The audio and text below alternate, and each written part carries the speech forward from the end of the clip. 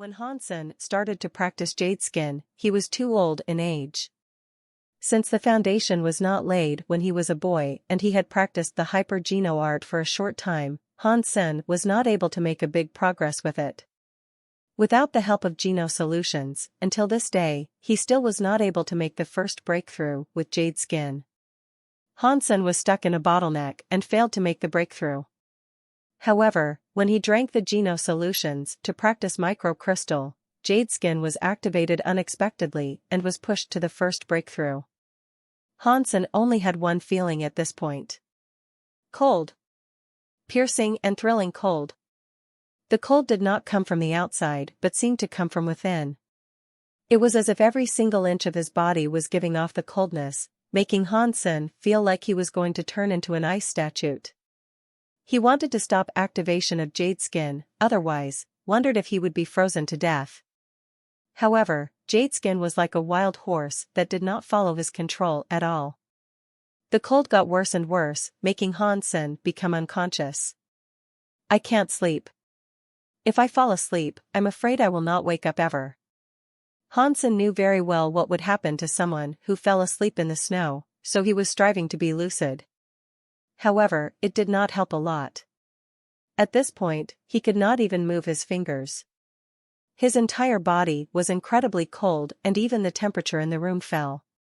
The thermostats did not seem to sense the drop in the room temperature, so it was not working. Damn it. How come the thermostats is broken at this point? Is God trying to kill me? Hansen wanted to smash the damned machine, but unfortunately, he could not even move.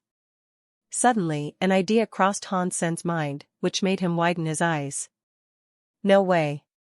There is no such a coincidence. The reason the thermostats did not change only meant the room temperature did not actually drop. The cold I am feeling is very likely just a hallucination rather than a reality. Thinking of that, Hansen quickly gritted his teeth and told himself, I'm not cold. I'm not cold, everything is fake. It's just my hallucination. Damn it, it's really cold. Hansen felt like the psychological suggestion did not really work, because he was actually frozen to death. It felt like his heart was frozen and blood had stopped flowing and became ice. The coldness went to his heart. Gradually, the cold left him and Hansen started to feel warm. It was like sunshine in winter, making his trembling body feel better. Although it was not hot, it made him feel so comfortable that he almost moaned. However, Hansen did not feel happy about it. He became even more worried. He knew that the cold did not go away. The warmth meant he was not far from death. As soon he was fooled by the heat and fell asleep, he would never wake up. When he was discovered by others, he would be a dead body. He tried his best not to fall asleep, but he felt more and more fuzzy. In the end, he could not help but fall asleep. Hansen did not know how long he had been sleeping. When he woke up again, he felt so comfortable as if he had just stepped out of a hot spring. What? I did not die? Hansen raised his hands incredulously and pinched his cheeks. Feeling the pain, he yelped. Indeed, I did not die. This is not a dream. Hansen was overjoyed. Before he fell asleep, he thought he was doomed. However, nothing had really happened. It was as if he had just gone to bed. However, Hansen felt his body was somewhat different. Although he could not tell what was different, the feeling could not be mistaken. Hansen could not wait to run jade skin in his body, trying to figure out what had happened. The moment he started, he saw his two hands had become transparent like ice or jade. These hands reminded Hansen of Shui Longyan's hands the only time he met Shui Longyan. However, Hansen's hands were even more fine than Shui Longyan's. It was hard to believe they were human hands. First breakthrough. I made the first breakthrough in jade skin. Hansen practiced jade skin in excitement, turning his entire body into jade. Jade skin. This is what jade skin truly meant. I made it. Hansen could not resist his excitement. Watching his translucent body, he almost laughed out loud. After insisting on practicing jade skin for so long, Han Sen eventually made the first breakthrough, which laid the most important foundation. Although Han Sen was still a bit too old to start, the fact that he had made the first breakthrough with the hyper-geno art made his progress fall into the normal range. Feeling endless power inside his body, Han Sen squeezed his fists. Although the muscles and bones looked translucent, they were as flexible as beef tendons. He did not feel hard to move around but felt his senses were heightened. Han Sen stopped the running of jade skin and turned his body back to normal. Looking at himself in the mirror, he saw his skin became more tender and smooth. However, there was not much of a difference between now and then. His eyes were more watery like gemstones, which made him look quite charming. If I continue this way, I will be more and more like a gigolo. Feeling upset, Han Sen hoped he could look more masculine. However, that was no big deal. There was no need to care about the appearance. Han Sen ran microcrystal again, wanting to make sure that he was still able to practice this hyper-geno art. Very soon, Han Sen opened his mouth wide. After practicing microcrystal, he found that microcrystal was just a small part of jade skin. When he used microcrystal, Han Sen felt his body was toughened because the body cells were crystallized, making him look like a statue carved out of crystal.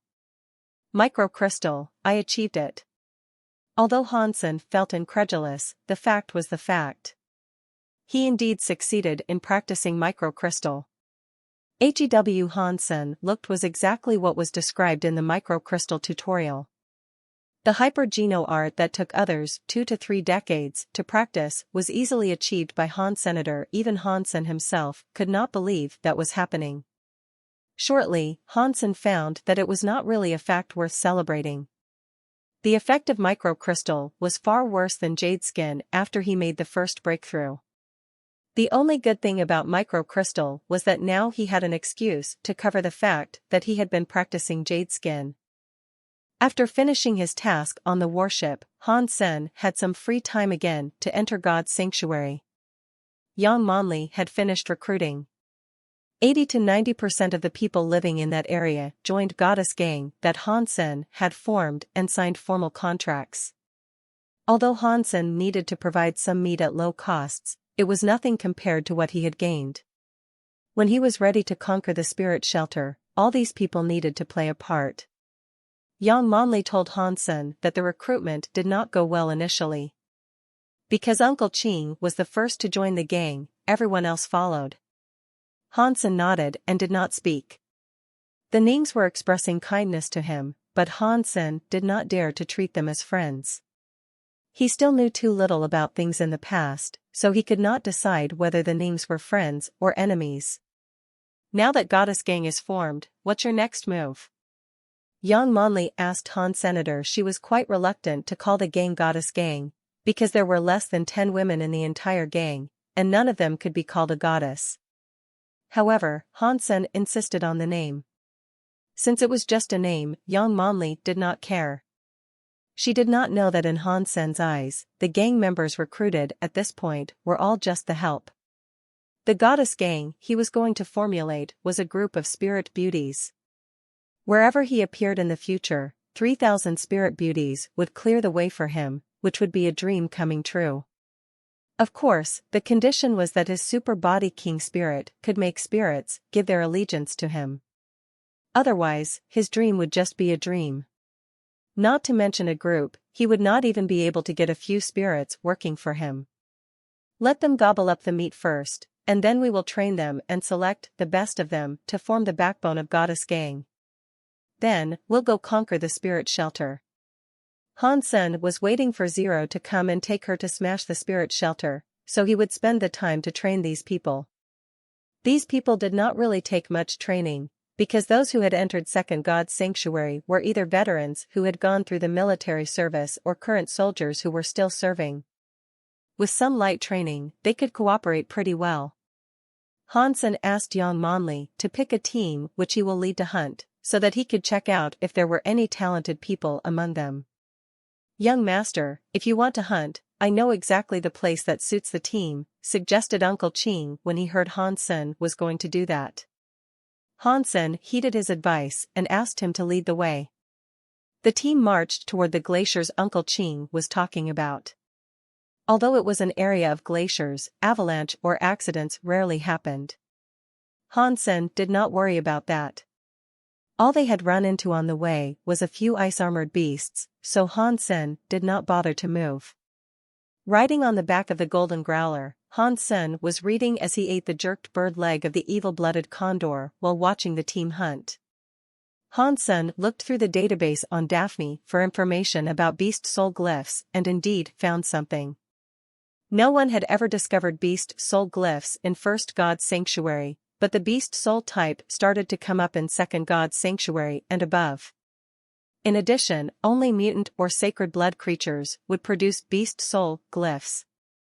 The functions of beast soul glyphs were very complicated. Each one had its own unique function. In conclusion, a beast soul glyph would give its user a certain ability. For example, there was a kind of bear glyph that could enhance one's strength, and there was a wind beast glyph that would increase the user's speed. Since no one had hunted an evil-blooded condor before, Hansen was not sure what kind of ability he would get. He had been observing for days and did not discover anything different when using the beast soul. So, what is the function of the evil-blooded condor glyph? Hansen could not figure it out and had to put it aside. At this point, Hansen finally understood how great it was to be a gang leader. Watching his subordinates killing creatures bravely, Hansen knew that he would eventually gain the better half of their labor. There were not a lot of members in the gang at the moment. In the future, if the goddess gang had thousands or tens of thousands of members, he would be able to receive a significant amount of income from his cut of everyday hunting. It was equally beneficial to the gang members. Compared to hunting alone, it was much easier to hunt in a gang. At the same time, the income was equally good or even better. Their safety was also enhanced. Of course, because it was a tough area, and most places were unknown to man, it was still dangerous to hunt even in the group. Without a master fighter in the gang, everyone would die once they encountered strong mutant creatures or sacred blood creatures. They were not used to hunting blatantly like this, for fear that there might be a group of creatures attacking them. Following Hansen, however, they could quit sneaking around. Although they felt anxious, they felt much better than before. "Young master, let's stay in this area. If we move further, there might be mutant creatures." Uncle Ching stopped and said to Hansen. "Let's continue." "Mutant creatures are even better," Hansen commanded the team to go forward, because he was not that interested in hunting primitive creatures. Although they were following Hansen's order, many people started to feel worried, looking left and right for fear that there might really be mutant creatures. The only person able to fight a mutant creature in this place was Uncle Ching. If others encountered mutant creatures, they were likely to become a meal of the creatures. Although young Monli wanted to talk Hansen out of it, she knew it would not serve any purpose, because Hansen would not listen to her at all. Young Monli ended up saying nothing. Uncle Ching did not argue either, continuing to lead the way. It was as if as long as Hansen gave his words, Uncle Ching would do anything for Hansen. Hansen continued to read his ancient language textbook. As long as he had time, Hansen would still learn the ancient language, hoping to understand Dongxian Sutra as soon as possible. However, Dongxian Sutra was so archaic that Hansen was only able to understand a small part of it at this point, and that was not even the important part. All of a sudden, they heard loud hoof beat and beast roar.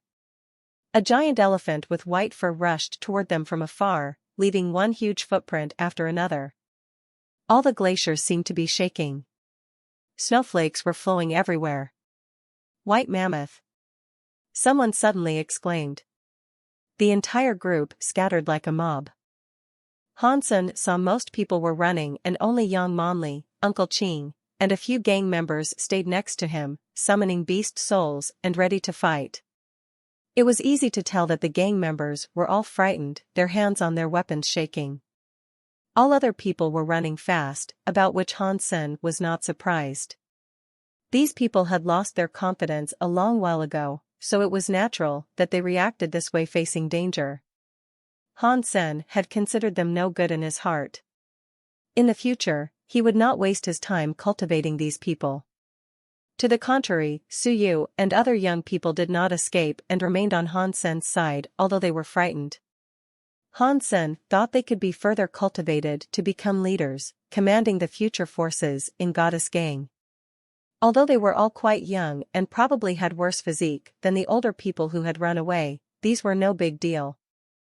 Han Sen could easily use large amounts of meat to give them better geno point counts.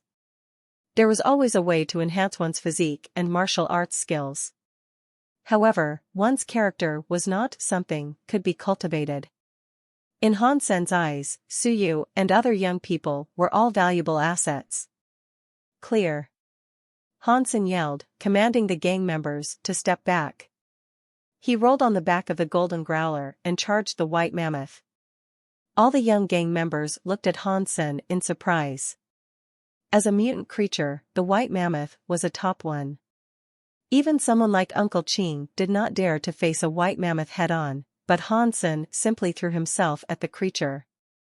Watching Han Sen with a grim face, Uncle Qing murmured to himself in a low voice, "Is he really the descendant of Instructor Han?"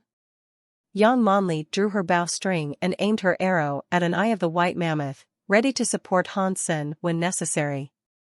However, the bow and arrow she was using at the moment were still sacred blood beast souls of First God's Sanctuary, which almost did not work at all on a mutant creature in Second God's Sanctuary like the white mammoth. The golden growler was going fast. In terms of size, the golden growler was no smaller than the white mammoth. As the golden growler ran, its body was quickly growing. The moment it was about to clash with the white mammoth, the golden growler was already as large as a hill, even bigger than the mammoth. Compared to the golden growler, the white mammoth suddenly looked mini, like a baby elephant in front of an adult elephant. Boom! The two beasts clashed together. Although the golden growler was bigger than the white mammoth, it was not at any disadvantage, but stepped back as well as the white mammoth. Roar! The golden growler growled reluctantly. It was the absolute king in First God's Sanctuary. No creature could fight it at all. However, it was forced back by a white mammoth, which made the lion very mad. The white mammoth also roared and ran toward the golden growler. Boom! The two huge animals were fighting it out again, making all sorts of horrendous noises. The surrounding glaciers were broken into pieces and there was snow everywhere. Boom boom boom. The golden growler and the white mammoth became extremely mad at each other, so neither of them intended to step back. They ran into each other hard like two oxen fighting for a cow. The gang members were dumbstruck.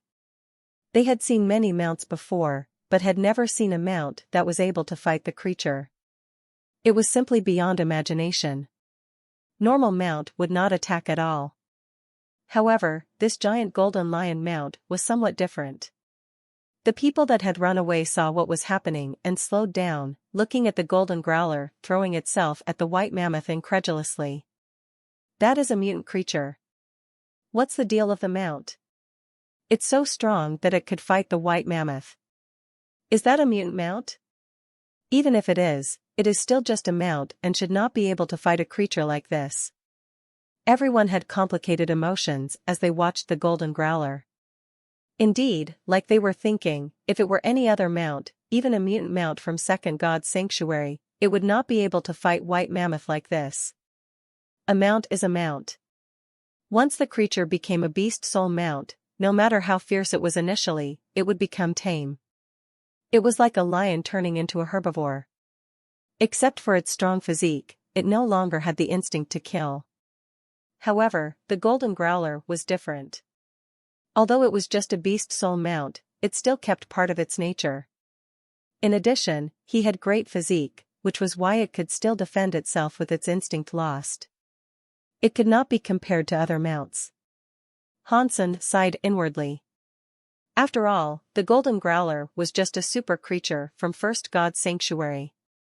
Although it was special, because it was limited to its level, it was not as strong as the white mammoth. Watching the golden growler falling farther behind under the impact from the white mammoth and growling helplessly, Han Sen could not help becoming silent.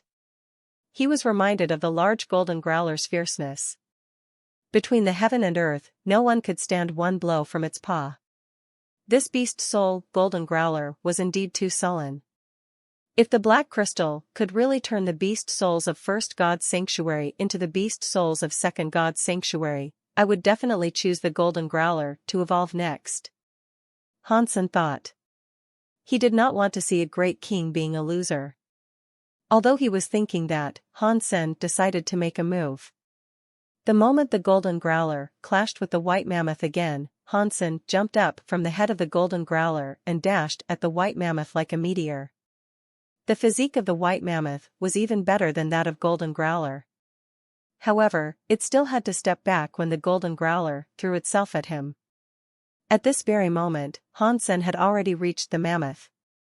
Holding the cursed wolf dagger in his hand, Han Sen sent himself into the wheel-sized eye of the mammoth. Roar! The white mammoth lifted its front legs. Blood ran into rivers, flowing from its eyes. The beast screamed loud.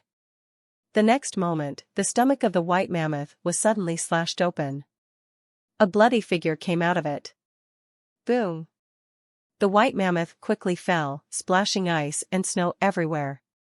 Without looking at the body of the white mammoth, the bloody figure walked to the rest of the team when cleaning the dagger casually. Almost no one was able to forget this moment. The gigantic dead creature and the bloody figure were written into their memory internally. After killing the white mammoth, Han Sen had established his prestige in Goddess Gang. People had officially recognized him as the leader. Many young people even saw him as an idol. The Goddess Gang had become more and more organized. Han Sen was very generous to the members that worked hard, awarding them with lots of meat. Han Sen asked Yang Monli to specifically cultivate the young men like Suyu who dared to risk their lives. Han Sen's arrival brought a revolution to the place. Although they still did not dare to hunt in remote areas or approach the spirit shelter, with Han Sen leading the team, they were able to kill lots of ordinary and primitive creatures at once in the mountains nearby. This gave some hope to the evolvers in this place. They no longer needed to hold their breath and count the days. Many people who had not entered God's sanctuary in a long time and lost hope returned to the place after hearing the news, wanting to see if the legend was real. It turned out they were ecstatic. The world of ice and snow was no longer silent like before. People were active everywhere. Although it could not be compared to large human shelters, the situation was not that desperate. More and more people had their hold back and joined Goddess Gang. More and more people told each other about the news, making those who had lost hope enter God's sanctuary again. Therefore, Goddess Gang became stronger and stronger. With lots of meat to trade, the rich had also started to appear. Trade became more and more frequent and there had been a lot of transactions. Because Han Sen rarely showed up, few people knew what he looked like. Most people only knew the name Han Sen.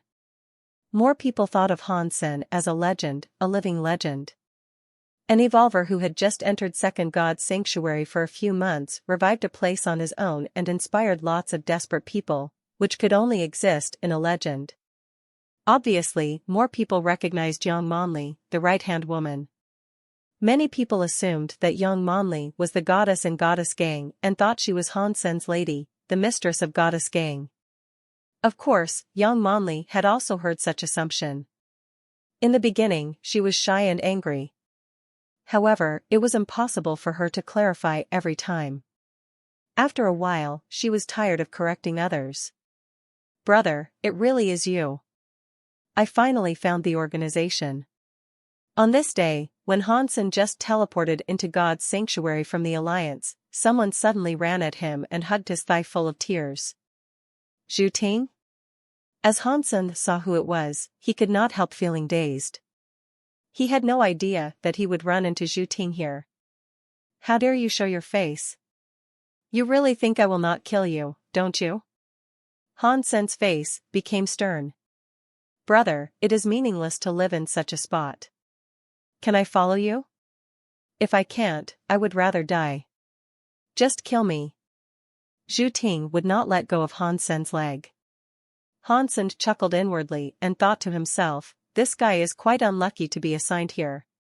He must have gone through many hardships. It looks like he's going mad. When did you arrive here? How come I never saw you?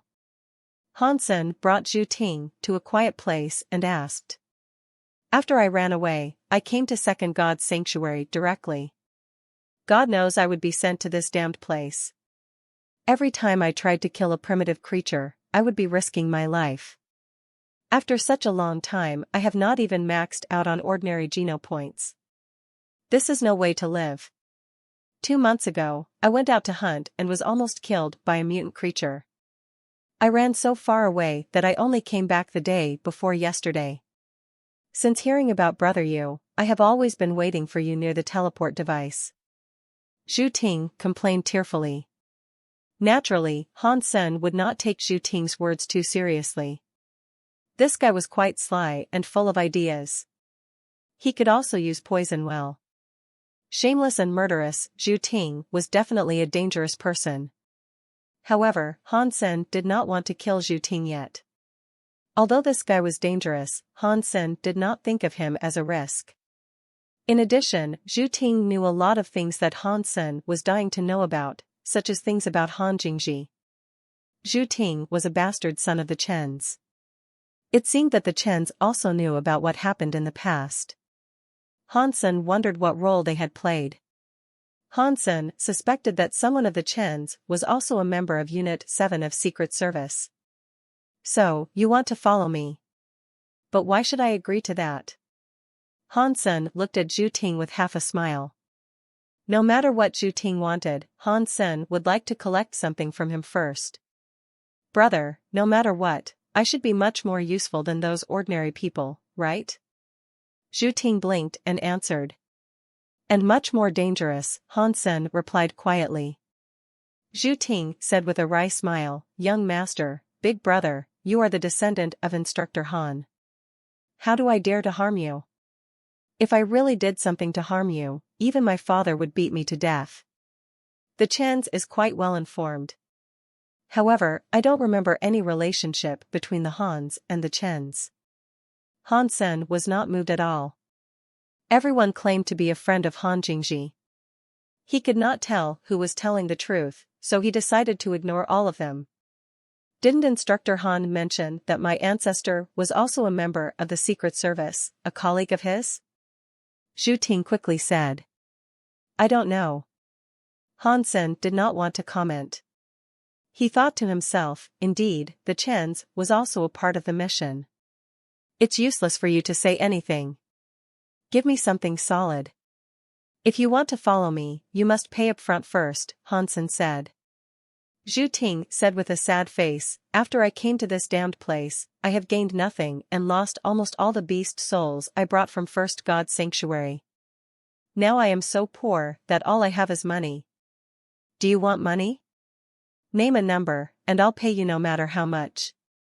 Don't you still have 7 twists? Han Sen said abruptly. Han Sen had always coveted 7 twists from the Chens. Although he could fly with beast soul wings, the speed would be determined by the strength of the beast soul instead of his strength.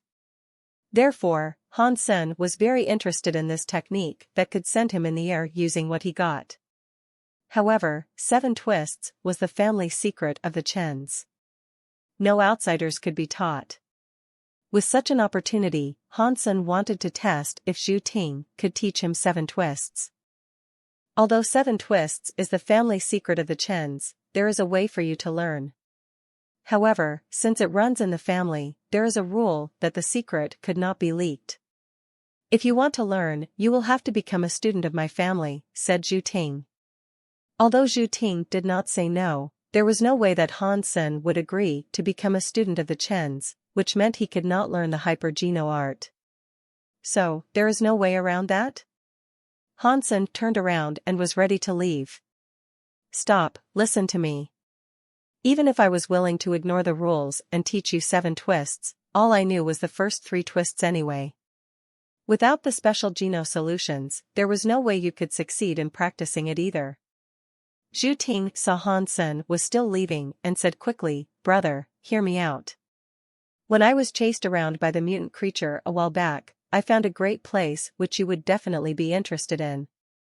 How about I show you the place? If you think it is interesting, just let me join Goddess Gang. If you think the place is no good, I will no longer bother you." "What kind of a good place?" Han Sen asked. "A nest." Zhu Ting lowered his voice and said to Han. Senator Han Sen looked at him surprised. The fact that Zhu Ting found a nest meant he had found a sacred blood beast soul. What a lucky guy. "Take me there first." Han Sen thought about it and said. He was not worried that Zhu Ting might have any tricks up his sleeve. Even if there was a sacred blood creature, Han Sen could protect himself. However, in the case that there was a sacred blood creature or even a super creature in the nest, it would be terribly difficult for him to break the egg. Zhu Ting took Han Sen out of the ice cave and entered the mountains. Han Sen felt they were going too slow and summoned the golden growler, asking Zhu Ting to sit with him. "Brother, what a nice ride. Do you want to sell this mount?" "I could accept any price," Zhu Ting said admiringly, looking at the golden growler. "I will not sell this one, but if you want to purchase a beast soul, I do have one." Han Sen suddenly had an idea. The berserk ice-armored beast soul that he gained the last time was useless to him. If Zhu Ting was willing to pay a high price, Han Sen would like to sell it to him. "What beast soul? A mutant one or a sacred blood one?" Zhu Ting looked at Han Sen in excitement. He had been suffering too much. It was so difficult to get a beast soul in such a place, and he had lost all the beast souls he brought here. Without a nice beast soul, Zhu Ting felt insecure. "A primitive beast soul of ice-armored beast," replied Han Sen. Zhu Ting was slightly disappointed, but he still said, "Well, that is nice as well. It is beast soul armor, relatively strong among primitive beast souls. 1 million, what do you think?" 1 million for a primitive beast soul was a lot, even though the beast soul was from Second God's Sanctuary. It was only because beast souls were very rare in this place. In a large human shelter, primitive beast souls would be worth about 1/10 the price. "It is a berserk one," Han Sen added. Zhu Ting suddenly widened his eyes and said, "Brother, you got a berserk ice-armored beast soul?" Among primitive creatures, only 1 in several dozen could become berserk. And it was even harder to gain the beast soul, which was why a berserk beast soul was much more expensive than the beast soul on the same level. Of course, a berserk beast soul was also much better than others. In the case of this beast soul armor, a normal beast soul could only cover 30% to 40% of the body, while a berserk one could cover more than 95% of the body. The defense was also enhanced in the berserk one, even comparable to a weak mutant armor, which made the value of a berserk beast soul much higher. "What do you think?" Han Sen summoned the berserk ice-armored beast soul, and his whole body was suddenly covered in a thick layer of ice. However, armor like this was not that useful to Han Senator. It was not even as strong as Han Sen's body, especially after he had practiced microcrystal. If the armor was a top mutant beast soul or a sacred blood one, Han Sen would probably keep it. Unfortunately, he had not gained one yet. "Brother, name your price." Zhu Ting felt excited. "I won't force you to teach me 7 twists since you are not allowed to. But your family must have an S-class footwork design for evolvers." Han Sen looked at Zhu Ting and said. Zhu Ting suddenly became hesitant and said, "Well, forget about it. I don't really need a beast soul." Han Sen knew what he meant. A berserk beast soul of ice-armored beast was worth $10 million tops after taking into consideration of the scarcity of the beast souls. However, that was too little to trade for an S-class secret footwork. No one would make such a trade. "Relax, I'm not trying to trade the berserk beast soul for your footwork. I will pay you an S-class St. Hall license of evolver level for the footwork." The berserk beast soul could be considered your service fee, Hansen said with a smile. The Chens had phenomenal footwork hyper-geno arts, which were hard to purchase even in St. Hall. Since 7 twists was out of the question, Hansen did not mind learning something else. If that is the case, I could think of something. Zhu Ting looked at the berserk beast soul armor Hansen was wearing, gritted his teeth and said, the Chens have an evolver footwork treading cloud. If you're interested, I could give up my dignity and get it for you. Tell me about it, what kind of footwork is treading cloud? Hansen squinted and asked. Zhu Ting demonstrated what it was like, which made Hansen's eyes light up. Treading cloud was a footwork that emphasized leg skills. After it was practiced successfully, the body cells of one's legs could be enhanced. Treading cloud meant it was so easy to reach the sky after practicing this footwork. Although it was an exaggeration, it showed that the footwork emphasized explosive leg strength.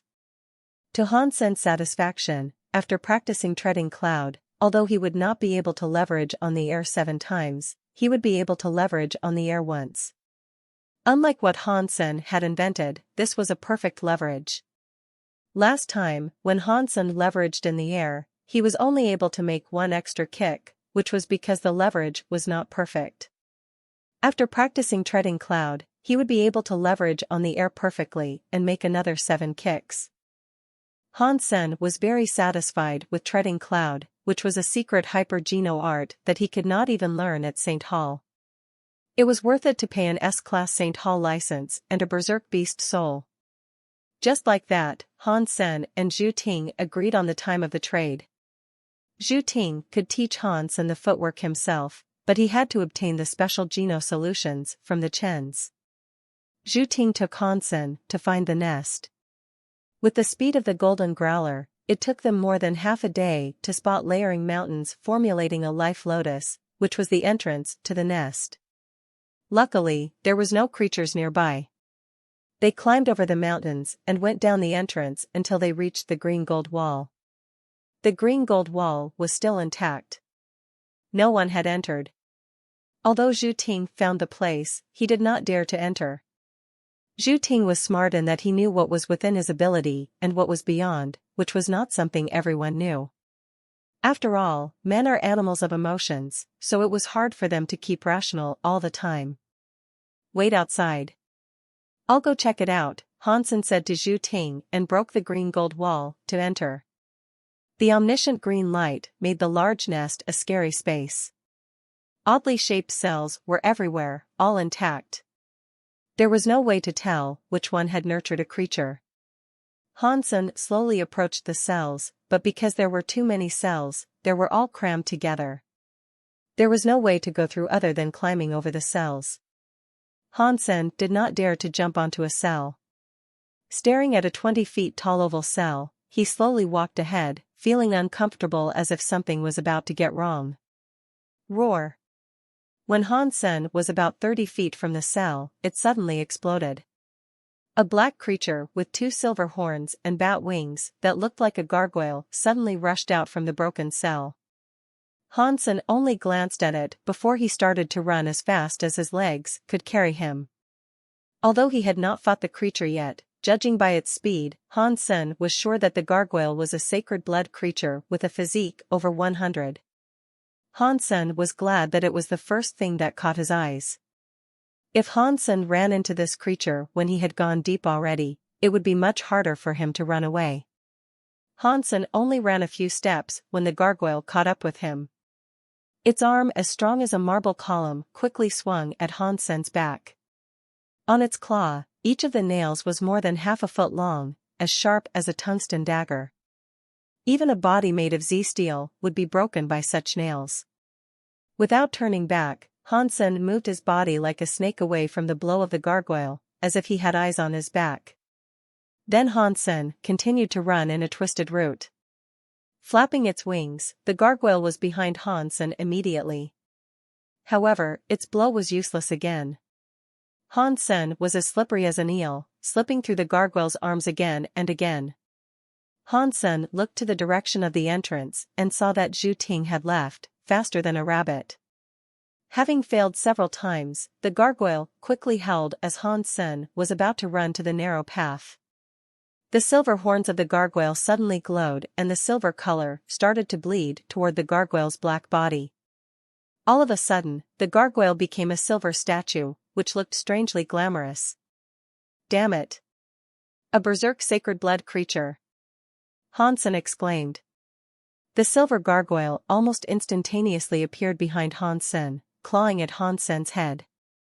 The speed of the silver gargoyle was so fast that Han Sen had no time to dodge the blow. Although he was trying to use kiting skills as much as possible, in front of the absolute speed, all his efforts were useless. Han Sen gritted his teeth and used jade skin.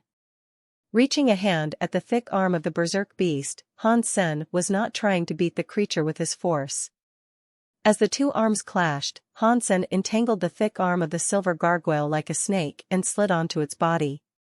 Perfectly combining ghost haunt and diversion, Han Sen also used the flexibility he gained from practicing jade skin to reach this effect. The silver gargoyle tried to catch Han Sen, who was hanging on its back, while Han Sen had slid down to the gargoyle's crotch and hitting the part hard. Boom! Han Sen's jade-like fist hit the gargoyle's crotch hard, making it scream madly. The gargoyle quickly used both hands to claw at Han Sen. Han Sen turned his body around on the gargoyle's thigh and moved back to its back. Grabbing the gargoyle's wings, Han Sen quickly chopped his hand at its neck. Moving around on the gargoyle's body, the gargoyle tried to catch Han Sen in madness but kept failing. However, the physique of the berserk silver gargoyle was so strong that even after Han Sen used jade skin, he could only make its silver body swell a little. Han Sen did not dare to use the cursed wolf dagger, because it was not strong enough to break this body and because holding the dagger would affect Han Sen's movements.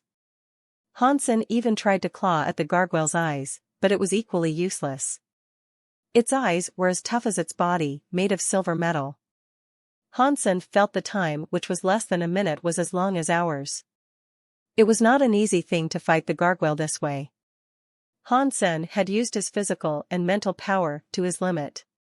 Every slight movement was carefully calculated. Both his physical and mental strength was depleted. Even so, Han Sen was still facing worse risks. The berserk gargoyle became faster and faster. A few times, its nails had scratched Han Sen, making him bleed immediately. Han Sen was not shaken at all. He continued to slither on the gargoyle's body like a snake, but his moving range was smaller and smaller. Eventually, the berserk gargoyle pushed Han Sen so hard that he had nowhere to go.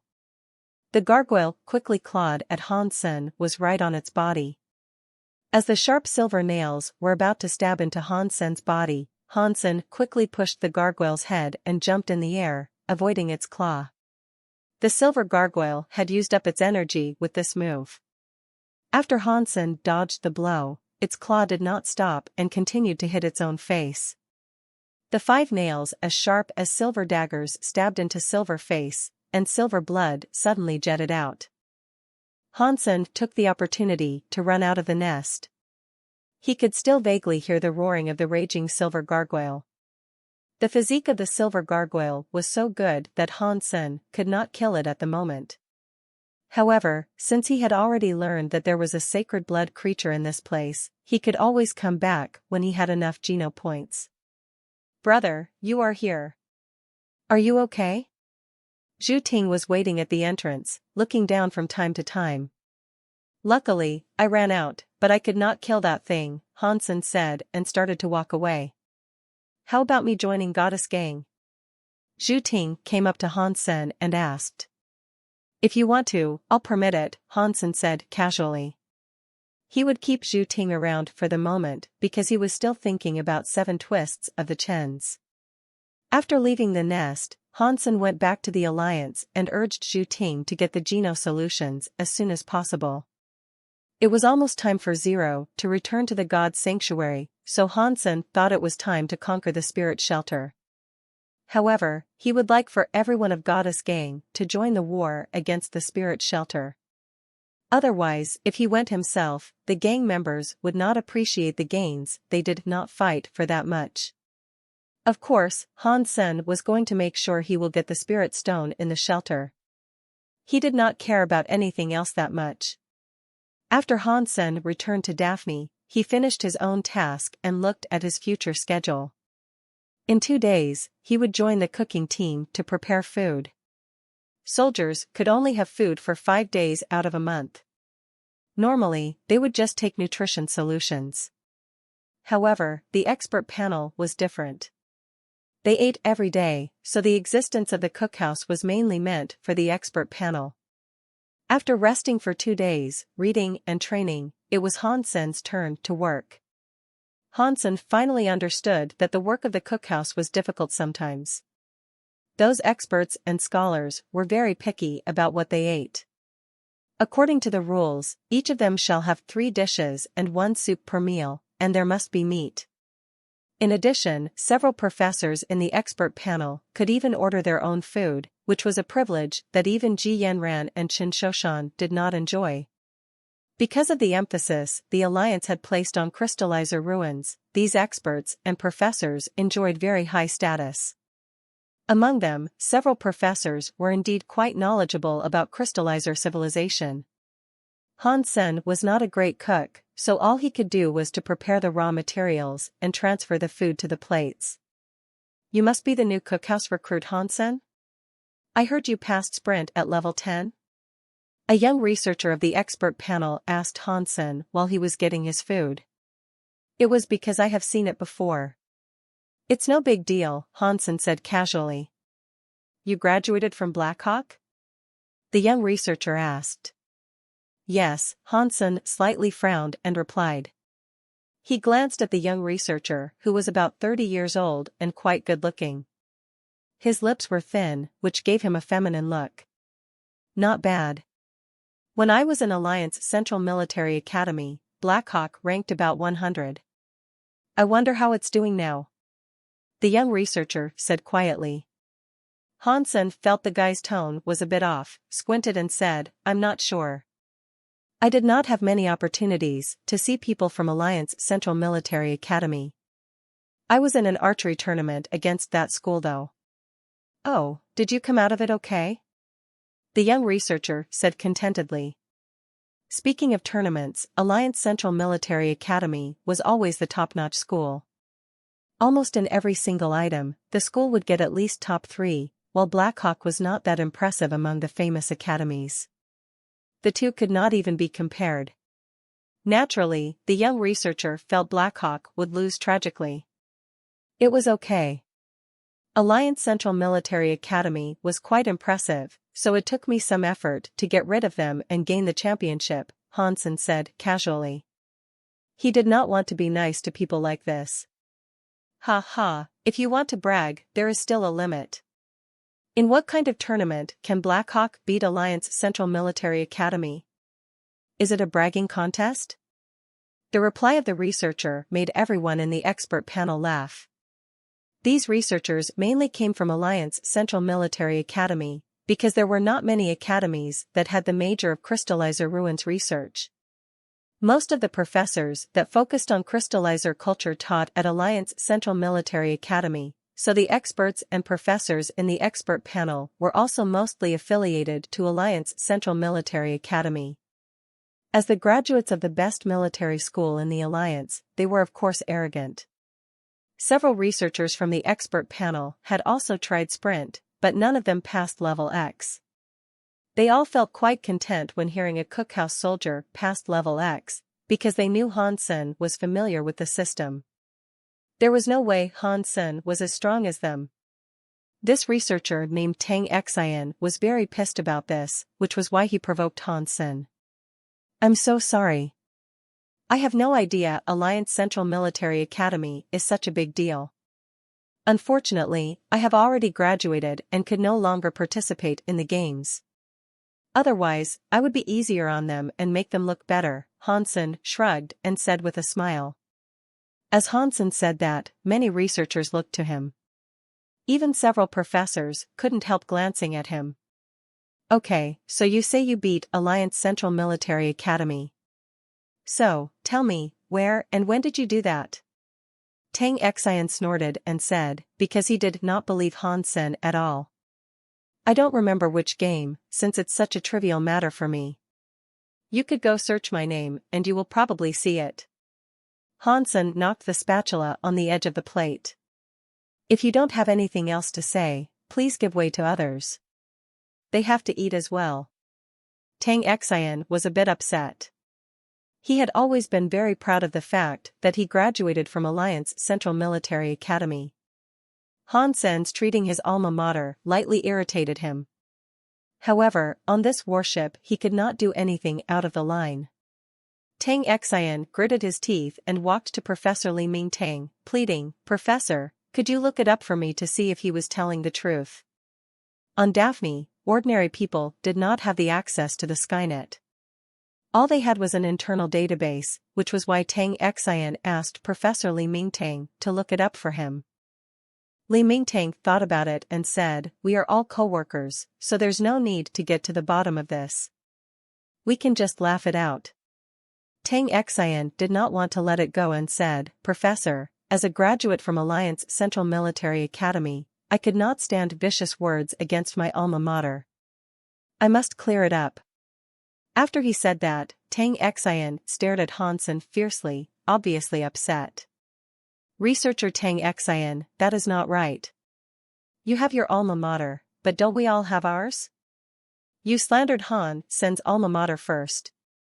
The fat squad leader could no longer watch this and said, I was just stating a fact, not trying to slander anything. Tang Xian sneered. If we ask Professor Li Mingtang to look it up, we will naturally know who is stating the fact and who is slandering. The fat squad leader simply said, look it up. I believe that Han Sen would not lie. Professor, please look it up for us, so we could clear Han Sen's name. Since the fat squad leader said that, Li Mingtang had to connect to the Skynet, looking for the military school contests that Han Sen had participated in. Shortly, many entries appeared. All the researchers and cookhouse soldiers looked to the screen. Before long, his face became stern. At that time, almost every media reported the archery tournament between the Emperor and the monster. It was fair to say that the match was a historic one. The game ended Jing Jiwu and Alliance Central Military Academy's rule in the league. The nickname of Han Sen, Emperor, was broadcasted in the league by all kinds of media. Any report would reflect how the game went down and how Han Sen performed. The media almost described Han Sen as a godsend archer. Although it was exaggerated, there was no doubt that Han Sen did lead Blackhawk to beat Alliance Central Military Academy, which was the ruler at the time. As Han Sen had said, in that game, Blackhawk was the winner. The researcher suddenly changed their attitude about Han Senator, a cookhouse soldier, even one on Daphne, should not be too good a fighter. Otherwise, he would not end up as a cookhouse soldier. However, no one had expected for Han Sen, the new recruit, to have such a successful past. Being able to be called the strongest person in the entire league was an honor that none of the researchers who graduated from Alliance Central Military Academy had enjoyed, including Tang Xian. After all, when they were at school, they were not the strongest person on campus. Han Sen, I did not realize you were so good when you were at school. The fat squad leader was so happy that he patted Han Sen on the shoulder with his meaty hand. Some researchers had always looked down on ordinary soldiers, and Tang Xian was the worst of them. The fat squad leader was very happy to see his face slapped by Han Sen. I was not that good. It's just the opponent was too weak. Han Sen was not a pushover. Since Tang Xian had tried to bully him, he would punch back as well. Tang Xian's face became purple, the corner of his mouth twitching without making a single sound. He quit lunch and left immediately. Well done, Han Senator, that Tang Xian is such a snob, mean and picky as if he was better than all of us. The guy annoyed the hell out of me. I did not realize how great you were at the military school. When Han Sen returned to the kitchen, the vice squad leader also complimented him. Alright, stop that. The fat squad leader closed the door of the kitchen and said to Hansen solemnly, Hansen, be careful in the future. That Tang Xian is a petty person. You are probably already on his enemy list. I am a cookhouse soldier, and he is a researcher in the expert panel. What could he possibly do to me? Hansen said with a smile. There is nothing he could do to you on the warship, but it is hard to say when we arrived at the crystallizer ruin. There are many weird stuff inside the ruin. We don't really know how they work. If he set you up, then it will be very hard for you to protect yourself. After arriving at the ruin, remember not to walk around alone. Just stay on the warship so that he could do nothing to you, the fat squad leader warned Hansen. Others also gave Hansen some advice. Since Hansen did not want to worry them, he nodded. But then again, since you were so great in military school and got the rank of major, how come you came here to be a cookhouse soldier? Li Mingliang couldn't help asking. In fact, my dream is to be a soldier on the warship, even as a cookhouse soldier, which is why I'm here. Hansen was telling the truth. However, he did not tell the whole truth. He wanted to be a soldier on the warship of Ji Yanran, that is. When Hansen entered God's sanctuary again, he eventually saw the pretty face of Zero. It seems it's time to conquer the spirit shelter. Hansen found Yang Monli to summon everyone in God is again. Everyone, I decided to set out to conquer the spirit shelter tomorrow and use that shelter as the base of Goddess Gang. If anyone wants to quit, now is the time. I do not want to force you, so I will let you go with no strings attached. Hansen's gaze swept across people's faces. Captain, is it too early for us to conquer the spirit shelter? There is an aristocrat spirit in the spirit shelter and many mutant creatures. We do not have quite the strength yet to do that. How about we develop our strength a bit further and do that when we have all maxed out on ordinary geno points and primitive geno points? In that case, we would have a much better chance. Yes, Captain. We should focus on cultivation now. We have no idea how many mutant creatures there are in the spirit shelter. Is it too big a challenge for us to go now? We have enough strength to kill primitive creatures in batches. How about we spend more time doing that and when? Hansen glanced at the mob he was leading and said coldly, Today I am gathering you to tell you my decision. So, all you need to do is to execute it or quit. I do not need your advice. However, there is one thing I must state clearly right now. If you quit at this point, Goddess Gang will never welcome you back, not now, and definitely not when we have conquered the spirit shelter. It's your own choice to stay or go. Hansen's words brought silence to the scene.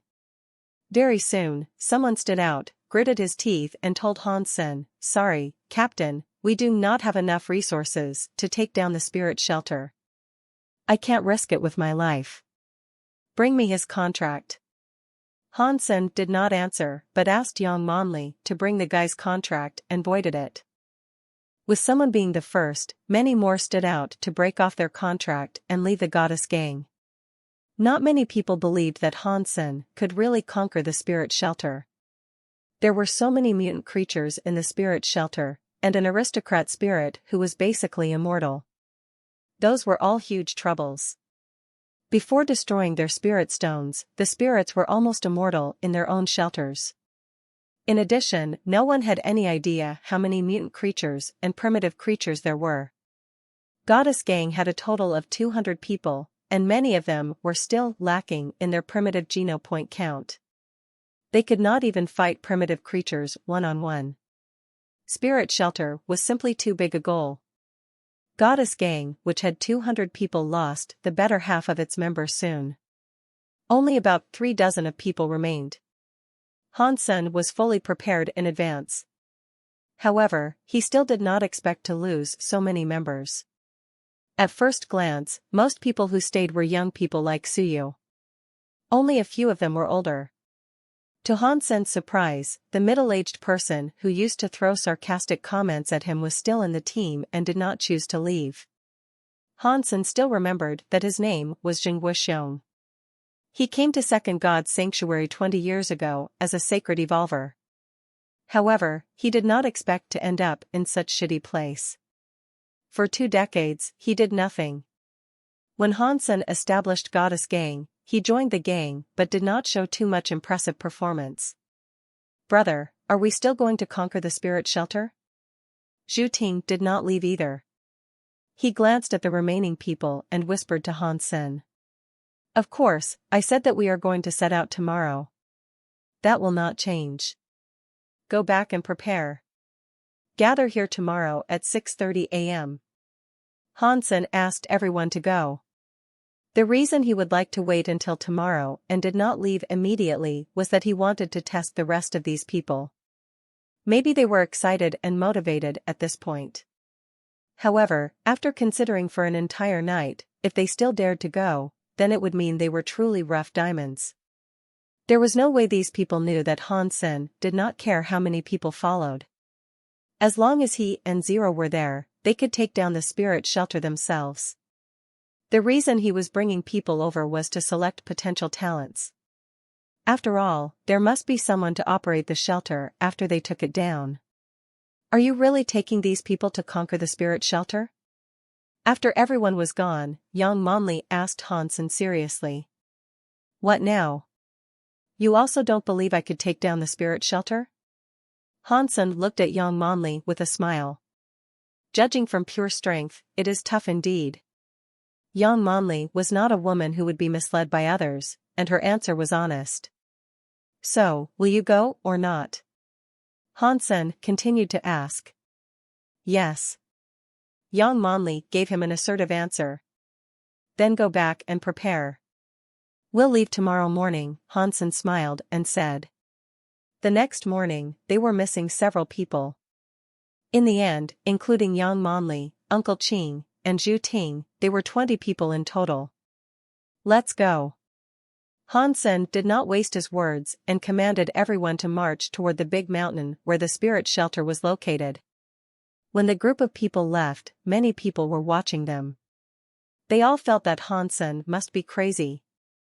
How is it different from committing suicide, taking such a small number of people to conquer the spirit shelter? Although Uncle Qing, who was the strongest fighter on Hansen's team, he was only good against one mutant creature, no matter how strong he was. Even if Hansen was able to cope with 1 or 2 mutant creatures, what could the rest of them do? Most of them were young people who had not been to Second God's sanctuary for long. Also, most of them were just mutant evolvers. Only 1 or 2 were sacred blood evolvers. There were even 3 young people who were primitive evolvers. No one would believe that 20 people like these could conquer an aristocrat spirit shelter. Everybody believed they were mad. Watching the young men following Hansen, many people even showed pity. Of course, more people were delighted to witness their departure. They even thought, coming from a prominent family with the respect from Starry Group, Hansen became arrogant. He deserves to die in the spirit shelter. It's a pity, though, that we are going to lose a good man like Uncle Qing and those young people. People of worst characters even wished for Hansen to die there and for Yang Monli and Zero to return safely, so that they would have a chance at the ladies.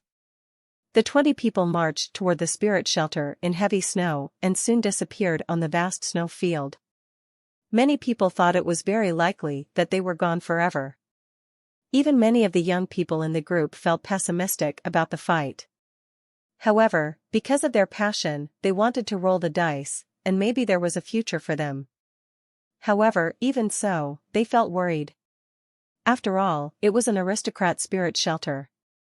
They had never been to a squire's shelter or a knight's shelter before. It was their first expedition, and their target was an aristocrat shelter. It was absolutely normal that they were nervous. The closer they got to the snow mountain, the more nervous they became. Even Uncle Qing put on a solemn look. Uncle Qing knew for sure that Hansen was not a stupid man.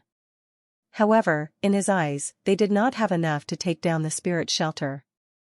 If Hansen did not have any backup, they would be taking a huge risk.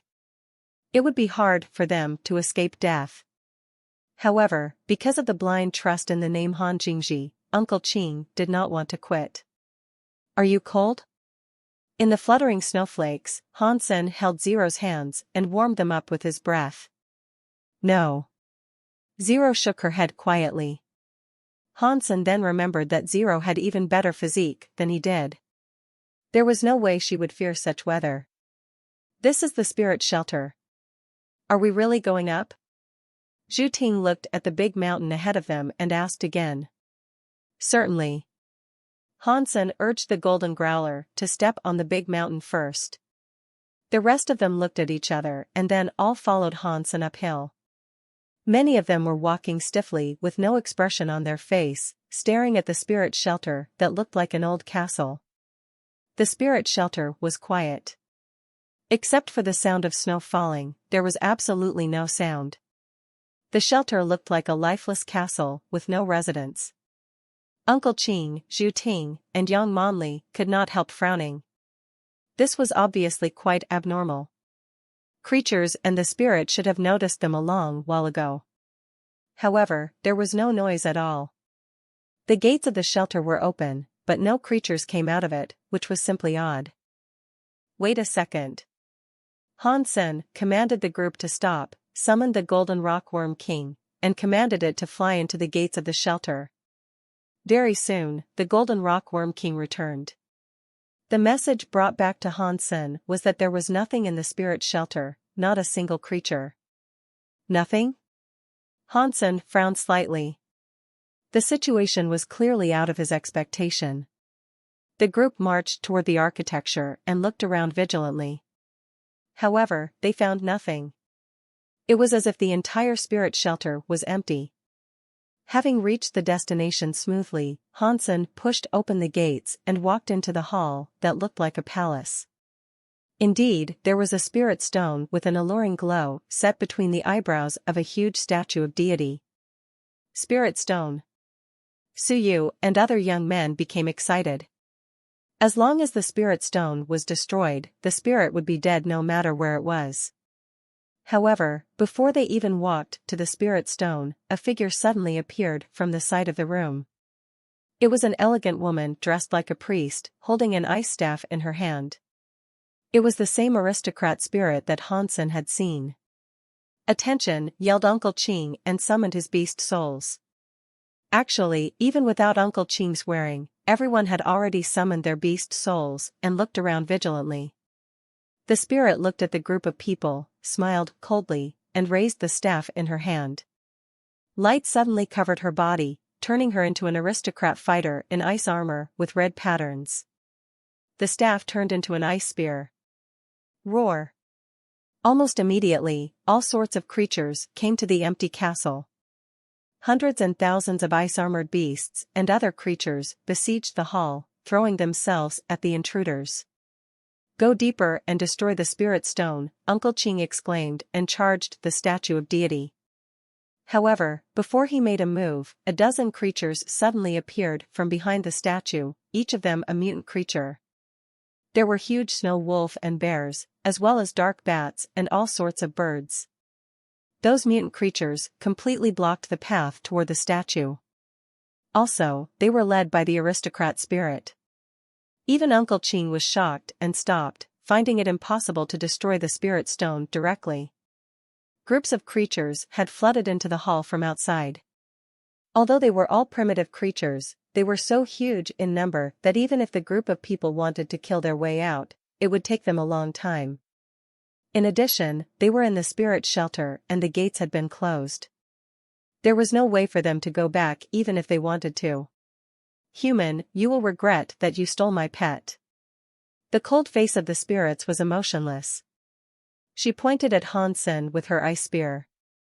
After that sentence, the ice-armored beasts flooded into the hall and threw themselves at the group of people with no fear for death.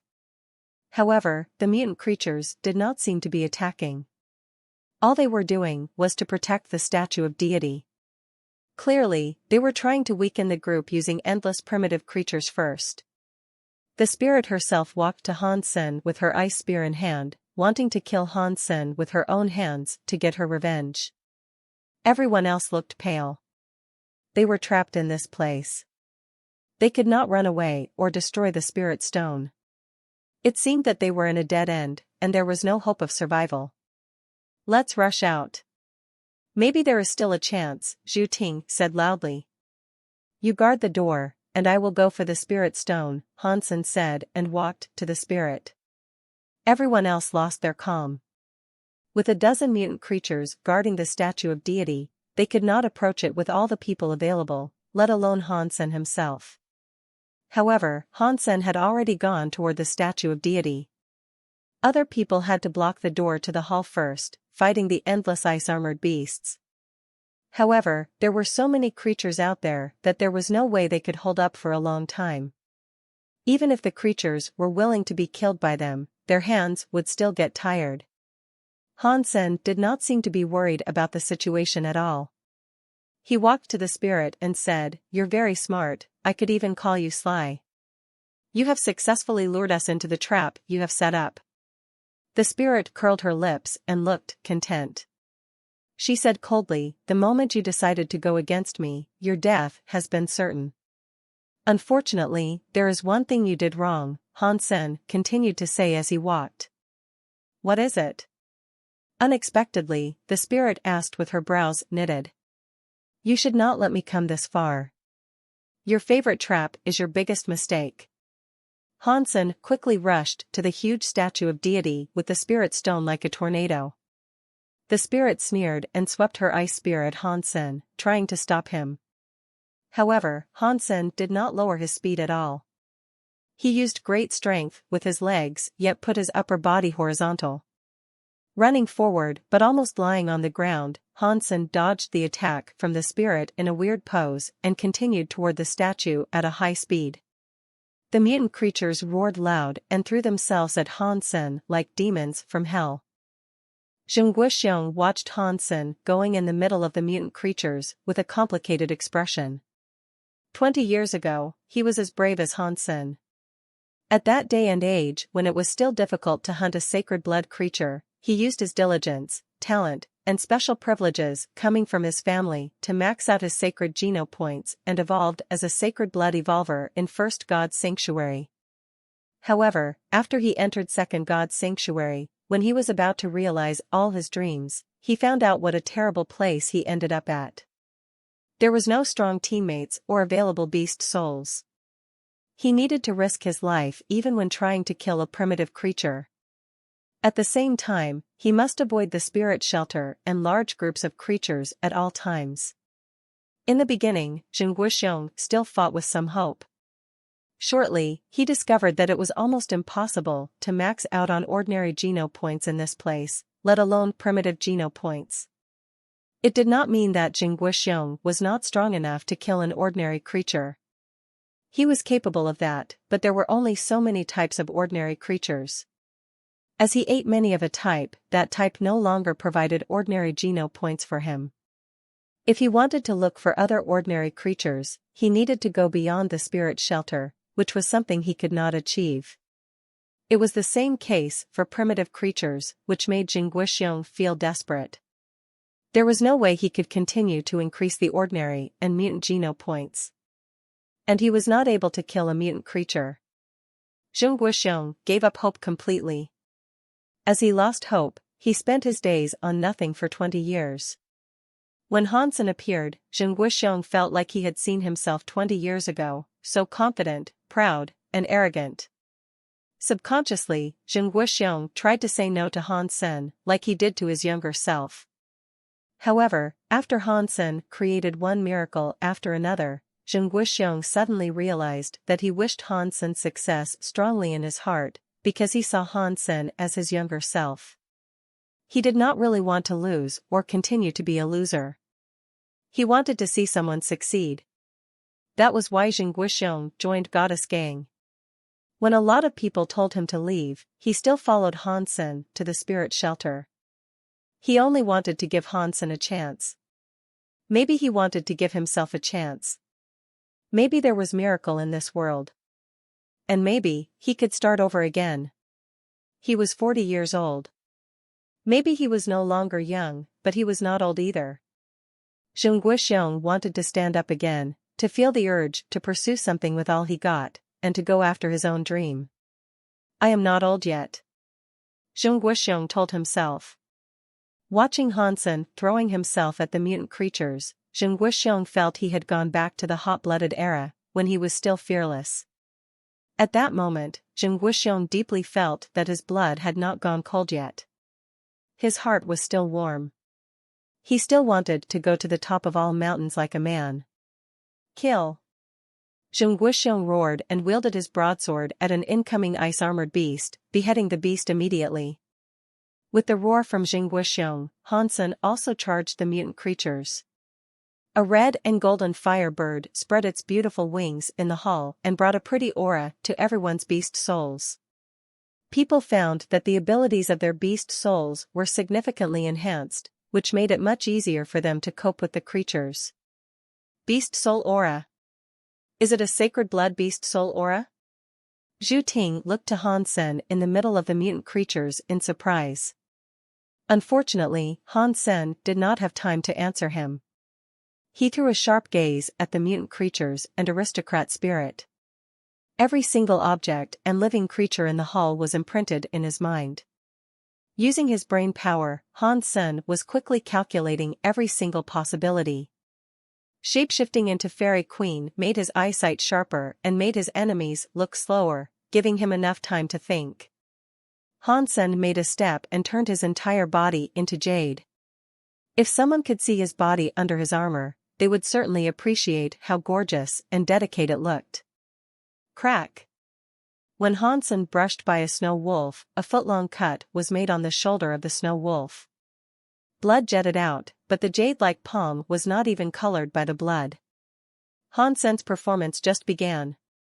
Under the attack of a dozen mutant creatures and the aristocrat spirit, Hansen was not in a hurry. He looked so calm that it seemed that nothing could affect him. However, if Hansen's moves were to be observed closely, each and every one of his moves had a strong sense of purpose. No extra movements were made. His entire body was like a highly efficient machine, generating all the power he got. The aristocrat spirit wielded the ice spear, trying to kill Hansen. A dozen mutant creatures tried to circle him, but Hansen found the slim chance of survival in a seemingly impossible way, breaking through the block of the mutant creatures and rushing toward the gigantic statue of deity. At this point, Uncle Qing and others were dumbstruck. They could hardly believe that Hansen was still human. A dozen mutant creatures could not stop his footsteps at all. The aristocrat spirit was both astonished and mad. Unexpectedly, she could not even catch up with Hansen and had to watch him beating one mutant creature after another. In just a dozen seconds, Hansen broke the blockage of the mutant creatures and jumped on the shoulder of the statue. The aristocrat spirit could not even catch up with Hansen, staring blankly at him. Hansen stood on the shoulder of the statue and took out the spirit stone from the deity's forehead. It all happened so fast that the aristocrat spirit and the gang members had no time to react. When Hansen got his hands on the spirit stone, he suddenly felt a strange force from his palm, making the spirit stone light up. Ice aristocrat, Snow Charmer, gives you her absolute loyalty and hopes to be your servant. The elegant female spirit suddenly bowed her head and kneeled in front of Hansen. Hansen placed the spirit stone on top of the head of the spirit. The stone suddenly became even more bright, whose light almost blinded everyone. When the lights disappeared, both the stone and Snow Charmer were gone. The spirit swore fealty. The rest people watched it happen, astonished. After a long while, they realized what had happened and looked incredulous. God knows how difficult it was to make a spirit swear allegiance. It was not something that could be achieved by violence. It basically all depended on luck. In Hansen's mind, a spirit stone that looked like a piece of ice decorated with lots of mysterious patterns was floating. In the middle, two strange words Snow Charmer were imprinted. Although Hansen did not know the language, he somehow knew what it meant. Hansen summoned the spirit, and the stone suddenly flew out of his mind, turning into her figure. Snow Charmer, kill those mutant creatures, Hansen thought. Snow Charmer immediately raised her ice spear and moved toward the mutant creatures. Initially, the creatures inside the spirit shelter were following Snow Charmer's command, fearless and regulated. However, when they lost her control, they suddenly became a mob. They lost their cooperation between each other immediately. Although they were still great in number, they no longer had the threat they just did. Snow Charmer wielded her spear and entered the group of mutant creatures. Her fitness was better than normal mutant creatures initially. With her great intelligence and spear skills, she killed her way into the mutant creatures and slaughtered a snow wolf very soon. Snow Charmer killed a mutant creature, Snow-Toothed Wolf. Beast Soul of Snow-Toothed Wolf gained. Do you want to withdraw the beast soul? A voice sounded in Han Sen's mind as Snow Charmer killed the Snow-Toothed Wolf. Withdraw. Han Sen did not feel surprised by that. He had studied how to use a spirit before. According to other people's experience, after he gained the fealty of a spirit, he could withdraw the beast souls that the spirit gained from killing creatures anytime. Equally, he could transfer his beast souls to the spirit. Spirits were loyal subordinates. However, after giving their allegiance to humans, spirits would become integrated with their spirit stones. They would thus lose the ability to come back from death infinitely. If they were killed after they became servants, they would die for real. When the spirits were killed, the beast souls they carried would also disappear. Therefore, one must be careful when giving beast souls to a spirit. Although there were many limitations, the intelligence, skills, and ability to make judgment of spirits made them much better than ordinary beast souls. Especially, spirits had the ability to use beast souls, which meant they could be used like human partners, while beast souls were more like tools. Withdrawal successful. Beast Soul Snow-Toothed Wolf gained. Very soon, a voice sounded in Han Sen's mind and a new beast soul appeared. Han Sen had no time to check his newly gained beast soul and continued to hunt mutant creatures with Snow Charmer. Snow Charmer had great spear skills. She even injured the sacred blood monster of tentacles before. Although many mutant creatures helped her at the time, she still needed impeccable spear skills to achieve that. The spear was wielded like a tornado. The lean body of Snow Charmer gave off incredible strength. A snow bear was hunted soon. Snow Charmer killed mutant creature, Snow Polar Bear. No beast soul gained.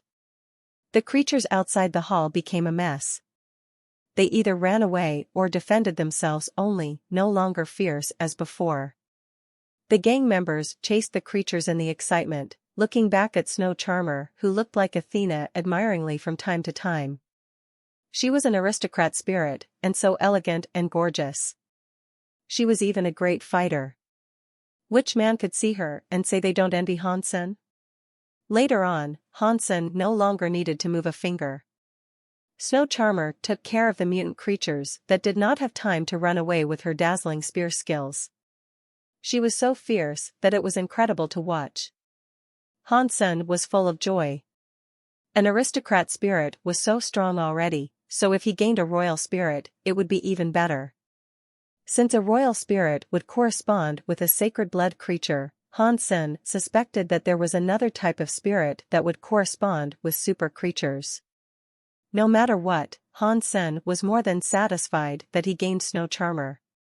At least, it proved that his super body king spirit did work. Whether or not others could gain the loyalty of a spirit depended on luck, and the chance was quite low. However, as long as Han Sen had the spirit stone, he could gain the allegiance of a spirit for sure, which was more than incredible. Han Sen had already been envisioning the future when he will take a troop formed of all kinds of spirits and rule Second God's sanctuary. Whoever standing in his way would be killed. No one would ever dare to challenge him. The battle only lasted a little over an hour. Lots of creatures ran out of the spirit shelter and many were killed by the humans. Snow Charmer alone killed 4 mutant creatures. Han Sen himself killed 2. However, he did not gain other beast souls other than the wolf. More than 100 primitive creatures were killed. Bodies of creatures were everywhere inside the shelter. Every human was excited. We conquered the aristocrat spirit shelter. Suyu and other young people still thought it was hard to believe, as if they were in a dream. We made it. Many people hugged each other, shouting and jumping up and down. Many among the people who followed Hansen here almost had a death wish. When they were trapped, they became almost desperate. However, who knows that they would have such an ending? Most of the people were only slightly injured. None was killed. They took down an aristocrat spirit shelter, just like that, which must be a miracle. The person who created a miracle was undoubtedly the man who broke the blockage of a dozen mutant creatures and a spirit and took the spirit stone. Brother, will you sell me the spirit? You can ask for any price. Zhu Ting regarded Snow Charmer with his mouth watering. No way. Hansen turned Zhu Ting down. Of course, Hansen would keep a spirit like Snow Charmer for himself. Although a spirit was no human, and there was no way she could warm his bed, he would feel happy every time she served him a drink or something. In addition, Snow Charmer was a great help to Hansen at this point. Zhu Ting did not want to let it go and insisted, "How about I give up the S-Class St. Hall license and you trade her for Treading Cloud?" No. Hansen turned him down without even thinking. He had lots of S-Class St. Hall licenses, while needed a spirit like Snow Charmer terribly. The broadsword in Jing Guoxiong's hand was still dripping blood. He looked to Hansen with a complex look, not sure what he was feeling. For 20 years, he had never been as relaxed as this moment. Yang Monli's eyes were focused on Snow Charmer. She envied Hansen so much. The guy had very good luck as always. It was the first spirit shelter he conquered, and he already gained the fealty of the spirit. Uncle Qing was squinting. No one knew what he was thinking. However, his look was also quite complicated. Hansen and the rest took down the aristocrat spirit shelter. Is it true? Of course it's true. Someone had already been there. People of Goddess Gang had already stationed there and carved the words Goddess Gang on the gate. Damn it. 20 people took down the aristocrat shelter? That is so fake. How did they achieve that? No idea. However, there must be many people regretting to death. Would you mean? Regretting what? So many people used to be the members of Goddess Gang. In the end, when Hansen said they were going to conquer the spirit shelter, most people quit. Now that the spirit was taken down, each current member could have a room to themselves and live there for free forever. In addition, they were also given large amount of meat. Do you think those who had left would regret? They must feel so bad. However, Hansen would still recruit people. Goddess Gang only had 20 people at this point, so that it must be hard for them to keep the entire shelter. They will definitely be recruiting. Hansen said that he will admit no one that had left already. It doesn't matter who talks to him. The way he's doing things. Many people will be offended. He does not need to be afraid of offending anyone.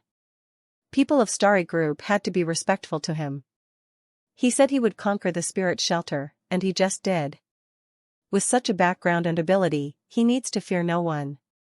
I'll bet all those who had left are regretting to death now. If they want to go to the shelter, they must pay a big protection fee. If they want a room, they must pay very high rent. All of the things they could have enjoyed for free. Haha, no one could predict the future.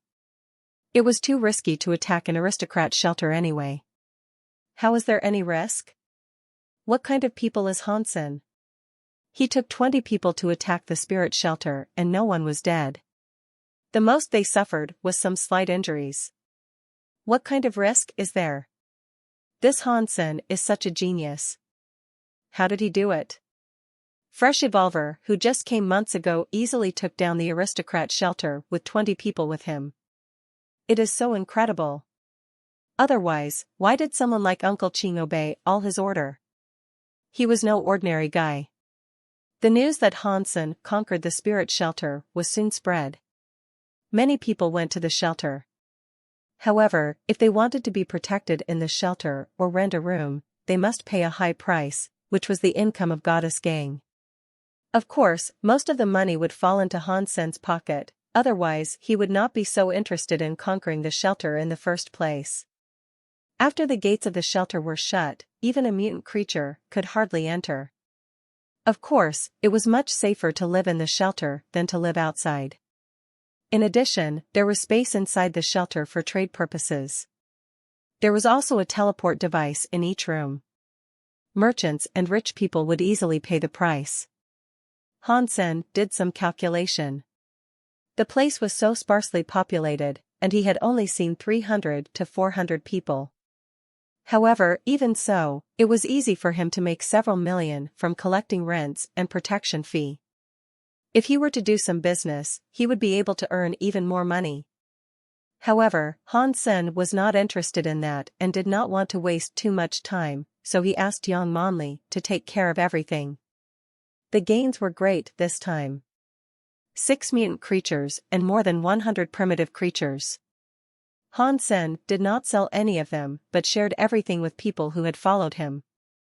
After all, they risked their lives, which deserved to be rewarded. Han Sen saved a mutant creature for himself. Together with the evil-blooded condor, he had enough food for 2 to 3 months. Because it took less effort than he thought it would, Han Sen did not put Zero into action at all. In addition, he was in no hurry to expose Zero's true strength. After all, she looked too young. The fact she was in Second God's Sanctuary already was quite a surprise for everyone. It was no good for her to show too much strength. It would be safer to be conservative. After Han Sen took care of everything in the shelter, he traveled beyond the shelter, wanting to find out if there were any humans on the other side of the mountain. However, after climbing over several mountains and marching hundreds of miles, all he saw was glaciers and snow field, with no human in sight. Han Sen saw a giant serpentine at least 300 feet long slithering on glaciers from afar and immediately turned back. He had seen a lot of creatures on the way and did not dare to go anywhere strange with his current strength. Even if he ran into some strong sacred blood creatures, Han Sen did not have confidence in winning the fight, not to mention super creatures. Meat of evil-blooded condor eaten. 1 sacred geno point gained. After eating evil-blooded condor for days, Han Sen eventually gained 1 sacred geno point. However, it was so slow that Han Sen simply threw the rest to the archangel since he was no longer willing to eat the same thing.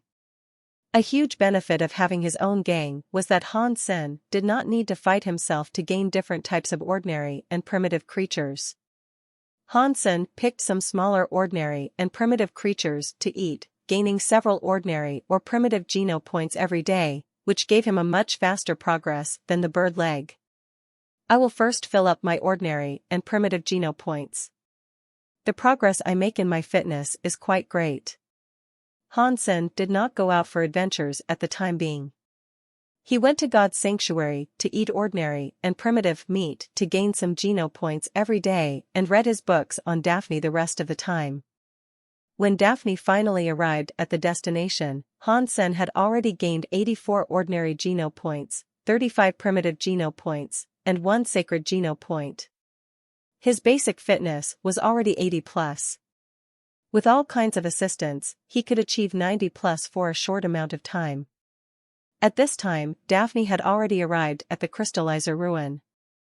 Initially, Han Sen thought the so-called crystallizer ruin should be an ancient city or base. However, when he saw a real crystallizer ruin, he understood how naive he had been. Watching the gigantic planet that looked like a brilliant diamond, Han Sen felt more shocked than he could describe. This planet, more than 10 times the size of planet Roca, was the crystallizer ruin they were going to explore. All kinds of crystallizer architectures were spread around on the planet. Different from human architects, colorful crystallizer architectures were connected to each other, covering almost the entire planet. Only one glance made people gasp. As Han Sen was astonished by the glamour and grandeur of the crystallizer ruin, he suddenly sensed heat from his chest. Feeling shocked, Hansen quickly reached inside his clothes and grabbed the 9-life cat pendant. Suddenly, he felt like he had grabbed a boiled egg. The 9-life cat was giving off incredible heat. The closer he got to the crystallizer ruin, the hotter the pendant became. When Hansen entered the atmosphere of the planet, the pendant was almost scorching. Hansen did not know what was wrong with the 9-life cat or why it would suddenly react so strangely.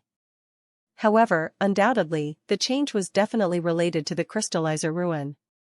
However, Hansen did not know what the connection between the 9-life cat and the crystallizer ruin was. Daphne landed on the crystallizer ruin and made a comprehensive scan and analysis of the planet. Same to other crystallizer ruins, only the surface of the planet could be scanned by human equipment. The inner space of the crystallizer architectures was unknown to people. The analysis of air and water showed the planet was normal, habitable according to human standards. Other crystallizer ruins were mostly the same, so nothing was special about this one. After some preparation, the expert panel, warframe department, explosion department, and Marines took their equipment and left the warship, beginning their exploration. When the work began, everyone was banned from entering God's sanctuary again. Since the cookhouse did not need to go to the field, Hansen felt quite bored every day. However, since most people on the warship had already landed on the planet, he and Ji Yanran could see each other secretly quite often. Qin Shoshan went to the field together with the expert panel, while Ji Yanran was responsible for staying on Daphne. She actually had nothing to do other than receiving reports sent by Qin Shoshan and the expert panel. Such a huge planet. We have only these people. How long would it take for us to finish the work if we look into one architecture after another? I don't think we could finish it in a century. Hansen felt quite upset when watching the field recordings in Ji Yanran's office. If this went on forever, he would probably stay here for his entire service. Ji Yanran smiled and said, "Who would be so dumb to discover one after another? That way, with these people, it would take us 500 to 1,000 years to finish 1% of the work." Ji Yanran paused and then continued, "Crystallizers had different ranks. Their architectures follow a certain rule. As long as we find one entrance, we could access their treasure. All we are looking for is their crystals." "It sounds easy enough," Hansen said. "It is not easy at all. Since the device could not scan the internal structure of the architectures, we must rely on the experts specialized in crystallizer civilization to find the right entrance." "Can't we just blast it away?" Hansen asked. The crystal material of their architectures is very unique. Not only is it tough, but it will also expand once blasted. At that time, the internal space would be completely blocked, which would make the excavation work even harder. Ji Yanran drank some water and continued, "This is not the real problem though. Since the experts and professors are here, the entrance could always be located sooner or later. However, if the crystallizer ruin is still working, that will truly be challenging." As Hansen was about to ask what kind of challenge there could be, he suddenly heard an explosion. Looking at the live recordings of the field, Hansen saw a red crystal the size of a fist floating next to a crystal wall. The crystal blinked with red light twice and something weird happened. The red crystal quickly expanded and changed its form, turning into the same vehicle as the multifunction excavator that was doing the field work. It quickly rushed toward the original excavator. Bang bang!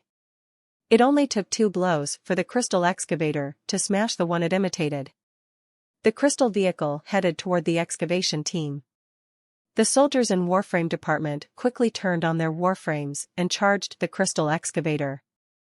Because they did not want to damage the architectures, they refrained from using massive weapons, with only laser guns and swords in their hands. Luckily, the red crystal only imitated a multifunction excavator, so it was soon shot down into pieces, turning into a pool of red liquid that then evaporated. "It seems that we are out of luck. This crystallizer ruin is still operating. I'm afraid this task would not be completed that easily," Ji Yanran said with a wry smile. "What is that?" Hansen was shocked. It is a defense crystal of crystallizers. The Alliance calls it a simulating crystal. Once scanned by it, it could imitate the shape of anything including mechanics and creatures. However, its texture will still be the same red crystal, so the simulation was not complete, explained Ji Yanran. What an amazing civilization, Hansen complimented. Very amazing and very dangerous. There are many deadly crystallizer technologies that we don't even know about. We found it. We found the entrance. A surprised voice suddenly came from the live recordings. Han Sen and Ji Yanran quickly looked at the footage and saw Qin Shoshan and several professors standing in front of an excavated architecture, looking inside, full of surprise. It seems everything is going smooth. I hope we could locate the treasure soon. Ji Yanran felt slightly relieved. However, in the next moment, the holographic image suddenly broke off. Ji Yanran quickly contacted Qin Shoshan and the rest using comlink, but there was no answer. Something's wrong. Ji Yanran suddenly became pale and summoned all the officers on the warship. The communications team was trying to reach people in the field. However, they were completely out of touch, as if they had disappeared. There were not a lot of people stationing on Daphne to begin with, so even the cookhouse was summoned. Including the medical team, the repair team and the cookhouse, there were only less than 40 people. No communications were available, and people could see some equipment left on the surface through radar. All the humans were gone. And nothing could be seen inside. Captain, shall we go back and call for reinforcement? An officer hesitated and asked. We must figure out what's happening first, Ji Yanran said with her brows knitted. Several top experts and scholars specialized in crystallizer civilization were in the field. If they were gone for no reasons, Ji Yanran would be facing harsh sanction if she returned without figuring out why.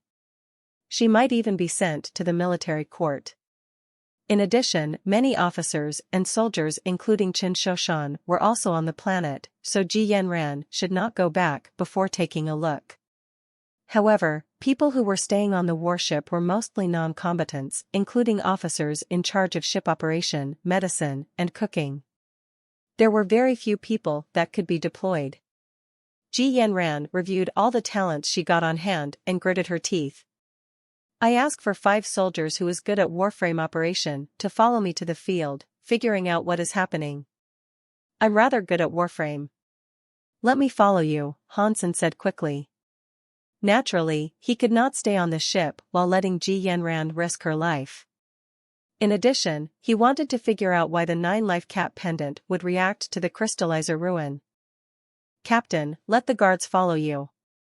The leader of the guards, Li Lu, stood up and saluted. The guards were all the combatants that remained on Daphne. Captain, let me lead the team, the only surpasser on the warship, Zhao Ping said. Quartermaster, you should stay on Daphne. This is our base. If anything goes wrong on the ship, it would be meaningless even if we bring back everyone. At that point, we would all be faced with death. In addition, I am only going to investigate and will not go deep. Ji Yanran looked to the guards, thought about it and said, Li, you pick 4 soldiers good at warframe to come with me, and you shall come as well. The rest of the team stay on the ship. Yes, Captain. Li Lu named 4 soldiers and asked them to report to Ji Yanran. Ji Yanran told everyone to prepare their own warframe and looked at Han Senator. She hesitated and said, You go prepare as well. Yes, Captain, Hansen answered and went to take his warframe. The 7 of them quickly left the warship and got on a field truck to go to the excavation site. Because it was not far from the warship, it only took them half an hour to get to the destination. Looking out of the field truck, all sorts of equipment were intact. Nothing was damaged, and there was no evidence of a fight. The only thing broken was the multifunction excavator. Seeing no blood, everyone felt relieved. At least those people were not under attack. The field truck could no longer go deeper into the site. Ji Yanran asked 2 soldiers to stay on the truck, while she took Li Lu, Han Sen, and 2 other guards to drive their warframes down the truck, going toward the entrance. Maintain the order. Transferring scan data. Communications good. All sorts of information kept flashing on the warframes, some sent from the truck, some from Daphne. Their warframes were also transmitting data back. Although everyone had been highly vigilant, nothing really happened. They reached the entrance the professors found with no trouble. It was a black crystal gate more than 100 feet tall, decorated with lots of complicated patterns. There were dots and circles and lines, as well as some triangular shapes. There were no obvious rules to how they were put together. It looked sort of like the guts of a mechanical clock, quite mysterious. At this point, the black crystal gate was already prized open. A one-man warframe could easily pass, but larger mechanics could not enter. "Captain, shall we go inside to take a look?" Li Lu asked Ji Yanran. Ji Yanran did not answer Li Lu and felt astonished at the black gate. She quickly said to Hansen using a private channel, "Hansen, I will take people down and have a look. You stay here." "Why?" Hansen knew she must have noticed something. Otherwise, she would not have said that. "This is the ruin of some crystallizer royalties, and it's still running. It is too dangerous down there. Since you know nothing about crystallizers, you might trigger some dangerous traps." "Just stay here," Ji Yanran said. "I will follow you," Hansen said. "This is an order," Ji Yanran said seriously. "Your order is not valid on me," Hansen said softly. Ji Yanran was trying to say something else when she suddenly heard screams from the field truck. All of them quickly looked to the truck and saw the 2 soldiers stationing in the truck had gone out, rushing to them in warframes. "What has happened? What has happened? Please report. Please report." Li Lu tried to ask what had happened through the comm link but found all he could hear was noise of current. Hansen quickly checked his comm link and found his warframe had lost all communications to Daphne. The system was down. Ji Yanran had noticed that as well and told the rest of her team, "Maintain the order. We will go have a look." The team quickly approached the warframes of the 2 soldiers. Before Ji Yanran asked what had happened, they already knew the answer. Behind the 2 soldiers, lots of fist-sized red crystal were floating in the air, like red light bulbs. With a glance, one could not tell how many there were, but there were at least hundreds or 1,000 of them. Simulating crystal. How come there are so many? Everyone was shocked. No wonder the 2 soldiers started to run. Whoever saw so many simulating crystals would do the same. Previously, Hansen had already witnessed how powerful a simulating crystal was. As long as it scanned something, it could turn into the exact same thing. If hundreds or thousands of simulating crystals scanned the warframes or field trucks, they would be killed instantaneously facing all those vehicles. In addition, more simulating crystals were coming this way, growing in numbers. There was no telling how many there were. Retreat into the ruin. Ji Yanran had understood where the expert panel had gone, and she had to repeat their option. Boom boom boom. The closest simulating crystals had already caught up with the 2 soldiers. With a flash of red light, the crystals flashed at their warframes like a camera and quickly turned into red crystal warframes of the same style. They landed quickly and continued to chase the 2 soldiers. More and more simulating crystals became warframes and joined them. Li Lu could not help drawing laser guns to attack the red crystal warframes to save his 2 comrades. No. It was too late for Ji Yanran to stop him. Li Lu's shot made a huge hole in one of the red crystal warframes. However, instantaneously, all the red crystal warframes drew their laser guns and shot in their direction. Boom boom. The warframes of the 2 soldiers closest to the crystals exploded immediately, turning into burning crap iron, while the red crystal warframes were still shooting this way. Retreat into the ruin. Hansen operated his warframe to go into the black crystal gate.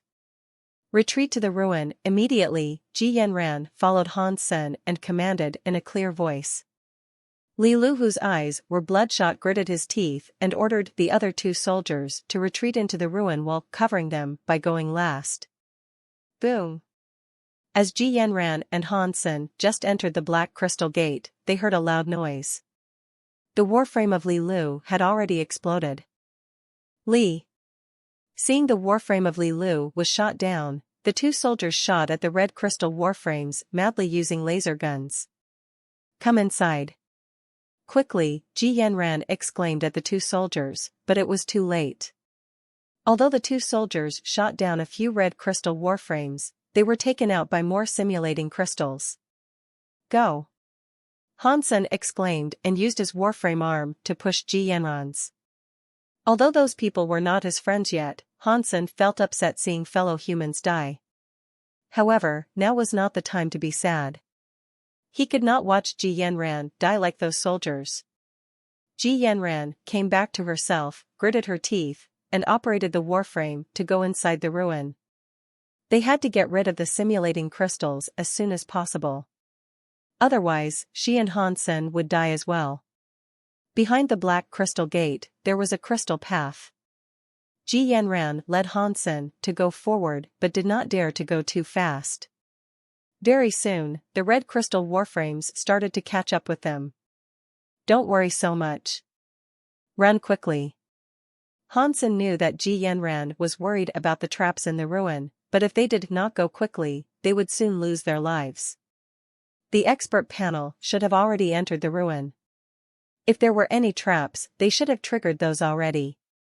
Being yelled at Han Sen, Ji Yanran suddenly understood that and operated her warframe at full speed to go forward. After they ran for several miles, they entered a huge architecture like a shelter. Many paths were interconnected. Where are we going? Ji Yanran took a look, but paths looked identical to each other. She had no idea where they were supposed to go. In addition, the paths were so narrow that the warframes could not pass. Follow me. Han Sen gritted his teeth, came out of the warframe and turned it into a briefcase. He ran ahead with the warframe in his hand. Ji Yanran copied Han Sen's moves and followed him. As Han Sen just entered the path, he quickly summoned the snow-toothed wolf. A snow wolf suddenly appeared in front of Han Senator. It was a beast soul mount, but Han Sen did not mean to ride on it, only commanding it to go forward. Han Sen planned to use the snow-toothed wolf as a scout. He knew very little about crystallizer ruins. However, since Ji Yanran did not have any idea, he must make a decision, even if he did not know whether his decision was right or not. Hesitation would only bring them into bigger crisis. The snow-toothed wolf was running forward, and Han Sen and Ji Yanran were following with warframe cases in their hands. However, the paths were so complicated that they lost the direction although there were no dangers. It sounds quiet now. Let's stop. When reaching something like a bridge, Han Sen looked down and stopped, looking at the weird crystal statues. Ji Yanran listened carefully and indeed heard no sound. She felt relieved and looked to the crystal statues about 50 feet tall each. The statues were made of crystals of different colors. The shapes of them looked rather odd. They were nothing like humans or animals. Those are the deities that crystallizers worshipped. Most crystallizer ruins had statues like these, explained Ji Yanran as she looked around. Han Sen did not seem to be listening but fixed his eyes on one statue. Come out, otherwise I would not be polite. Han Sen squeezed the warframe case in his hand and yelled coldly at the statue. Ji Yanran looked to the statue, feeling puzzled. She did not see anything, but very soon, someone walked from behind the statue. Tang Xian? How are you here? Where is everyone else? Ji Yanran saw who it was and asked, with her brows knitted. I don't know. We scattered. Why are you here as well? Tang Xian walked to the two of them as he said. Stop. Otherwise I will shoot. Han Sen quickly drew his mini laser gun from his waist, pointed it at Tang Xian and said coldly, why should I stop? Tang Xian did not pay Han Sen any mind and continued to approach them. Boom! Without any hesitation, Han Sen shot at Tang Xian's head, taking half of his skull away. Han Sen, what did you do? Ji Yanran was startled, not sure why Han Sen did it.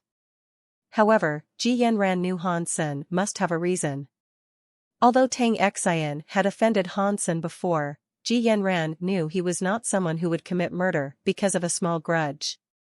Without Han Sen explaining, she saw what was wrong. With half of his goal grown, Tang Xian did not fall immediately but turned around. On Tang Xian's back, a pink crystal the size of a duck egg was set in his muscles. Red crystal hair was growing from the crystal, driven into his entire back like veins, blinking red light as if he got new heart.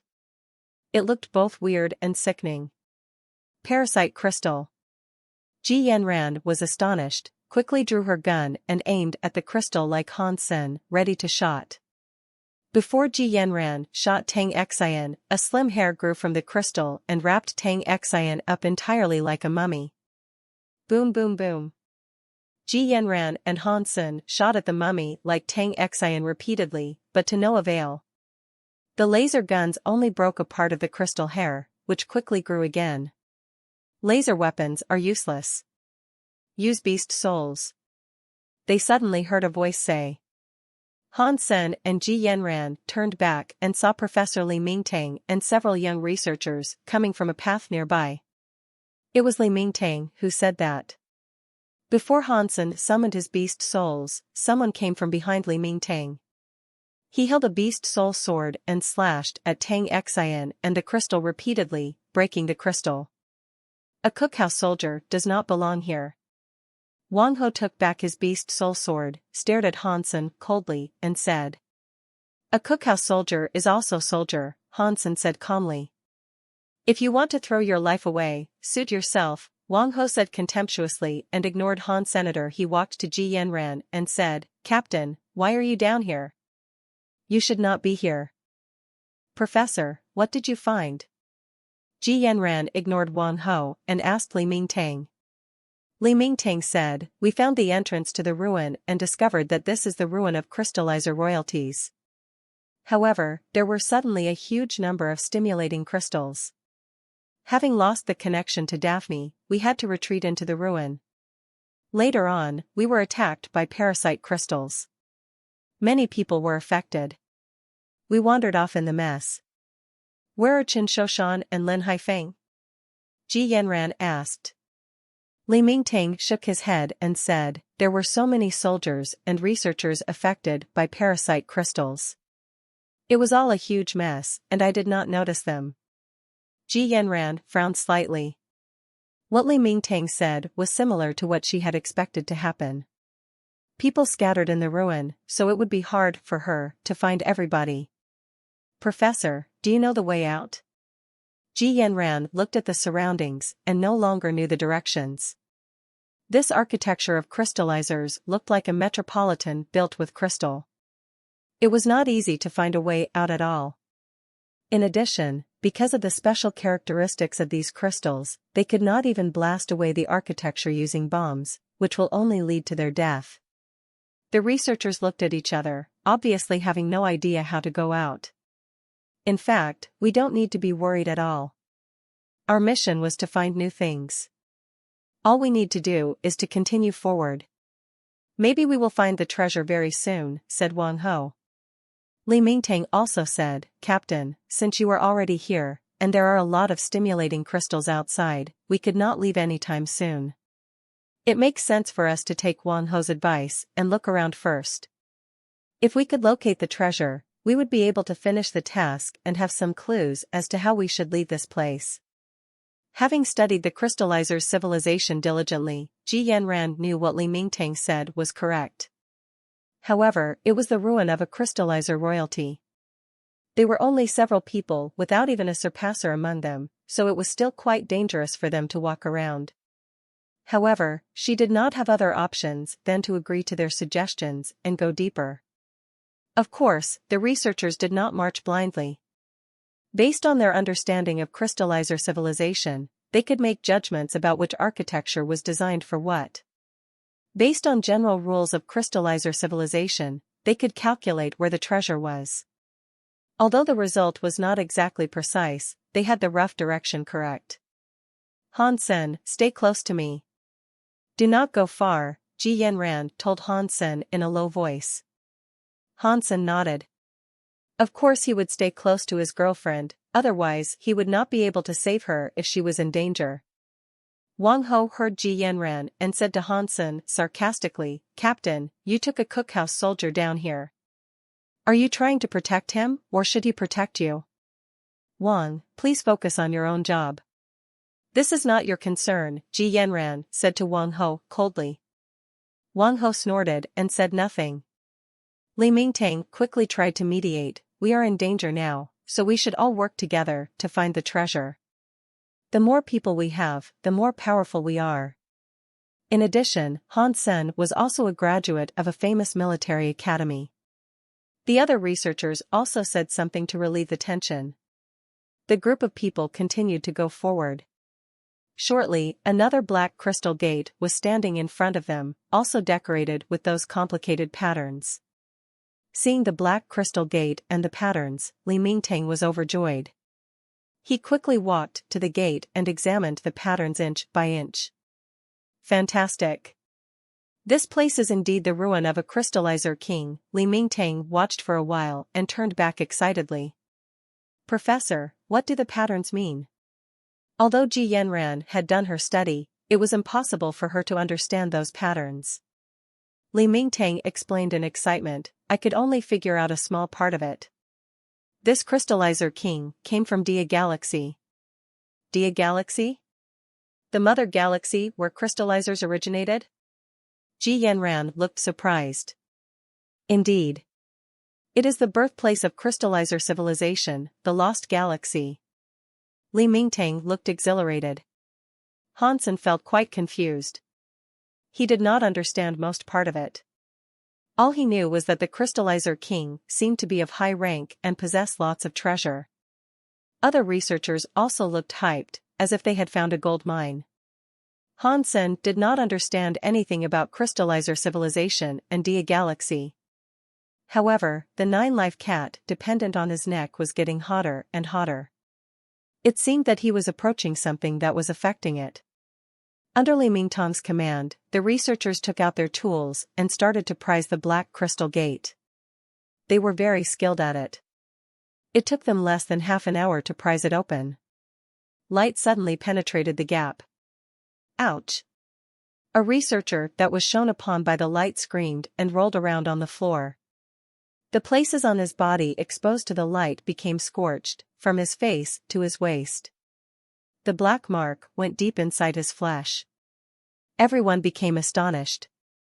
They quickly pulled the guy away from the light. Han-sen was also dumbstruck. It only took a little while for the injured places on the researcher to be infected. Someone quickly took out the first aid kit to treat the wound, but it was useless. The researcher passed away very soon. However, Li Mingtang stared at the light and said excitedly, this is the wandering light of crystals, because there were a large number of crystals inside. This might be a historic discovery in the history of crystallizer research. Prepare fast, whoever had succeeded in practicing microcrystal should follow me inside to look for the treasure. Other people stay here. Professor, you could not go inside. Ji Yanran stopped Li Mingtang. Why not? Li Mingtang was dazed. It is too dangerous inside. In addition, a huge discovery like this had to be made under the surveillance of AI according to alliance laws, said Ji Yanran. Li Mingtang quickly said, as long as one has succeeded in practicing microcrystal, one could resist the wandering light of crystal. The risk is minimum. As for the surveillance of AI, this is a special situation, so when we go back, I will write a full report and shoulder the responsibility. Wang and Liu, you two quickly prepare yourselves. We will go inside immediately. Sorry, Professor. We must stick to the rules. The ruin is right here and will not go anywhere. When we go out and gain connections to Daphne, we will come back for it. Ji Yanran still stood in front of Li Mingtang, not letting him pass. "Captain, this is a special situation. Why do you have to be like this?" Li Mingtang frowned slightly, his face grim. "Professor, I told you long ago that if we didn't get rid of this woman, she would ruin it all for us." Wang Ho and other researchers stood around Han Sen and Ji Yanran with a murderous look on their faces. "Wang Ho, you are also a soldier of the Alliance. Aren't you afraid of the sanction by military laws?" Ji Yanran exclaimed at Wang Ho. "Military laws?" Wang Ho smiled contemptuously, summoned a golden beast soul sword and slashed at Han Sen, who was next to Ji Yanran. He snorted and said, "There is no laws here." Han Sen stayed calm and pulled Ji Yanran back. However, the two other researchers also summoned beast soul weapons and attacked them fiercely. A beast soul dagger appeared in Ji Yanran's hand, blocking the weapon of one researcher. Han Sen turned his body sideways and dodged a blow from the other researcher. At the same time, he approached the researcher and put Cursed Wolf Dagger on his neck. "Do not move, unless you want to see him killed." Before Han Sen finished his sentence, Wang Ho threw himself at the researcher in front of Han Sen and cut him in half. Without a stop, the golden sword continued to approach Han Sen. Han Sen's eyes became cold. He raised the Cursed Wolf Dagger at the golden sword and quickly stepped back. He did not realize that Wang Ho was so cruel that he did not even care about life and death of one of his own, so Han Sen was a bit slow. Crack! Unexpectedly, the Cursed Wolf Dagger was cut off by the golden sword. A cut was made on Han Sen's forehead. Although the cut was not that deep, blood started to flow. "You are dead," Wang Ho said coldly. His body generated incredible strength and caught up with Han Sen like a shadow. Making another slash at Han Sen, Wang Ho moved fast and fierce. Han Sen was not affected by the situation. With anger in his eyes, he lamented the loss of the Cursed Wolf Dagger. He had not suffered such a loss in a long time.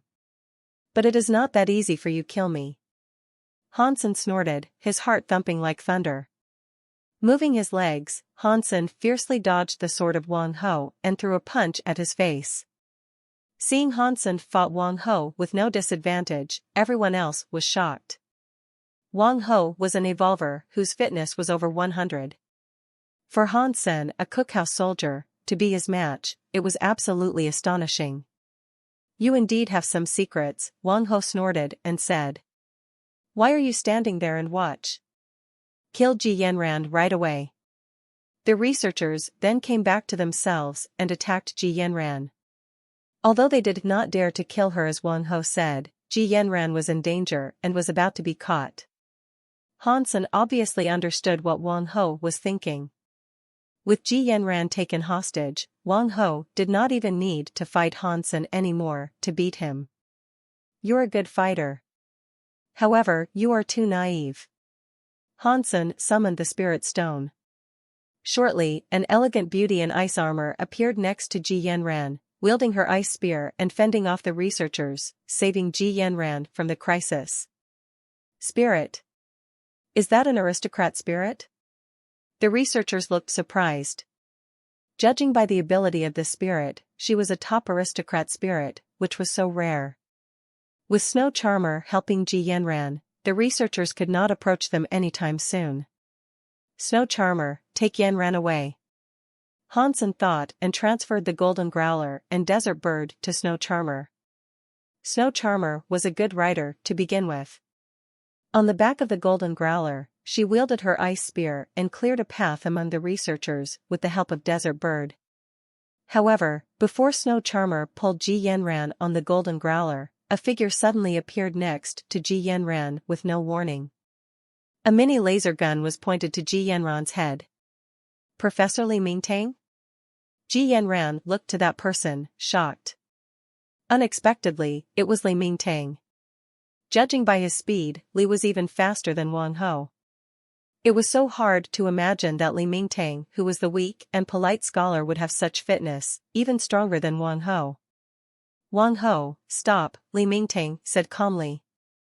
Wang Ho stared at Han Sen coldly and went back to the side of Li Mingtang. Han Sen did not chase him, staring at Li Mingtang without speaking. "Captain, I do not mean to kill you or become the enemy of the JIS. So, I will have to ask you to cooperate for a little while. When we find the treasure, I will let you go," said Li Mingtang. Then he looked to Han Sen and said, "The same applies to you.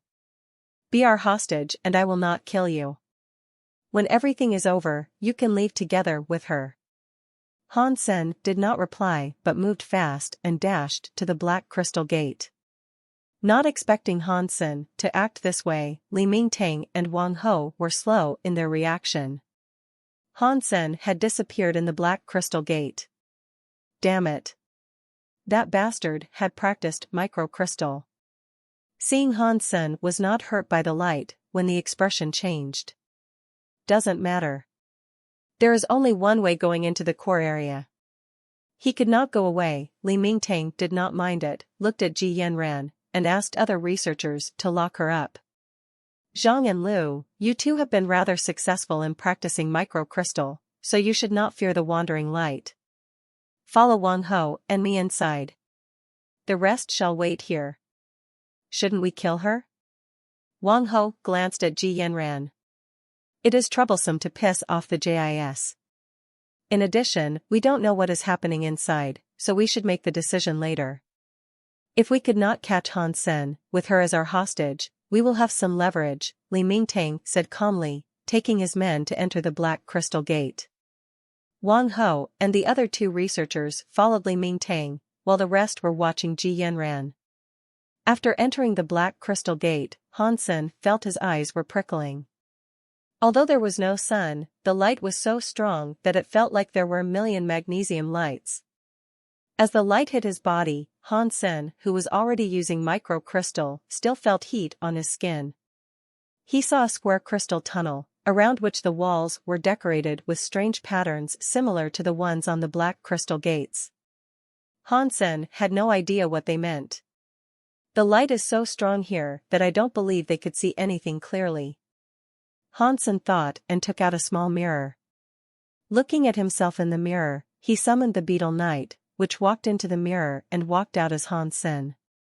Han Sen hid behind the Black Crystal Gate, controlling his doppelganger to run toward the other end of the tunnel. Shortly, Li Mingtang and Wang Ho caught up with him. Seeing the doppelganger, they ran after it with no hesitation. "You are all official researchers in the Alliance. Haven't you thought about the consequences?" Ji Yanran frowned at the researchers and said. "Consequences? Captain, you are indeed so naive. Do you think we will stay in the Alliance after we succeed?" A researcher sneered with contempt. "For something inside the crystallizer ruin, you are willing to give up everything in the Alliance without knowing what it is?" Ji Yanran asked. At the same time, Ji Yanran understood that these people had a plan since long ago. This was no improvised rebellion. Without a strong support, these people would not dare to do things like this. "Haha, do you know what is in the ruin?" The researchers smiled at each other, feeling amused. "Just some crystals, right? What else could be in a crystallizer ruin?" Ji Yanran asked, seemingly puzzled. "Haha, something wilder than your wildest dream," a researcher said with a smile. Ji Yanran wanted to ask again, but the researcher stopped talking. One of them slapped some tape on her mouth. "You used to be the almighty captain, well now you should tread carefully. Otherwise, we would not be polite with you." After he said it, he saw how helpless and beautiful Ji Yanran was, being locked up. Feeling tempted, he wanted to touch her face. Ji Yanran quickly became pale, whined through the tape and moved backward. However, she was locked, so there was no way to go. The hand of the researcher was about to reach her face. Ouch! Momentarily, a figure flashed by, and the entire hand of the researcher was cut off and sent into the air. The researcher held his broken arm and screamed shrilly. "It's you?" The other researchers saw who it was and became astonished. Who else could it be? Han Sen reached out to cut off the chains on Ji Yanran's body. The researchers quickly took out laser guns, ready to shoot the two of them. However, before they pulled the trigger, an elegant woman appeared behind them. Sweeping her spear, she knocked them all over. Hansen dashed forward like a wild beast, throwing one punch at each researcher, sending them into a coma without a chance to fight back. "How come you are here? Where are Li Mingtang and the rest?" Ji Yanran was overjoyed and surprised, throwing herself into Hansen's arms. "Since you're here, how could I be somewhere else?" Hansen stroked her hair lovingly and continued, "They have entered the core area. I don't believe they will come out anytime soon." After feeling thrilled, Ji Yanran walked over to those researchers and woke one of them up. She pointed her laser gun at his head and commanded, "Answer my questions. Otherwise, you know the consequences." Haha. The researcher only gave her a strange smile. The next moment, blood came out from his eyes, ears, nose, and mouth. The guy died instantaneously. Hansen and Ji Yanran were both shocked. All people feared death and would strive for survival if there was the slightest chance. However, this researcher was so resolute that he poisoned himself immediately, which was abnormal. They woke the other researchers up, but the result was all the same.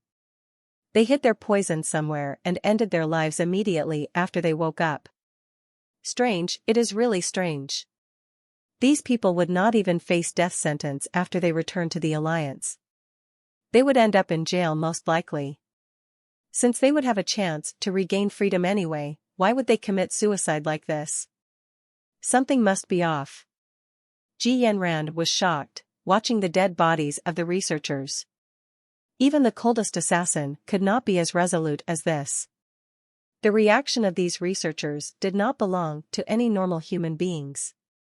Li Mingtang and these people all looked pretty strange. I wonder what they are after. Hansen reached out and took out everything in the researchers' clothes.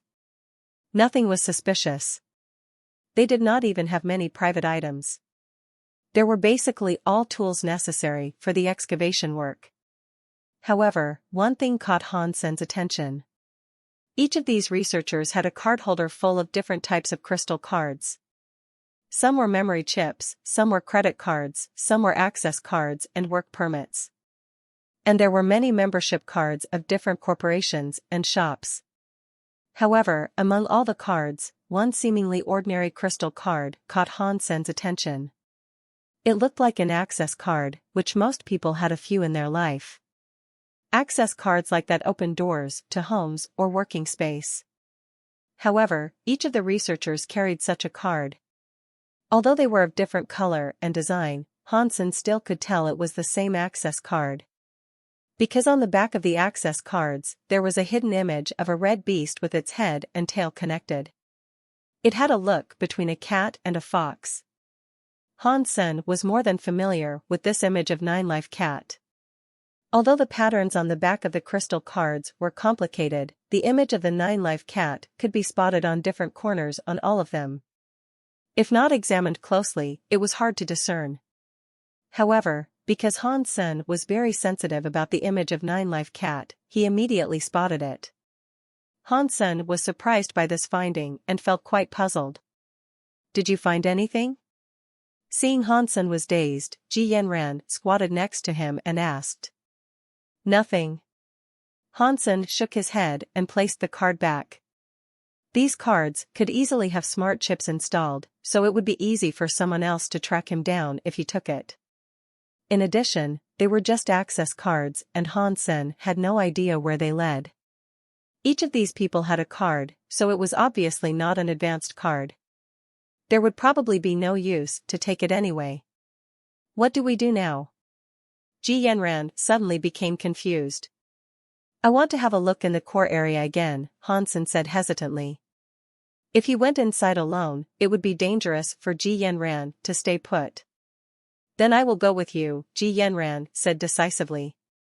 "Did you practice microcrystal?" Hansen looked at Ji Yanran, surprised. He was lucky to have succeeded in practicing microcrystal and become immune to the wandering light. At such a young age, if Ji Yanran also succeeded in practicing microcrystal, then it would be truly impressive. I have not practiced microcrystal. However, bone energy of my family makes me immune to the wandering light as well. Ji Yanran was quite proud. Are you sure? Han Sen had no idea what kind of hyper-geno art bone energy was, so he confirmed it with Ji Yanran. Otherwise, do you think my family would let me come here? Ji Yanran spit out her tongue and smiled prettily. Then we will sneak inside and find out what Li Mingtang and the rest are after.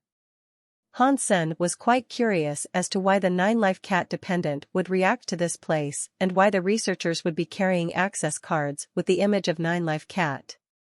All these unanswered questions puzzled Han Sen very much. Entering the black crystal gate, Han Sen felt his eyes were prickling from the blinding light.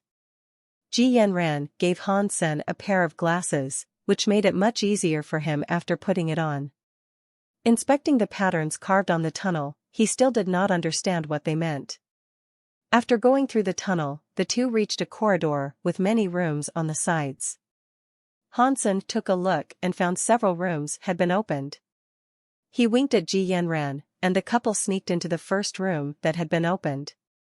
Looking inside, they found the room was quite small, only about 100 square feet. It was empty as well. They carefully looked into several other rooms and found they were all empty.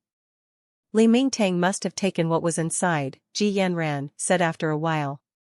How do you know there used to be something? Han Sen asked, puzzled. I have studied a lot of materials on crystallizer civilization. Based on the design of these rooms, they should be crystallizers' storage units. Although they did not contain as many crystals as the treasure, items used less often and trophies would be placed here.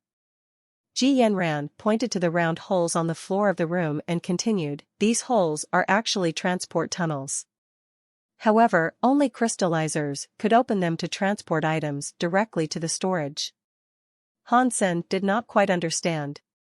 After he listened to Ji Yanran carefully, he pointed to the rooms that were still closed and asked, why didn't they open these doors then? Ji Yanran walked up to a closed storage room, observed the patterns on the door and said, I still haven't learned enough about crystallizer culture, so I do not understand well what these patterns mean. But I think they did not open the stores because these patterns symbolize something like danger or warning. Makes sense. Han Sen nodded and followed Ji Yanran. Because Han Sen used the doppelganger of Beetle Knight to lead the group of people inside, he did not have much to worry since it was just a doppelganger. He controlled it to run fast and only stopped when the doppelganger had got rid of those people completely. The doppelganger had already reached something like an underground plaza full of those statues of strange crystallizer deities. At this point, there were many forks on the path. Han Sen decided to stop the doppelganger and commanded it to climb up a huge statue and hide in the ears of the statue. Very soon, Han Sen saw Li Mingtang, Wang Ho, and others enter the underground plaza. It seemed that they were carrying some things with them. Han Sen wondered where they got the stuff. Han Sen runs pretty fast. It seems that he's not afraid of die in here. Researcher Zhang snorted after failing to find Han Sen by looking around. He gets to live because he ran fast. If we caught up with him, he would be doomed. If it were me, I would run as well, Wang Ho said quietly. With so many forks, who knows where he went? If we follow a path now, he could return to the entrance without us knowing. That would be troublesome, wouldn't it?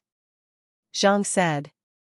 After examining the different paths, Li Mingtang shook his head and said, these paths are no joke. If he enters the wrong one, he would not be able to return alive. Professor, where do these paths lead? Wang Ho frowned and asked. These paths should all lead to the nurseries of crystallizers. At the end of each path, there should be a nursery. Crystallizers pay a lot of attention to their nurseries, so there must be some significant traps. Even surpassers could not guarantee coming back alive, Li Mingtang explained. Are there really crystallizers inside? Wang Ho asked again. Dead ones, maybe. We have not found any living crystallizer so far, replied Li Mingtang casually. Which path is the one that leads to the treasure? Hearing there was no living crystallizers, Wang Ho lost his interest and examined the paths. The real access is not one of those paths, Li Mingtang said and walked to the statues. After observing for a while, he pointed to a pyramid-shaped statue carved with circles and said, "The access should be under this statue. Come and push it aside." The two researchers quickly turned their warframes on and drove over to push aside the 15-foot-tall statue. Indeed, when the statue was moved aside, an entrance was exposed underneath. However, before they had time to look at it, they heard a crackling noise inside the entrance. Li Mingtang suddenly gasped, "Come back immediately." However, the two researchers did not have time to react when a golden shadow rushed out from the entrance. It was a golden crystal shaped like a 12 by 12 Rubik's cube, spinning continuously. For some unknown technology, it was floating in the air. After the golden Rubik's cube emerged, as the pieces turned, golden lightsabers of a dozen feet long were shot from its core. The golden lightsabers flashed as the Rubik's cube moved around, cutting the warframe of a researcher into pieces instantly. The other researcher became pale and drew his laser gun to shoot at the Rubik's cube. However, as the pieces were turning, the Rubik's cube quickly dodged his attack and approached his warframe swiftly. The Rubik's cube clattered as it turned, the golden lightsabers flashing and cutting the remaining warframe into pieces. Naturally, the person sitting inside had no way to survive. After destroying the warframes, the Rubik's cube clattered again and flew toward Li Mingtang. Li Mingtang fished something like a grenade from his clothes and threw it far away. With a distant noise, the golden Rubik's cube surprisingly left Li Mingtang alone and rushed toward the noise. Now!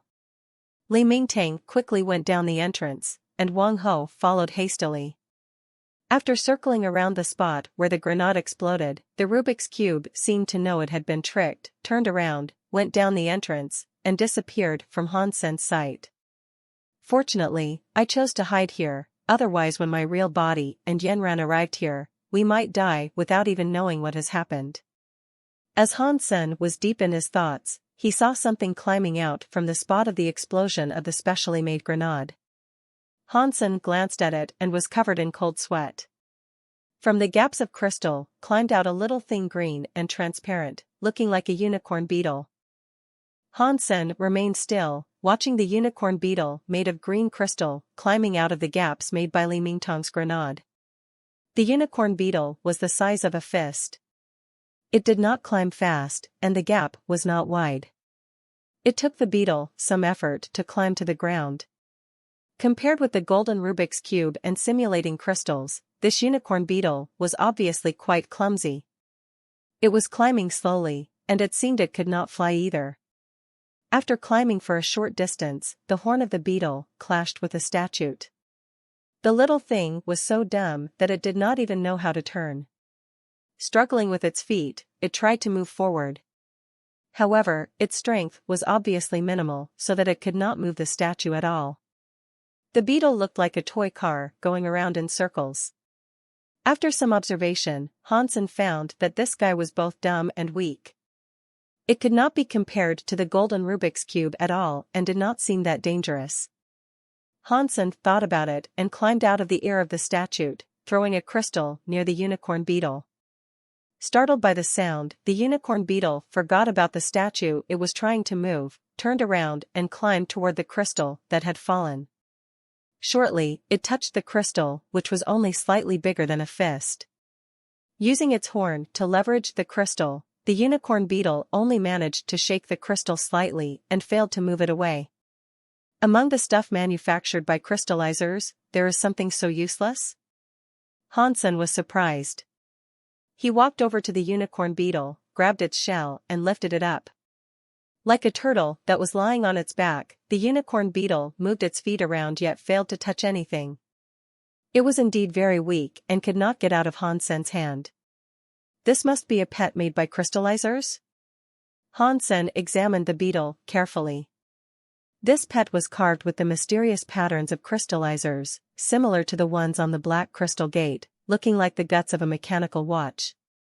Hansen touched the feet of the unicorn beetle with his finger, which was grabbed by the beetle immediately. However, it did not have much force. Grabbing Hansen's finger, the unicorn beetle came to the back of his hand. Holding Hansen's wrist, the beetle chirped at Hansen twice. Hansen saw that the beetle was completely useless, so he left it alone and walked to the gaps made by the grenade explosion. Li Mingtong's grenade must be specially made. It broke the crystal floor and made a foot-long crack.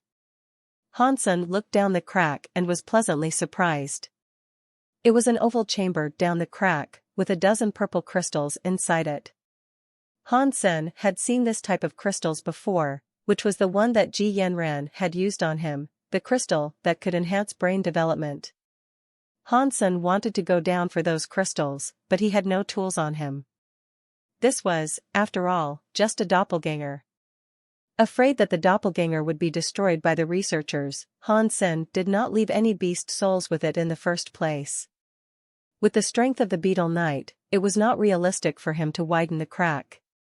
Hansen had to stay put and wait for his own body and Ji Yanran to come over. At that time, he would think of some ways to take the crystals out from the chamber underneath. His own body and Ji Yanran were still a bit far away from his doppelganger, so Hansen the doppelganger sat down and started to play with the unicorn beetle on his hand. This guy looked quite pretty yet incredibly clumsy. It was quite fun to play with it. Hansen and Ji Yanran followed the doppelganger's route. Hansen told Ji Yanran about what had happened and took her over. He also described the looks of the unicorn beetle to Ji Yanran, but she did not know what it was either. Her guess was also that it can be a crystallizer's toy or something like that. After seeing his doppelganger, Hansen seized the unicorn beetle and took the beetle knight back to his mind. Products of crystallizers generally have some unique functions. The golden Rubik's cube you just described was in fact a guard crystal. It could shoot lightsabers that easily slice warframes apart, let alone human bodies. Unless someone was fast enough to escape before it started to use lightsabers, there was no other way to go past it. Seemingly useless stuff like this is indeed quite rare in crystallizer ruins. Ji Yanran observed the unicorn beetle and did not see anything special about it. It is a crystallizer product after all. Even if it is a toy, it is quite unique. I believe I can make some money if I take it back? Looking at the unicorn beetle, all Hansen could see was dollars. Many collectors are very into crystallizer products. If you find the right person, it could be worth a lot, Ji Yanran nodded and said. Then I will keep it first. Hansen put the unicorn beetle into a pocket and walked over to the gap.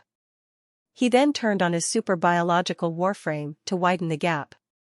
After 20+ minutes, the gap was wide enough for a person to go down, so Hansen put away the warframe and crawled inside.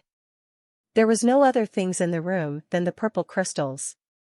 Hansen picked them up one by one and counted 16 in excitement. Ji Yanran told him before that although the crystals called brain crystals by human could be spotted in a lot of crystallizer ruins, the number was not huge. In smaller ruins, it would be lucky to find 1 or 2 brain crystals. Sometimes there was none. Even in larger ruins, it would be impressive to find 7 to 8 brain crystals. Human history, the most brain crystals they ever found in a ruin were 100+, which shocked the entire alliance. The fact that there were 16 brain crystals in this place was definitely something huge. If you want to take these brain crystals for yourself, you will have to use them right here. Otherwise, they would be spotted in the scanning process before you board Daphne, Ji Yanran told Hansen, seeing how excited her boyfriend was. Then let's use them. We will each use half. For better, for worse. Hansen said and split the brain crystals into 2 portions, taking 8 for himself and giving 8 to Ji Yanran. Initially, Ji Yanran did not plan to take the crystals.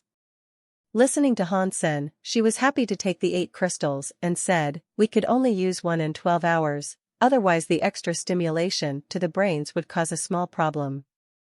Hansen nodded and put a brain crystal on his forehead. Suddenly, he felt an electric current flowing into his brain and the brain crystal broke. Feeling the numbness in his brain, Hansen was alerted by the coolness from his pituitary, making his brain clearer than ever. Brain crystals are indeed fantastic stuff. Unfortunately, its effect will fade gradually. In the end, the brain will only be developed slightly. Hansen put away the rest of the brain crystals and looked to the triangular exit in the center of the room. The space inside the room was spherical. Other than the gap where they came from, the only exit was the triangular tunnel leading downward in the center of the room. Hansen walked to the tunnel and looked down, finding the 6-foot-long tunnel was connected to another spherical room. Ji Yanran, do you know what these spherical rooms are used for? Hansen knew so little about crystallizers that he had to look to Ji Yanran. Ji Yanran shook her head and said, "In all the materials that I've studied, there is no mentioning of such places. However, there are many unsolved mysteries in crystallizer civilization, so this is normal. Shall we go down and have a look? Maybe there are more brain crystals." Hansen thought about it and said. Li Mingtang and Wang Ho had entered the core area. However, the guard crystal had followed them inside. Hansen had no idea what was happening in the core area, so they might encounter the guard crystal if they followed Li Mingtang and Wang Ho, which was not ideal. "I wonder if it's too risky," Ji Yanran hesitated. "It's not risky." Hansen summoned Snow Charmer and sent her down the triangular tunnel to find out what was inside the other room. Very soon, Hansen made sure that it was an empty room. Snow Charmer also found triangular tunnels leading to other places. Hansen hesitated and summoned the Beetle Knight again, making his doppelganger hide inside the statue's ear, watching the entrance from which Li Mingtang and the rest entered the core area, while he and Ji Yanran entered the other room through the triangular tunnel. Like Snow Charmer said, it was an empty room. On the side of the room there was a triangular tunnel of the same size leading horizontally to another spherical room. Hansen asked Snow Charmer to climb into the tunnel first to make sure there was no danger before he and Ji Yanran went inside one by one. It turned out that all the spherical rooms were empty, all connected by triangular tunnels. After traveling past a dozen spherical rooms, Ji Yanran and Hansen ended up in a normal room. Walls of the room there were lined with black crystal cabinets that had at least hundreds of lockers. There was no telling what was inside. "This is the treasure." Ji Yanran saw the black crystal cabinets and became surprised. "You're saying this is the treasure? So, the simulating crystals, parasite crystals, and guard crystals are all stored here?" Hansen was overjoyed. He did not expect to come to the treasure by accident. These black crystal cabinets are similar to the ones used to store crystals that we had discovered before. However, this room is different from the previous treasure. Also, I'm not sure why the room is connected with those spherical rooms. Therefore, I could not make sure whether this is the real treasure. Ji Yanran was not confident. "Let's open one up to find out." Hansen asked Ji Yanran to go back into the previous spherical room and commanded Snow Charmer to open up a square black crystal coker. Nothing strange happened.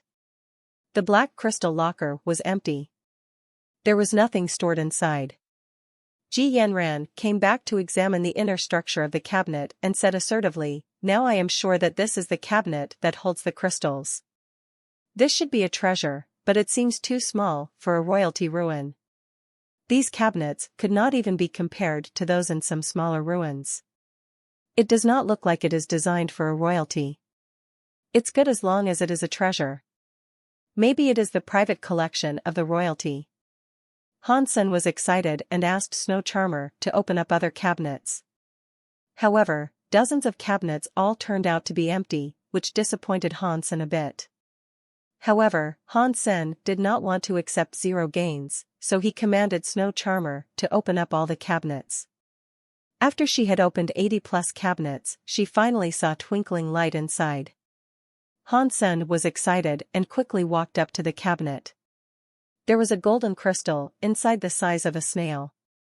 It was over with a complicated cut, which made it look like a brilliant golden diamond. It is a crystal? Han Sen did not dare to move and asked Ji Yanran. Ji Yanran nodded and said, "This is an inactive crystal. Judging from the look of it, it should be the Rubik's Cube that you had seen. It will not turn itself on, right?" Han Sen was startled. Ji Yanran shook her head and smiled. "Definitely not. All the crystals stored in the treasure are dormant until they are activated by crystallizers.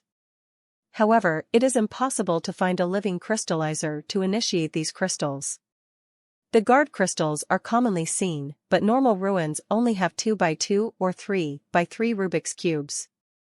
Even in larger ruins, the Rubik's Cubes are mostly 6 by 6. The 12 by 12 Rubik's Cube you saw is very rare and of high value for collection and research. If this is also a 12 by 12 Rubik's Cube, then it is priceless." Hearing Ji Yanran say that, Han Sen was overjoyed, took out the golden crystal, and stuffed it in his pocket. He said with a smile, "Then I will put it away first." Ji Yanran knew what he was thinking, but did not say anything, just rolling her eyes at him. With the finding of the guard crystal, Han Sen was even more motivated. He told Snow Charmer to open up all the remaining cabinets and soon discovered another crystal.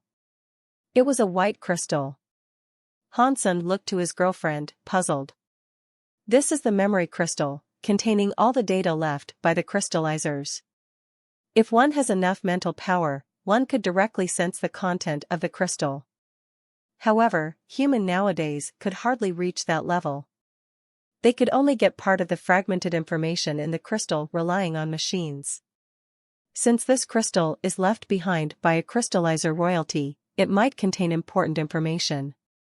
If we are all able to translate part of it, maybe our science and technology could have another leap," Ji Yanran explained. "Then I will put it away first." Han Sen unapologetically took this memory crystal as well. "Did you hear something?" Han Sen suddenly noticed something and looked to Ji Yanran. Ji Yanran shook her head and said, "What did you hear?" As Han Sen was about to say something, he suddenly heard something falling. Pink crystals as big as duck eggs started to fall from the triangular tunnel from which they came down.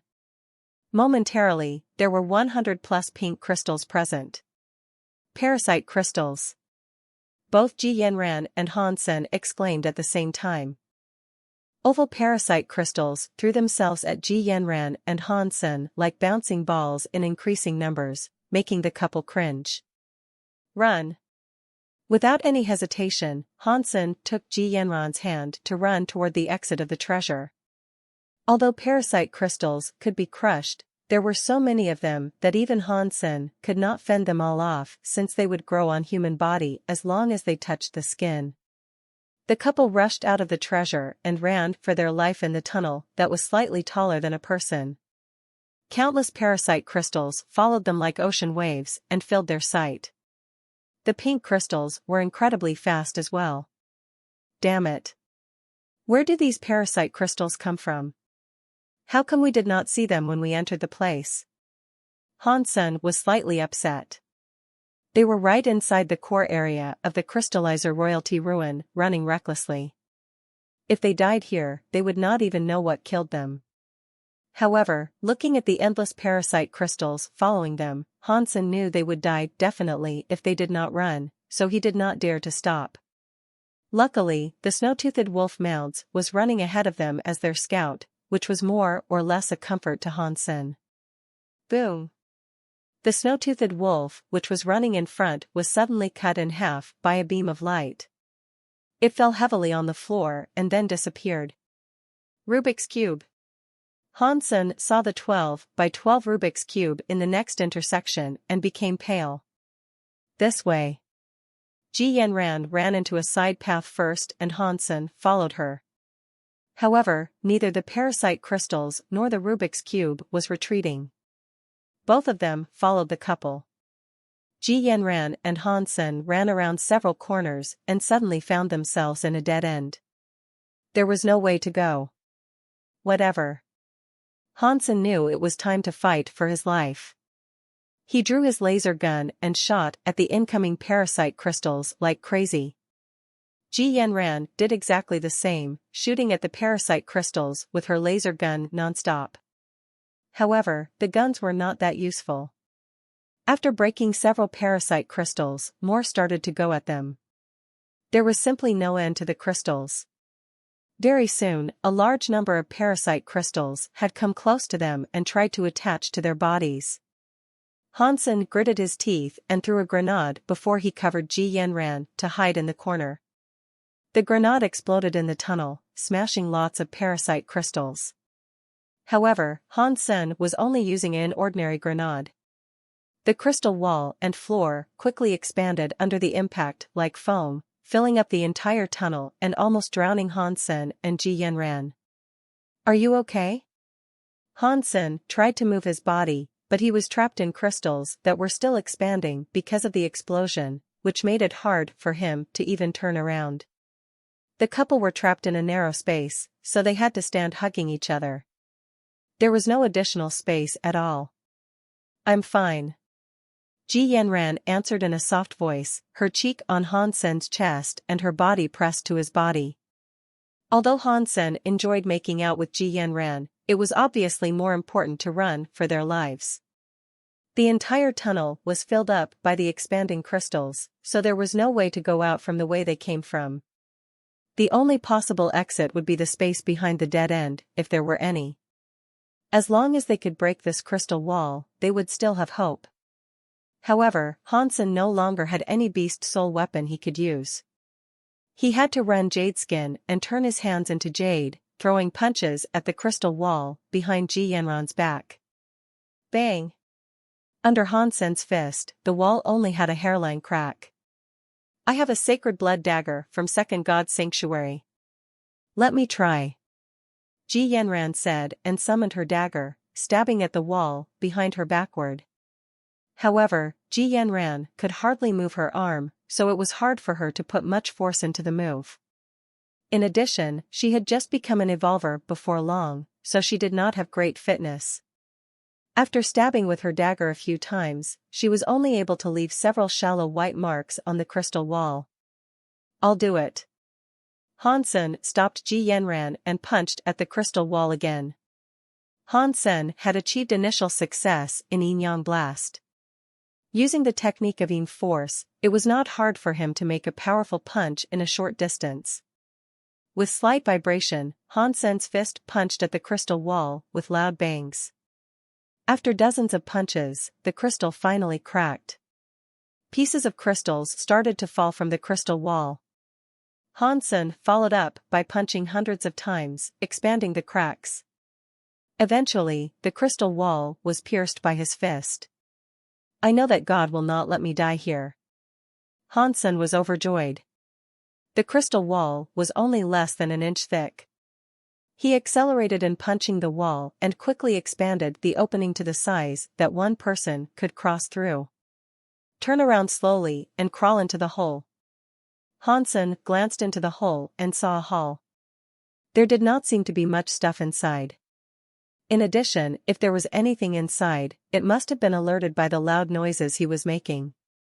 Ji Yanran turned around slowly. However, looking at the hole, her eyes suddenly became red. She cried, "Hansen." She sounded like she was crying. Tears filled up her eyes, and she grabbed Hansen's hands. The crystal next to the hole was colored red by blood, which was astonishing to look at. And the back of Hansen's hands was completely broken. Breaking the crystal wall with bare hands was something difficult for him even though he had practiced jade skin. In the end, her bones were almost broken. However, Hansen gritted his teeth and pulled through without making a sound, which was why Ji Yanran only noticed his wound until this point. Holding Hansen's hand, Ji Yanran could not make a complete sentence. Her tears fell like rain. "No worries. It's a small injury. My bones are good. Let's go out first." Hansen smiled and urged Ji Yanran to crawl into the hole. Hansen followed her inside and was astonished by what he saw. The hall was the size of a factory workshop. It was empty inside, but on the ceiling of the hall, red crystals were floating like red stars, blinking with red light. Hansen recognized this type of crystal immediately, which was the simulating crystal. Boom! When the couple just stood up, all the simulating crystal started to flash red lights at them, as if there was a press conference in the hall. Shortly, red crystal humans that looked exactly like Hansen or Ji Yanran fell from the ceiling and ran toward them. Simulating crystals were an impressive creation, which many human scholars called a miracle. It was impossible for a human to become a rock, let alone a gun. However, simulating crystals were beyond their limitations. As crystals, simulating crystals could mimic the characteristics of different matters, which was miraculous and amazing. When turning into mechanics, the simulating crystals were like machines. However, when turning into creatures, they had the features of creatures. In addition, simulating crystals' abilities were similar to the simulated items. As miraculous as it was, the simulating crystal had a fatal flaw, which was that the stronger its target was, the stronger it would be. That meant if the target was not strong enough, the crystals would be weak. Of course, because of the material itself, the simulating crystals would not be too weak. If it was simulating an ant, because of the toughness of the crystal, it was still 1,000 times stronger than an ordinary ant. Currently, the simulating crystals became Hansen and Ji Yanran. In fact, they acquired the data of their bodies by scanning them. Data could be imitated, but there were certain things that simulating crystals could not imitate, such as the martial arts they practiced and their understanding of those martial arts. Therefore, when Hansen saw a large number of simulating crystals turning into Ji Yanran and him, he was not too appalled but became more relaxed. If the simulating crystals became warframes or weapons, even if they could dodge the attack, the crystals around them would expand under the impact of explosion and bury Ji Yanran and him alive. At this point, simulating crystals turned to Ji Yanran and Hansen knew absolutely everything about his own body. Ji Yanran was a weak evolver. That was why Hansen thought it was the best consequence. Ji Yanran, on the other hand, was scared and became pale. Just out of a trap, they were trapped in a bigger crisis. It would not work if they blew up the tunnel again. If they blew up another tunnel, they might be trapped here for good without any possibilities to escape. Protect yourself. Hansen pulled Ji Yanran behind his back and rushed out. Shortly, Ji Yanran stared her eyes wide, and her jaw dropped. Hansen threw himself at the group of red crystal humans and beheaded one of them with bare hands. He threw the crystal head on the face of the next red crystal human and smashed its chest with his knee. The entire process was so smooth and unexpected that it was wonderful to watch. As many as the simulating crystals were, all of them were broken up by Hansen. The red crystal humans did not have any power to fight back, as if they were dogs in front of Hansen. Ji Yanran did not believe that the rest crystal humans were too weak. After all, the simulating crystals imitated Hansen and herself. Those looking like her notwithstanding, the ones that looked like Hansen should theoretically have the same physical abilities as him. The only explanation for such a huge gap in strength was that Hansen used his own force very effectively.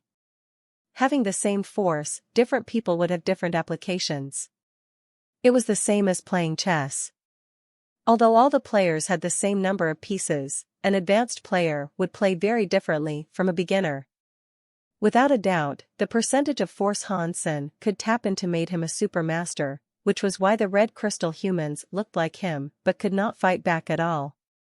With Ji Yanran's background, she had seen a lot of talents, including quite a few surpassers. And demigods were nothing rare in her eyes. However, in terms of the effectiveness of using the force, Hansen was definitely among the top 5 in evolvers. In addition, those evolvers were all celebrities and progenies in the Alliance, with great background and reputation. Ji Yanran had only seen one person with a humble background who could achieve this level, which was Hansen. Ji Yanran was completely impressed by Hansen's moves and became very proud of both Hansen and her choice. With her family and status, it was easy for her to choose any talented young man, but she chose Han Sen and did not second-guess herself even during the period of time when Han Sen was missing. Although her choice was mostly out of sentimental reasons, she was very happy with Han Sen's performance. There was no lady in the world who did not wish her man was the best, and Ji Yanran was no exception. Boom boom boom. Broken red crystals fell all over the floor, turned into red liquid and evaporated.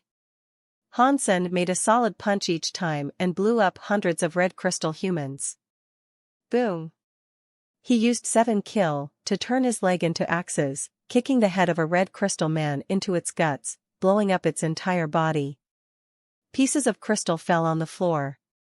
Han Sr. Ji Yanran blushed out of excitement and hugged her man, not knowing what to say. She felt as long as she was around Han Sen, she had nothing to fear and nothing to worry about. Han Sen thought Ji Yanran was worried about him, patted her on her bouncy butts, and smiled. Just a few red crystal men. It's going to take way more than that to hurt your husband. No worries. Ji Yanran hugged him tight, without speaking or letting go, burying her head in his chest. Ahem, this is not the right time. Even if you're in the mood, we must find somewhere safe first. Seeing how charming and tempting Ji Yanran was, Han Sen was burning up with passion. I'm in no mood. Ji Yanran blushed and hit Han Sen with her small fist, rolling her eyes at him. Isn't it nice to be young? You have the mood to flirt in such a place. A voice sounded with the worst timing, surprising Han Sen and Ji Yanran. They quickly turned to look. The crystal door on the side of the hall was pushed open. Li Mingtang entered from outside, looking at the couple with a grin. Han Sen looked behind him and did not see Wang Ho. Li Mingtang was injured in multiple places and did not seem to be in good shape. Han Sen, you surprise me. I have only seen 3 people at your age who could use their own strength so effectively. Li Mingtang looked at Han Sen with approval and continued to say, however, this isn't a crystallizer royalty ruin. So, from now on, you have to follow my lead. And why is that? Han Sen stared at Li Mingtang coldly and said. For this, what do you think? Li Mingtang said casually, and his skin suddenly turned into gold. Instantaneously, he had a gold body, looking like the Buddha himself. Super Diamond Body. You obtained Super Diamond Body. Han Sen was shocked, watching Li Mingtang with a golden body. I started when I was 3 years old and had spent more than 6 decades practicing it. All I have achieved is initial success. Li Mingtang said quietly, without any intention to brag. What is Super Diamond Body? Han Sen asked, puzzled. The name sounds like some cheeky cartoon he used to watch on the Skynet. Ji Yanran explained, there are numerous hyper-geno arts adapted from ancient martial arts, so there are all kinds of rankings. However, no matter which ranking you see, Super Diamond Body is always in the top 10. Super Diamond Body was adapted from the ancient martial art Indestructible Diamond Body. If you could practice it to the extreme, even plasma cannons could not hurt you. However, it is so hard to practice that 100 years might be just a start. Therefore, not a lot of people dare to try this hyper-geno art. However, once achieving something, one's body would be absolutely peerless among people with the same status. It is not that impressive as the captain said. I have only achieved initial success. If someone has a fitness level above 120, it would be easy for him to break up my body. Li Mingtang paused and said, in fact, you do not need to be my enemies. I did not mean to take your lives anyway, otherwise Captain, you will not be able to live until this moment. In this crystallizer king ruin full of crises, an extra person means extra force. We should all cooperate in order to have a bigger chance at survival, what do you think? Cooperation, yes.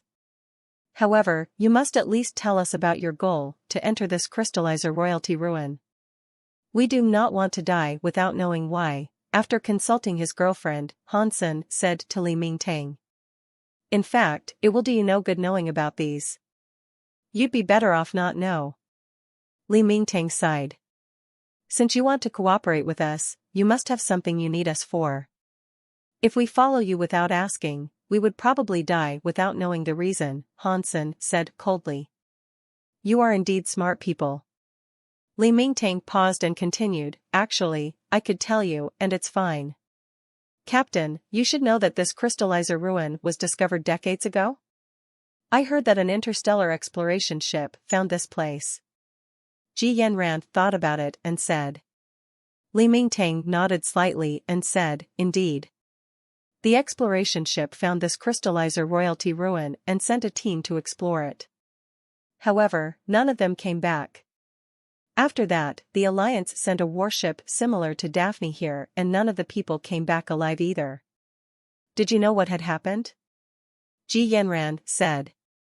No, Li Mingtang shook his head and said with his eyes glistening, however, my late father was the captain of the exploration ship that discovered the ruin in the first place. After he came here, he never went back. All I want to find is his remains. Professor, you must think we are 3-year-olds? It is so obvious that you and Wang Ho both want something here. Don't tell me that Wang Ho is also looking for his dad's remains, Hansen said quietly. Li Mingtang smiled and said, of course, the reason we entered the ruin was also for something the captain of the Alliance warship brought to the ruin. What is it? Hansen asked. A crystallizer key. Legend has it that as long as you have that key, you could initiate the core of crystallizer ruins and control all the crystals. Li Mingtang was full of excitement. Can you imagine what would happen if humans could control those magnificent crystallizer technologies? It will make human technology jump ahead 300 years. I'm afraid that the reason you're looking for that crystallizer key is not to enhance human technologies, Hansen said coldly. Hansen knew that the so-called exploration ship was actually pirate ships which grabbed the fortunes in the universe that had been overlooked. For Li Mingtang's father, the captain of an exploration ship was a euphemism of interstellar pirate. I've told you everything you want to know. Choose whether or not you want to cooperate with me. Li Mingtang did not answer Hansen's question but said to the couple. One last question, what do you need us for? Hansen asked. There is an area ahead of us that neither Wang Ho nor I managed to go through. We also lost each other. Unexpectedly, I ran into you guys. I now have an idea, the three of us worked together to pass that area to reach the core of the crystallizer ruin. When we arrive there, you could take the crystals and the treasure, which are what the Alliance wants anyways. And I could take the crystallizer key, what do you think? Li Mingtang said. Deal. Hansen had decided on the reply with Ji Yanran minutes ago, so he agreed without hesitation. Okay, let's go then. When we are in the area, I will then tell you in details what to do. We should not mess around with this, otherwise all three of us will be in danger, Li Mingtang said and walked out of the hall. Hansen followed Li Mingtang, holding Ji Yanran's hand. Looking around, he couldn't help praising the greatness of crystallizer civilization. Even now, the Alliance could hardly build such an integrated architecture covering the entire planet without affecting the planet's self-regulating system, which was simply magnificent. Li Mingtang carefully led the way ahead of them, telling them what to watch out for, so that they would not trigger the self-defense mechanism in the ruin.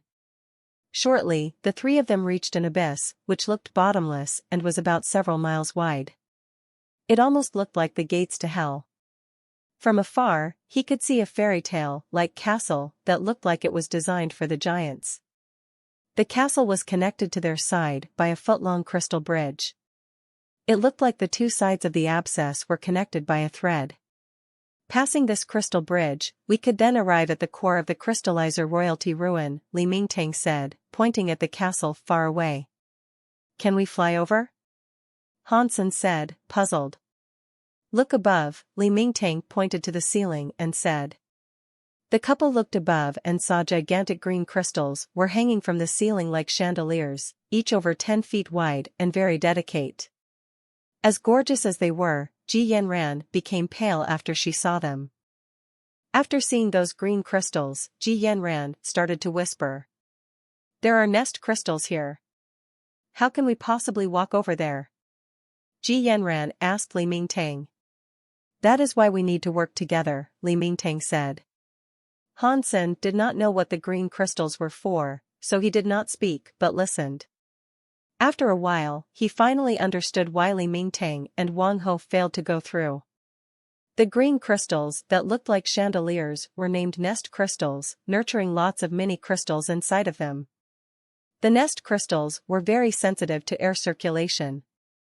Once air circulated around them, the mini crystals inside would jet out like hail. However, those mini crystals were 1,000 times scarier than hail. Full of spikes, they would start to absorb blood once they touched human skin. Even with super diamond body, Li Mingtang could not block the mini crystals, so it was definitely not easy to go through. Using flying beast souls to fly across would definitely trigger the nest crystals. The only possible way was to walk slowly over the crystal bridge to reduce the air circulation, so that the nests would not be triggered. The trouble was that even though they could walk on the bridge, that would still generate movements and air circulation, which would still trigger nests. If the nest crystals were triggered, the three persons must work together to avoid being touched by the mini crystals. Li Mingtang told Ji Yanran and Han Sen how to cope with the mini crystals, and the three of them slowly walked onto the crystal bridge with some distance apart. None of them dared to go too fast. They moved on the bridge like slow motion for fear that they might alert the nest crystals. Initially, Li Mingtang thought that it was basically impossible to walk through without triggering the crystals. However, the three of them passed the bridge slowly. The nest crystals hanging above were not triggered at all. Strange. Even Li Mingtang frowned, not knowing why the nest crystals were so calm. Last time when Li Mingtang came to this place with Wang Ho, they triggered a nest crystal without walking far. In the end, the two of them had to run for their lives separately. Even so, Li Mingtang still got injured. It is the best if we could refrain from triggering them. Let's go inside, Li Mingtang said and walked into the castle. Ji Yanran and Han Sen followed up, maintaining some distance from Li Mingtang. Previously, Li Mingtang needed them to go over the bridge. However, now that the nest crystals were not triggered, Li Mingtang might not need them anymore. Han Sen vigilantly followed Li Mingtang into the castle. The gate was already open. After they entered the castle, they became dumbstruck. In the huge castle lay many corpses in a messy way. All the corpses looked alive without any hint of drying up. They almost looked like living persons. However, taking a closer look at them, the three could easily tell that they were dead. When seeing those dead people, Li Mingtang suddenly became excited. Quickly glancing at the dead bodies, his eyes fell on the body of a middle-aged man and he became thrilled. Although Li Mingtang was overjoyed, he did not dare to go over, observing vigilantly. Those people would not die here for no reason. There were no injuries on any of their bodies. Standing or sitting, they simply died, without any traces of fighting or struggling. However, Li Mingtang still did not understand how those people died and why their bodies looked exactly like how they were when alive, without any signs of corruption, which was why he did not dare to go over. Han Sen and Ji Yanran were even less tempted to go up. When they were about to ask Li Mingtang the expert, they suddenly saw someone coming out from a structure inside the castle. With a closer look, Li Mingtang saw it was Wang Ho and suddenly changed his looks. He asked Wang Ho, "When did you come? Did you find anything?" Wang Ho smiled, reached out his hand and showed Li Mingtang a red crystal, the size of a pigeon egg. "After separating with you, I walked around before I came over, and I have also found the thing." "Fantastic, give me the thing, quickly." Seeing the red crystal, Li Mingtang looked overjoyed and watched the red crystal zealously. "Okay." Wang Ho walked to Li Mingtang slowly, quickly handing the crystal to Li Mingtang. Li Mingtang was so excited that he reached out to grab the crystal. Unexpectedly, Wang Ho flipped his hand and grabbed the crystal, punching Li Mingtang in the chest with his other hand. Li Mingtang was prepared as well. The moment when they made the move, Li Mingtang's body turned into gold. When Wang Ho hit his chest, the sound was metal hitting metal. Wang Ho, you should know that you could never hurt my super diamond body, Li Mingtang exclaimed coldly. Is that right? Wang Ho snorted and suddenly threw a grenade. However, Wang Ho did not throw the grenade at Li Mingtang or the couple, but outside the castle. Hearing the strong explosion and airflow, Han Sen suddenly became pale. The nests on the ceiling almost exploded at the exact same time. All the green mini crystals hidden inside fell out like a dust storm. Very soon, the mini crystals came to them like locusts, not giving them any time to react. Rot in hell. Wang Ho regarded the three of them coldly, while the mini crystals bypassed his body as if he was not a target at all. Li Mingtang was shocked, but it was too late to run. All the green mini crystals stuck to his body, from which even his super diamond body could not defend him. Waving his hands like crazy, he did not manage to break many before he was covered in green mini crystals like a beekeeper covered in bees. After sticking to his body, the green mini crystals quickly turned into a red color. Obviously, they sucked out a large amount of blood from Li Mingtang's body. Li Mingtang issued a shrill scream, hitting the mini crystals on his own body like crazy, but to no avail. More and more mini crystals started to stick to him. Han Sen and Ji Yanran were both pale, thinking that it was probably the end of their lives. Since even Li Mingtang's super diamond body was not effective, it was less likely for them to survive. However, after the mini crystals came over, they also bypassed the couple and did not touch them at all, which made them both surprised and happy. What? Seeing the situation, Wang Ho regarded the couple, surprised. All right then. Let me send you to hell myself. Wang Ho summoned his golden beast soul sword and walked directly to Han Sen. Han Sen was staring at the red crystal held in Wang Ho's left hand, not because he could tell something special about the crystal, but because the 9-life cat dependent was reacting to the red crystal.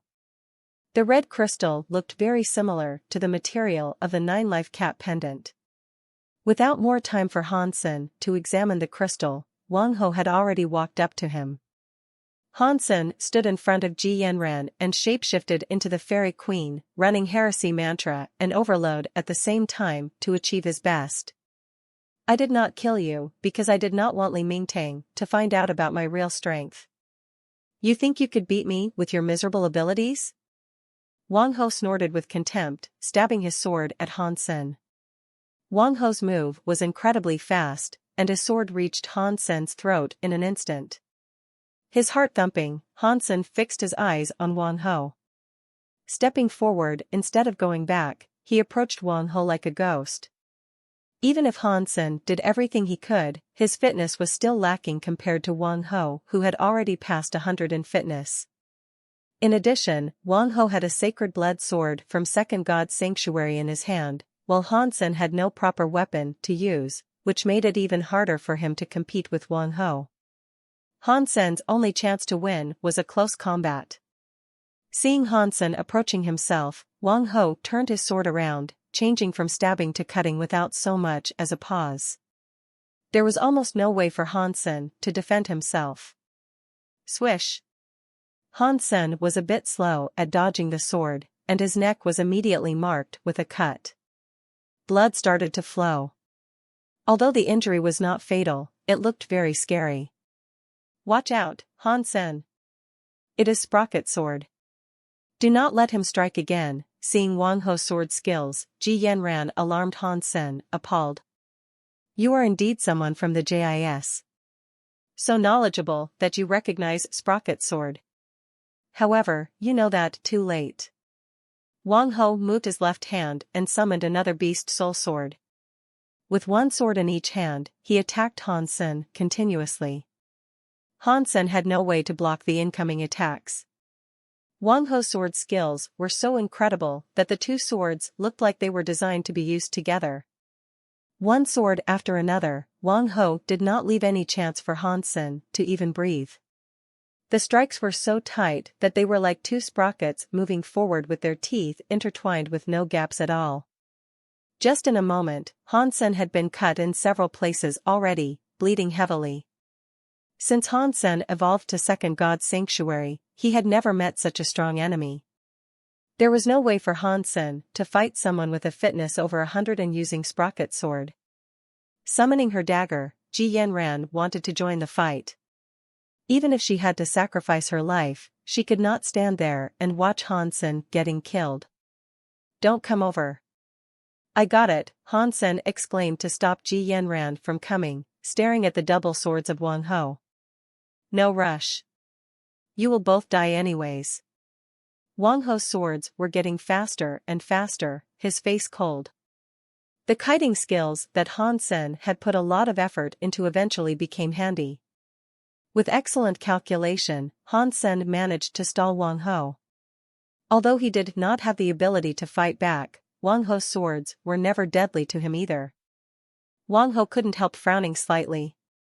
Sprocket sword was one of the best sword skills in making attacks. Once started, it could hardly be stopped by anyone. Since Wang Ho succeeded in practicing sprocket sword, even an evolver stronger than himself could hardly survive his double swords. It would be impressive for someone to block 100 or 200 strikes. However, Hansen's fitness was obviously weaker than Wang Ho, but he had already blocked 300 strikes before Wang Ho could launch a fatal attack. In addition, Wang Ho was starting to feel that it was harder and harder for his blades to hurt Hansen. Although Hansen was covered in injuries and blood all over, Wang Ho knew very well that those injuries were not deadly. What was even weirder was that Hansen's injuries only bled a bit when he just got hurt, but the bleeding stopped very soon, and the injury started to shrink. Hansen's eyes were emotionless like a well, reflecting all his enemies' moves.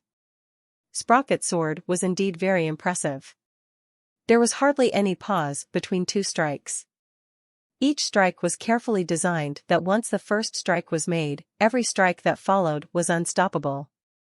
Each strike was targeted at a vital part, not leaving the enemy any chance to fight back before killed. However, humans were not machines with sprockets. And the design of sprocket sword even gave Hansen some extra opportunities. When it came to the design in martial arts, Hansen had never met anyone stronger than Queen, who was a real master. Different from Queen, Wang Ho's sword skills were half fixed and half calculated, which made it more rigid than Queen's kiting skills. If Queen was a real master, then Wang Ho was simply someone with a good set of sword skills. No matter how good a set of sword skills was, it must be rigid with errors. When Hansen was using kiting skills to dodge the attacks from Wang Ho, he was also continuously leading Wang Ho to make mistakes. Gradually, Hansen came to understand the sprocket sword better, so it was harder and harder for Wang Ho to injure him. Wang Ho became upset. It was the first time that he had encountered an opponent like this one. It seemed that Hansen's footwork was quite ordinary. However, no matter how fierce Wang Ho's sword skills were, it was hard for him to kill Hansen. Hansen's fitness was much worse than Wang Ho's, but Wang Ho started to feel that he was about to lose control. The figure of Hansen became more and more unpredictable in Wang Ho's eyes, which consumed his confidence and made him feel that it was hard for him to kill Hansen. Wang Ho was even worried that Hansen might strike back. "Impossible!" Wang Ho roared, hitting Hansen even harder with his swords. However, there was hardly effective. To the contrary, it made it even easier for Hansen to cope with him. Anger will only cause more mistakes in Wang Ho's sword skills. All of a sudden, the situation seemed to be reversed. Wang Ho's sword skills were still as fierce as ever, but for some reason, it felt he was at a disadvantage. Ji Yanran was both surprised and happy. Wang Ho, who had practiced sprocket sword, which was one of the strongest attacking sword skills, failed to kill Hansen after the first strike, and Hansen even turned the situation around, which was something Ji Yanran had never heard of before. A fitness level over 100 and the well-known sprocket sword seemed to be completely useless in front of Hansen. Hansen became more and more flexible, while Wang Ho became more and more suppressed. With a strong fitness and sharp sacred blood sword, Wang Ho could not put Han Sen down at all. Boom! With a punch from Han Sen, Wang Ho had to turn from offense to defense. The renowned sprocket sword was forced to be put on hold. Wang Ho's mind was almost shattered. He could not imagine that he would be forced to defend himself when using sprocket sword. Shocked and mad, he stepped back all of a sudden with the red crystal in his hand and said gloomily, "I will let you die ugly." As he spoke, Wang Ho put the red crystal on his forehead. Then, the red crystal suddenly lit up and shot a beam of red light. As if they were led by the red light, the green mini crystals floating in the air all turned toward Han Sen as if they were commanded by some kind of invisible force. Han Sen was shocked. He had no idea that Wang Ho could actually use the red crystal to control other crystals. Even Han Sen himself did not know why the mini crystals did not approach Ji Yanran and him previously, so he could not think of any way to block the mini crystals. A sea of green mini crystals were already in front of Han Sen's face. Squeak! Suddenly, a low chirp came from Han Sen's pocket. The green mini crystals coming toward Han Sen suddenly froze as if time had stopped. After just a moment, the green mini crystals moved again. However, this time, their target was no longer Han Sen, but Wang Ho with the red crystal in his hand. Wang Ho suddenly became pale, urging the red crystal hastily, but to no avail. The green mini crystals were completely out of control and covered his body instantaneously. Ouch! Wang Ho screamed painfully and rolled around on the floor. However, he soon stopped moving. All of his blood was gone in a second, and his body was dried up. Wang Ho stared his eyes wide, full of despair. Squeak! Han Sen's pocket sounded again. The green mini crystals flew up and returned to their nests in a spiral, fabulous, but spooky. Both Han Sen and Ji Yanran were stunned. Han Sen quickly opened his pocket and took out the green crystal unicorn beetle he put there. The unicorn beetle was the same way, lying on Han Sen's hand languidly. It looked as useless as ever, but both Han Sen and Ji Yanran were amazed by it at this point. Without a doubt, the reason that the green mini crystals got rid of Wang Ho's control and sucked him dry was completely this unicorn beetle. Han Sen was quite certain that he and Ji Yanran also needed to thank the unicorn beetle for keeping the green mini crystals away from them earlier. What is this? Han Sen looked at the unicorn beetle in his hand, shocked. Ji Yanran only shook her head. She had never heard of such a thing. It seemed that only crystallizers could control crystals, while crystallizers did not appear in the form of any creatures, let alone a unicorn beetle. However, if this unicorn beetle was not a crystallizer, how could it have controlled all those crystals? Han Sen put the unicorn beetle back to his pocket carefully. No matter what, Han Sen felt he had got himself a treasure. With the unicorn beetle near him, it would be much safer for him to enter any crystallizer ruin. After putting away the unicorn beetle, Han Sen walked to the body of Wang Ho and picked up the red crystal. Taking the red crystal in his hand, the 9-life cat pendant reacted even stronger. However, after Han Sen put the red crystal next to the 9-life cat pendant, nothing strange happened. There is no doubt that this piece of crystal is making the 9-life cat pendant react, but why is that? Han Sen gave it some thought and then put the red crystal on his forehead like Wang Ho did. All of a sudden, Han Sen felt a warm stream float into his brain. It felt somewhat like when he used the brain crystal, but it was different in that he did not feel the electric shock, just the warmth. This is strange. How did Wang Ho use this piece of crystal to control other crystals? Han Sen did not find a method to use the red crystal. When Han Sen was in doubt, he suddenly felt the crystal was melting in his hand. Shocked, Han Sen wanted to remove the crystal from his forehead, but the crystal had already turned into liquid, which he could no longer catch. Instantly, the red liquid infiltrated Han Sen's brain, making it hotter and hotter. White vapor started to rise from Han Sen's hair. However, heat like that did not make Han Sen feel uncomfortable. To the contrary, Hansen felt his brain was never so clear. The effect was even better than when he just used a brain crystal. Very soon, the heat in his brain gradually disappeared. Hansen did not feel anything special other than a clearer brain. After the crystal was absorbed, the 9-life cap pendant was no longer hot and became an ordinary stone again. "Are you okay?" Ji Yanran touched Hansen's forehead, worried. "I'm fine. This thing is similar to the brain crystals.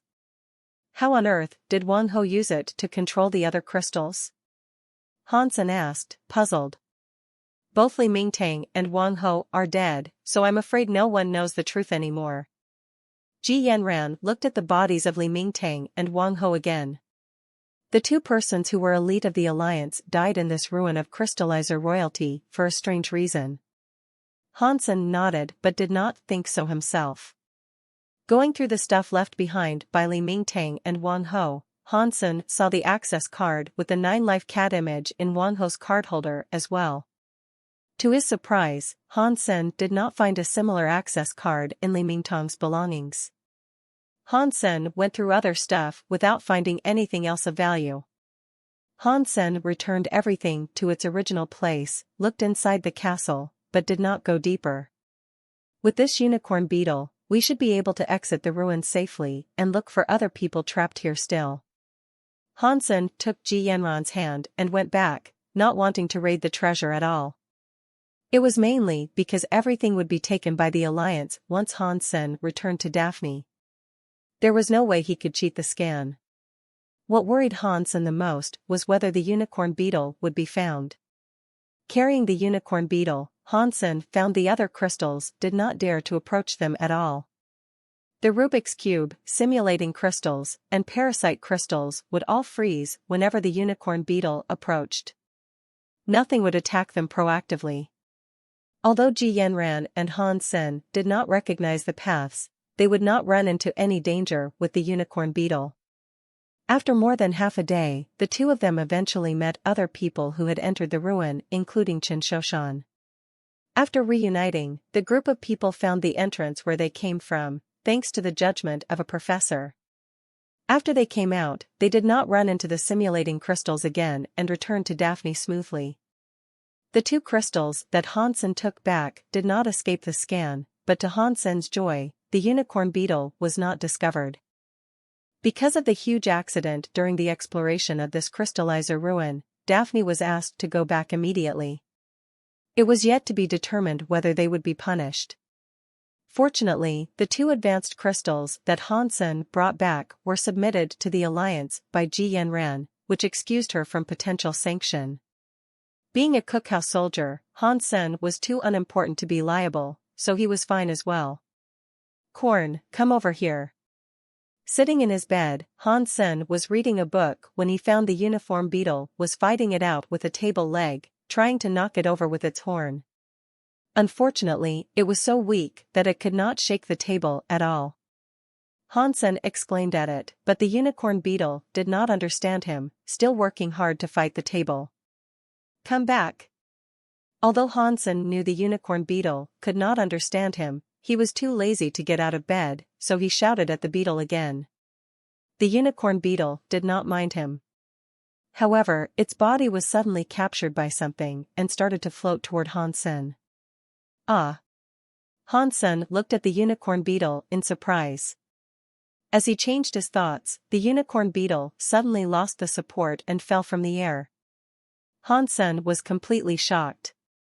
He tried to focus his mind again on the unicorn beetle, and very soon, it floated again, flying wobbly toward him. Hansen caught the unicorn beetle with his hand and felt overjoyed. Then he tried to focus his attention on other smaller objects like cups. Indeed, it turned out he could move some smaller objects with his mind. He could make a cup within a range of about 6 feet float. If the object was more far away, it would be beyond his power. Also, he could not lift anything heavy with his mind. Initially, Hansen was very excited. Later, however, he discovered that this ability was almost useless. The distance requirement was stringent, and the actual force he could use was too weak. It was almost impossible to be used in a fight. The red crystal seemed to have given my brain some revolutionary development. Now I could even use my mind to move things. However, it is still so weak that it is not very useful. Hansen soon lost interest in his newly gained ability. However, another benefit that the red crystal brought him made Hansen jump with joy. When Hansen started to learn the ancient language again after he came back, he found his memory and understanding much better and his progress much faster. Because of the accident in the last mission, everyone on Daphne was forbidden to enter God's sanctuary or use the Skynet. Hansen had to learn the ancient language all the time. Because his brain had been enhanced, he had made tremendous progress in understanding the ancient language. Although he was still unable to understand the majority of Danshan Sutra, Hansen now understood a part that was easier to read. This part was a technique that represented a kind of footwork. Simply by going forward, backward, left, right, and sideways, one could produce endless interesting combinations. It showed how the Tao produced one produced two produced three, and three produced all things. In addition, from Hansen's perspective, this technique written in Danshan Sutra was somewhat similar to the kiting skills of Queen. Hansen only learned some superficial techniques from Queen and did not learn it systematically. However, after reading this part in Danshan Sutra, Hansen was thrilled because he had some epiphanies that he had never imagined before.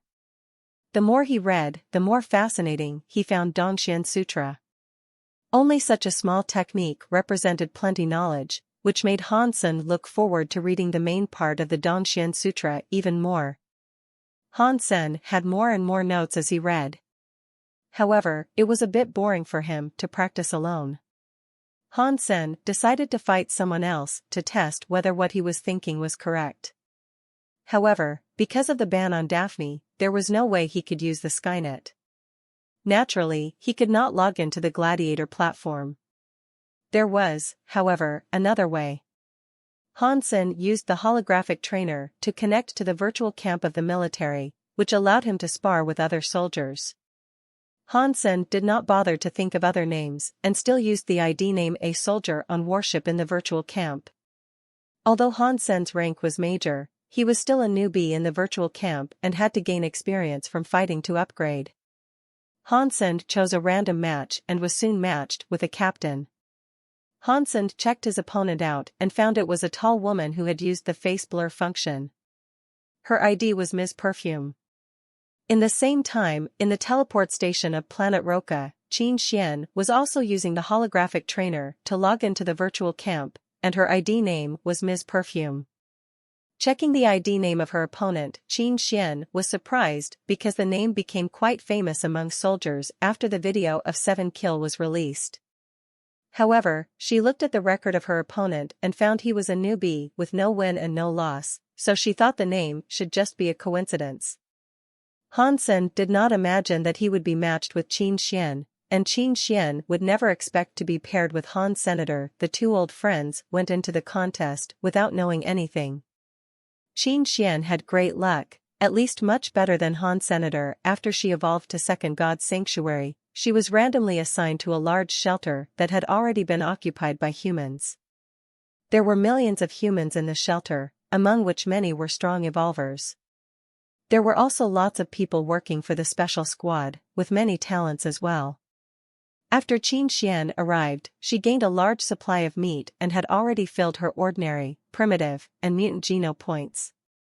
With some sacred geno points gained, she had managed to break 100 in fitness after 2 years, definitely one of the top evolvers. Seeing that her opponent was just a newbie, Qin Xian did not pay much attention to him. She thought she should be able to finish up pretty fast. However, after the fight began, it was completely unexpected for her. She turned from calm to angry to sullen, almost crying in the end. Qin Xian was someone who had seen great talents of various types. However, it was the first time she had encountered such an opponent. A soldier on warship did not attack at all, dodging her attacks all the time. However, when she had used all she got, she still failed to hit her opponent. In addition, to her dismay, she was forced into a dead end by her opponent without her noticing. Obviously, her opponent could have ended the fight with one move, but he did not choose to do that. His toying with her was simply an insult to Qin Xian. You will regret this. Qin Xian bit her lips, upset.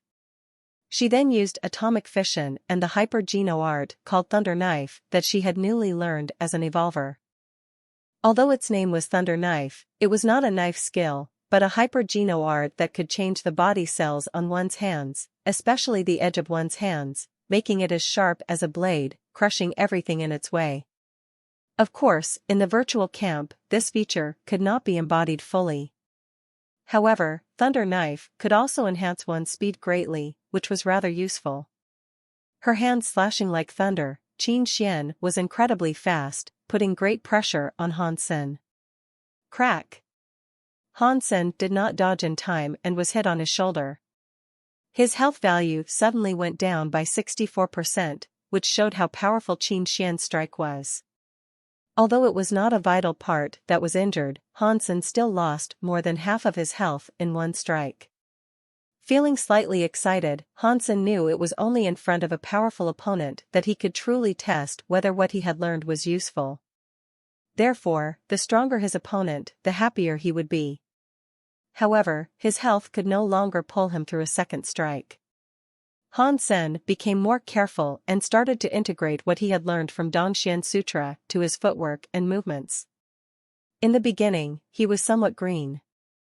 When Qin Xian launched fast attacks using Thunder Knife at him, he was trapped in risky situations multiple times. However, as Han Sen gradually put what he had learned into use, he was surprised to know all the possibilities there were. It was as if he had pushed open the gates to the new world, seeing lots of things that he had never imagined before. Han Sen was more and more immersed in his new discovery. In the beginning, he felt his opponent Ms. Perfume brought him a lot of pressure. But gradually, Han Sen could no longer feel the pressure and became fully committed to mastering the technique mentioned in Dongxian Sutra. His opponent was not in his eyes.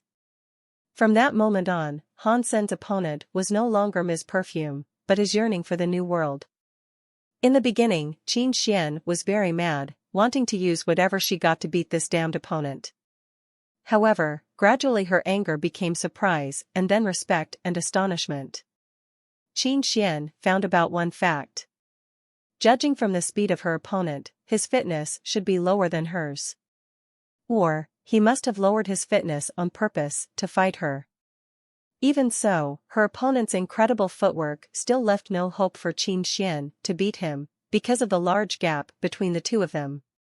Qin Xian had once had this feeling before against some true masters, so she naturally thought that her opponent was not an ordinary newbie, but some military mogul in disguise. Therefore, Qin Xian no longer had the anger, but wanted to learn something from her opponent, observing the footwork and skills of her opponent closely. As she observed, Han Sen became more and more surprised. I wonder who this mogul is. His footwork is almost comparable to Heavenly Go, but it is also somewhat different. This is so amazing. When is this footwork developed? Is it a new one or some ancient legacy? Han Sen had no idea that Qin Xian thought he was some military mogul playing with her. Continuing to figure out the Dongxian Sutra, Han Sen was very inspired. With his new knowledge, his footwork was now elevated from the level of imitating Queen. And he was getting better and better at it. As Han Sen was excited, he found his opponent had stopped attacking. Han Sen looked at her, puzzled, not understanding why she would pause. May I ask who you are, Chief? Qin Xian saluted to him and asked respectfully.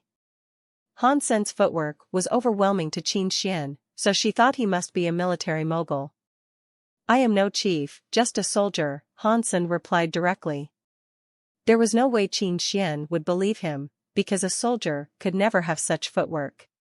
She had only seen the ability to put incredible pressure on the opponent just using footwork in a couple of masters. It was not a state that one could achieve with just some hyper-geno arts. One must have enough cultivation in martial arts to be so impressive. Han Sen was not that cultivated in martial arts. However, given how amazing Dong Xian Sutra was, he was able to put such pressure on Qin Xian just by integrating some of the techniques into his footwork, leading her to believe that he was a military mogul in disguise. Since her opponent did not want to admit it, Qin Xian did not want to force it either. However, she was still fully convinced that Han Sen was a military mogul. Watching Han Sen, she asked, "Comrade, what is the name of your footwork? Could you teach it to others? You want to learn?" Han Sen was surprised by the request of this female soldier named Ms. Perfume. "Yes." Qin Xian nodded. "Obviously, I could teach you that. But it is not a hyper-geno art that belongs to the military, so I could not teach for free." Han Sen thought about it and said. He had only learned a part of it himself so far. Practicing alone, he might not be able to tell his own flaws, just like a chess player could not be as objective as an observer. If this Ms. Perfume was willing to pay the price, Han Sen did not mind teaching her something. It would be nice to experiment on her anyway. Of course, Han Sen would not tell her the complete techniques. "Name your price, comrade." "I will pay as long as I can afford it," Qin Xian said hastily. She knew that money could not buy the footwork of her opponent. "Let's make an agreement first. I can only teach you some parts of the skill. It is up to you how much you could master." Since his opponent was sincere, Han Sen did not want to lie to her and put the truth forward. "Of course. I understand that." Because of the way Han Sen said it, Qin Xian was even more convinced that he was a military mogul. It was okay for him to instruct her once in a while, but he definitely had no time to be her personal tutor. "All right. If you want to learn, one class is half an hour. I will teach, and you shall listen. No question asked. The interval between classes is up to me. As for the fee..." Han Sen hesitated. Money was out of the question. His accounts and identity would easily be exposed. Staying on Daphne right now, he could not make any face-to-face transactions either. "Let's trade martial art with martial art. For the first class, you could give me the tutorial of the hand skills you just used. We will talk about future classes later. What do you think?" Han Sen suggested to Qin Xian, feeling he was asking a lot. Her hand skills were not anything ordinary. By teaching her half an hour, he was asking for a hyper-geno art that was probably an S-class art designed for evolvers. This price was obviously very high. Okay, Qin Xian agreed with no hesitation. Qin Xian sent the tutorial of Thunder Knife to Han Sen, and Han Sen started to teach her. Half an hour was a short amount of time. After explaining some techniques and demonstrating, Han Sen asked Qin Xian to imitate him twice. And then half an hour was gone. "How should I call you?" After the class, Qin Xian felt even more respectful toward Han Senator. Even what he said casually made her feel very inspired. She was more and more convinced that her opponent must be a master. However, she could not guess which military mogul he was. "Call me soldier," Han Sen said casually. He did not want to expose his identity to anyone, and he was not interested in knowing who she was either. In Han Sen's eyes, this wasn't no more than a transaction. "Then I will call you coach in the future?" Qin Xian firmly believed that he was a master, so she understood that he would like to keep his identity confidential. "That'll do as well." Han Sen added Qin Xian as a friend and left the virtual campus. He had many new understandings after the fight and would practice more on his own. After Han Sen left, Qin Xian recalled every single detail that Han Sen had taught her and started to practice repeatedly. The more she practiced, the more respect she had for Han Senator. Just a simple technique could have so many variations. Using Thunder Knife to trade for a class like that, Qin Xian felt it was such a good deal. In addition, Qin Xian even felt this person was cultivating her on purpose, otherwise how would she be able to get the class from such a master using just Thunder Knife? There was no way that Qin Xian could imagine that the master in her eyes was Han Sen, who she had bullied 1,000,000 times before. In addition, the incredible skills were just a small technique in the basics of Dongxian Sutra. Han Sen himself had only scratched the surface, and what he had taught her was even less than that. Han Sen, you have been training and studying quite hard, the fat squad leader said with a smile to Han Sen, who had just come back from the training hall. It doesn't hurt to learn more when I am young, Han Sen said, licking his lips. Han Sen, what is the use of reading those ancient words? If you have time, you should train more. Vice Squad Leader Lu Mingliang pointed to the pile of ancient language textbooks on Han Sen's desk. Han Sen had purchased these books for a grand price before he came to Daphne. Many of the books he could not find in ordinary libraries. Many hyper-geno arts are adapted from ancient martial arts, so it doesn't hurt to learn the ancient language, replied Han Sen. Lu Mingliang did not continue the topic but said, Han Sen, since you graduated with the rank of major, you should be a sacred blood aristocrat? Yes, didn't I tell you that before? Han Sen looked at Lu Mingliang, not sure why he would bring this up. This might be your opportunity then. Lu Mingliang said with a sigh, many comrades died on Daphne this time, including guards, the squad leaders of the Warframe department and the demolition team. When we return, many grassroots officers will be promoted for sure.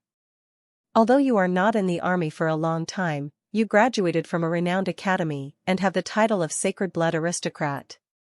Therefore, you will definitely have your chance. Although veterans like us are majors like you, we do not have the title or background to be promoted. Han Sen was enlightened. Lu Mingliang did make a good point. This time, Daphne did lose a lot of crew members. Even if the upper level would like to recruit more people, they would not be able to make such a large recruitment immediately. After all, a careful background check must be conducted before one could enter Daphne, so not many soldiers could be recruited here. It was almost inevitable that some original crew members would be promoted, which was Han Sen's opportunity. If he could become a squad leader of a less busy department such as the Warframe team, he would be able to have more time to study or go to God's sanctuary. In a quiet corner, Han Sen called Ji Yanran to ask about this matter. I was just about to tell you this. The upper level will promote some grassroots officers among the original crew members of Daphne. However, I don't want you to become the squad leader of other teams, but prefer if you could be my guard, said Ji Yanran. Guard? So I will be able to follow you anywhere. I love it. Han Sen was overjoyed. Being Ji Yanran's guard, he would have more time to spend with her alone. In addition, as long as she agreed, he would have infinite free time, which was much better than a squad leader. Ji Yanran blushed and said, You are full of dirty thoughts. How's that? Han Sen glanced at her fair skin underneath her sleepwear and felt an urge to go to her bed right away. Ji Yanran rolled her eyes at him and said seriously, Although I would like you to be my guard, there are things that I could not choose. I have recommended you as much as I could, but all I earned was an opportunity for you. Whether or not you could end up as my guard is totally up to you. I do not feel we have a great chance, but it is worth a try. If it doesn't work, I will then try to recommend you as the squad leader of the Warframe department. What opportunity? Han Sen asked. I am given 2 guards. One of them is already decided and could not be changed. For the other guard, there are 4 candidates, including you. I am not allowed to decide which one of you is to become the guard, so you must fight it out, said Ji Yanran. Will my opponents be surpassers? Han Sen blinked and asked. Not really, they are all evolvers, but one of them is very impressive, Ji Yanran said with a wry smile. How impressive? Han Sen frowned and asked. Same as you, he is a major. However, he is a 40-year-old veteran who has spent about 2 decades in the military. Ji Yanran paused and continued, You have seen Li Mingtang using that hyper-geno art, which cost him 60 years to practice. I will not say anything more than the fact that your opponent had already succeeded in practicing Super Diamond Body. He was serving in Blue Blood Special Force previously and was called the Tiger of Blue Blood. Of course, his strength was more than just Super Diamond Body. He is almost always among the top 3 evolvers of the military contest, while Wang Ho was not even top 100. Ji Yanran looked quite troubled. This is somewhat troublesome, but it does not mean there is no chance to beat him. Hansen thought about it and asked, "When is the fight?" "It is not a fight. The 4 of you will all attend the military contest. Whoever with the highest rank will become my guard. Unfortunately, there is no way to fake it in the military contest. You have to rely on your own strength," Ji Yanran lamented. If she was able to do something, Ji Yanran would definitely let Hansen win. "That's good. I will have a lot of time until then," Hansen smiled and said. Hanging up, Hansen started to think how he could win. Li Mingtang had once said that one needed to have at least 120 in fitness to break his Super Diamond Body. However, even Hansen used all he got, he would only be able to approach 100, which was still far from the threshold. In addition, Hansen did not have any strong beast soul weapons, so he could not depend on a weapon either. In addition, he was forbidden to enter God's sanctuary, so there was no way he could increase his Geno points. Hansen gave it a lot of thought, and the only possible way was to break the Super Diamond Body from within. Hansen did not believe that someone who had just succeeded in practicing Super Diamond Body could strengthen their inner organs as much as their bones and muscles. As long as he could send his force into their inner organs, he would be able to break their bodies. Hansen was especially good at this kind of force. The Yin Force and Yin Yang Blast could achieve that. To be more confident, Hansen decided to spend more time to practice Yin Yang Blast, especially the Yin Force, which could penetrate one's body. Currently, when Hansen used the Yin Force, he could penetrate a steel plate 3 inches thick and send 60% of his force to the object behind it. This meant he would be able to send enough force to one's inner organs through one's skin and muscles. However, the conversion rate of 60% was still a bit low. Hansen wished that he could increase that rates to more than 90% and preferably 95% before the contest. Otherwise, with Hansen's fitness of a little less than 100, even if he could use the Yin Force effectively, he might not be able to hurt his opponent. After all, his opponent would be someone with a fitness level over 100. It was actually harder to practice the Yin Force than the Yang Force. Also, there was almost no convenient way to practice it. Hansen had to spend a lot of time and used all his brainpower. Although Hansen did not spend all his time on it, he had been practicing the Yin Force for several years. And even after that, his conversion rate was just about 60%, which showed how difficult it was to practice the Yin Force. During the amount of time that Daphne traveled back to the Alliance, Hansen was practicing the Yin Force every chance he got. He did not log into the virtual camp again. Qin Xian was frequently in the camp, wishing to meet Hansen again and learn some things from him. Unfortunately, she never did and was disappointed every time. Before Daphne reached the human space harbor, a warship sent from the Alliance came to it and investigated everybody separately. This time, Daphne had suffered a great loss, including 2 of the most renowned professors studying crystallizer civilization. Many researchers also died on the planet. The accident was quite severe. Fortunately, the 2 advanced crystals that Hansen brought back was submitted by Ji Yanran, which was credited by the Alliance. Coupled with the great influence of her family, Ji Yanran was not punished. After all, she was not responsible for the excavation work. After returning to the Alliance, the soldiers on Daphne eventually gained some freedom. Although Daphne would not be on a mission in a short amount of time, the soldiers were not excused. The good news was that they could enter God's sanctuary as they wished. It was more than a month until the military contest started. Hansen planned to use this amount of time to increase his Geno points as much as possible so that he would have a bigger chance at the contest. Returning to Goddess Shelter again, Hansen found that Yang Monli had done a good job managing the shelter. Many people had already resided in the shelter, which brought Hansen more money than he thought. Each month, he had an income of more than 10 million. The region was not quite populated, so he would earn even more if there were more people. Zhu Ting had got his hands on Treading Cloud a long time ago. Because Hansen was absent from God's sanctuary for a long time, it was the first chance Zhu Ting could have given the Hyper-Geno art to him. After receiving Treading Cloud, Hansen went to hunt. He still asked Zero to stay in Goddess Shelter. Since she could not gain Geno points from eating meat and could not use beast souls either, there was no point for her to go hunting. She could stay in the shelter and defend it when there were creatures attacking the shelter. Hansen went deep into the glaciers and snow mountains alone. On his way, Hansen was almost traveling at full speed and bypassed all the creatures he saw.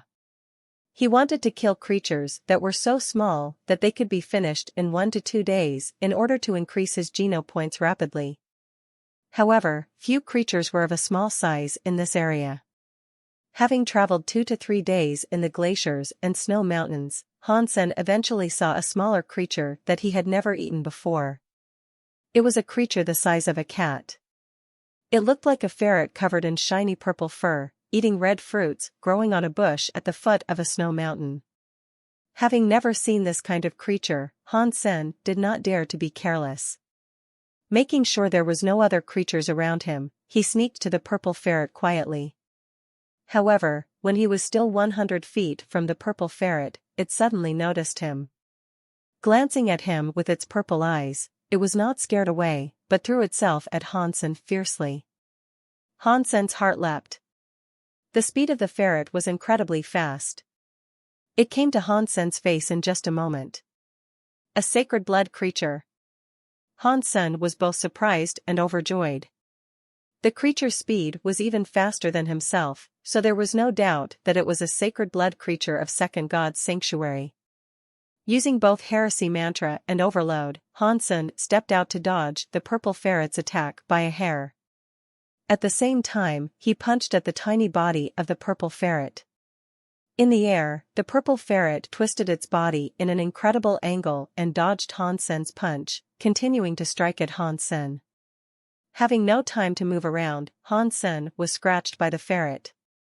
The armor coming with the Fairy Queen was not effective at all. If Hansen did not avoid the attack, that scratch would gut him. An injury like this was not enough to make Hansen cringe. He was still very calm, using his footwork to fight the ferret. The strength of the creature was completely beyond Hansen's imagination. What was worse was that his skin scratched started to bleed purple blood. Obviously, he was poisoned. Since he had practiced Jade Skin, Hansen was immune to most poisons. After he made the first breakthrough, normal poisons were completely useless on him. The fact that the toxins of this purple ferret were effective on him showed how strong the creature was. Luckily, Jade Skin was still effective. After the purple blood flowed for a while, his blood turned red and the injury started to heal. This purple ferret was incredibly fast and nimble. It was even able to shift its directions in the air. Punching a dozen times, Hansen missed every single time. Luckily, Hansen's effort in practicing his footwork was not a waste. Relying on incredible kiting skills, he managed to dodge the lightning snap of the purple ferret each and every time. A man and a ferret were fighting in the snow. The tiny body of the ferret was at an absolute advantage. The animal attacked Hansen continuously in a fierce way. Unfortunately, most creatures were not that smart like humans. The sacred blood purple ferret had amazing fitness and talent in fighting, but all it was relying on was its instinct. Hansen used his footwork to its limits. It seemed that he was at a disadvantage, but in fact, he had already had everything under control. Tempting and intimidating, he had forced the purple ferret into a spot that he desired. Dongxian Sutra was not only effective in footwork, but also in fistfight. It was somewhat similar to Sprocket's sword that Wang Ho used. However, Sprocket's sword was applied to the collaboration between two swords, while the application of Dongxian Sutra was wider and cleverer. Each and every part of one's body could be used to play a part in attacks. However, the more methods there were, the harder it was to calculate the moves in a comprehensive way. Hansen had just started to practice, so he was naturally unable to reach a profound level. Calculating his punches alone proved hard to him. When other people fought, physical energy was consumed. However, when Hansen fought, his brainpower was consumed more.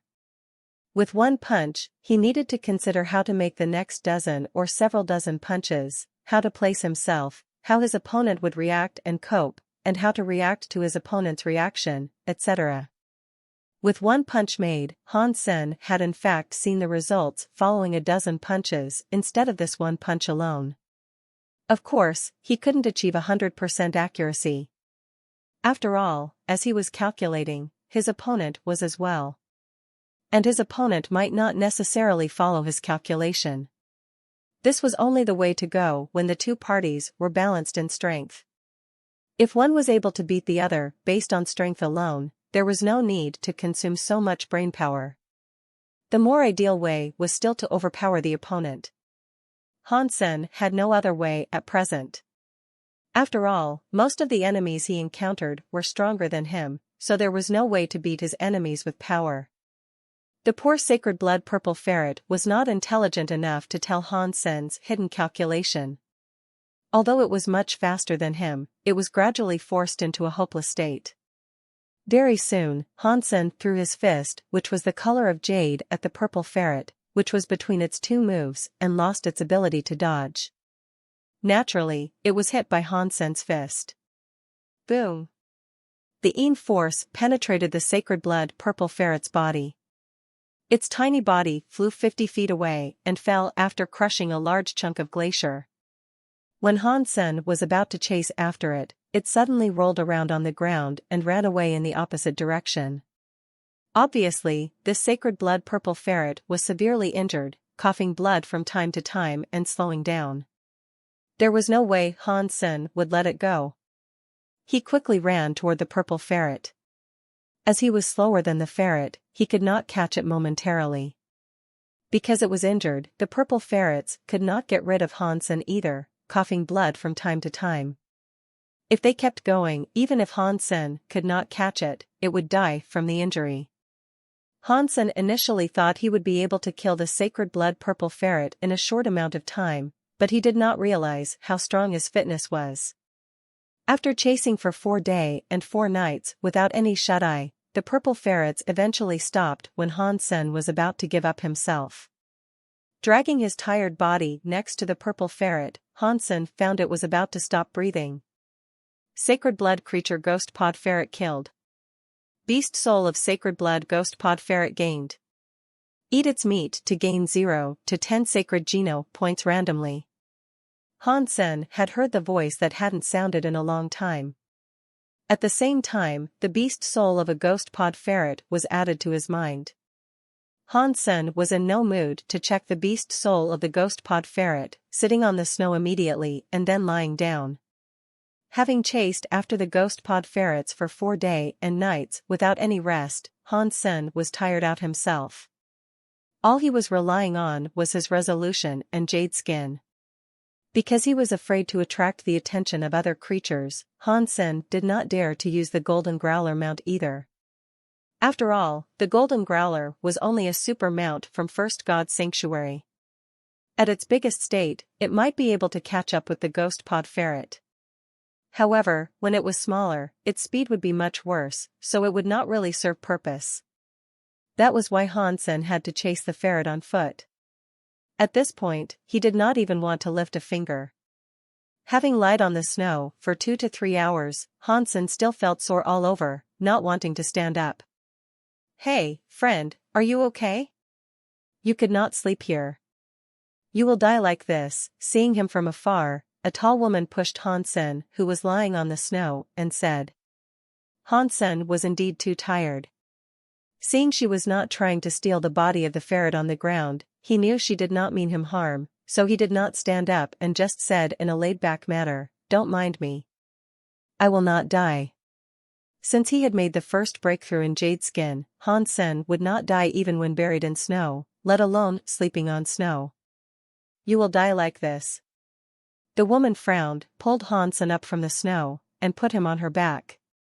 She lifted the body of the ghost pod ferret with her other hand and said as she walked, "So tired after killing such a small thing, men are such useless creatures. Let me down. I can walk on my own." Hansen felt both surprised and amused.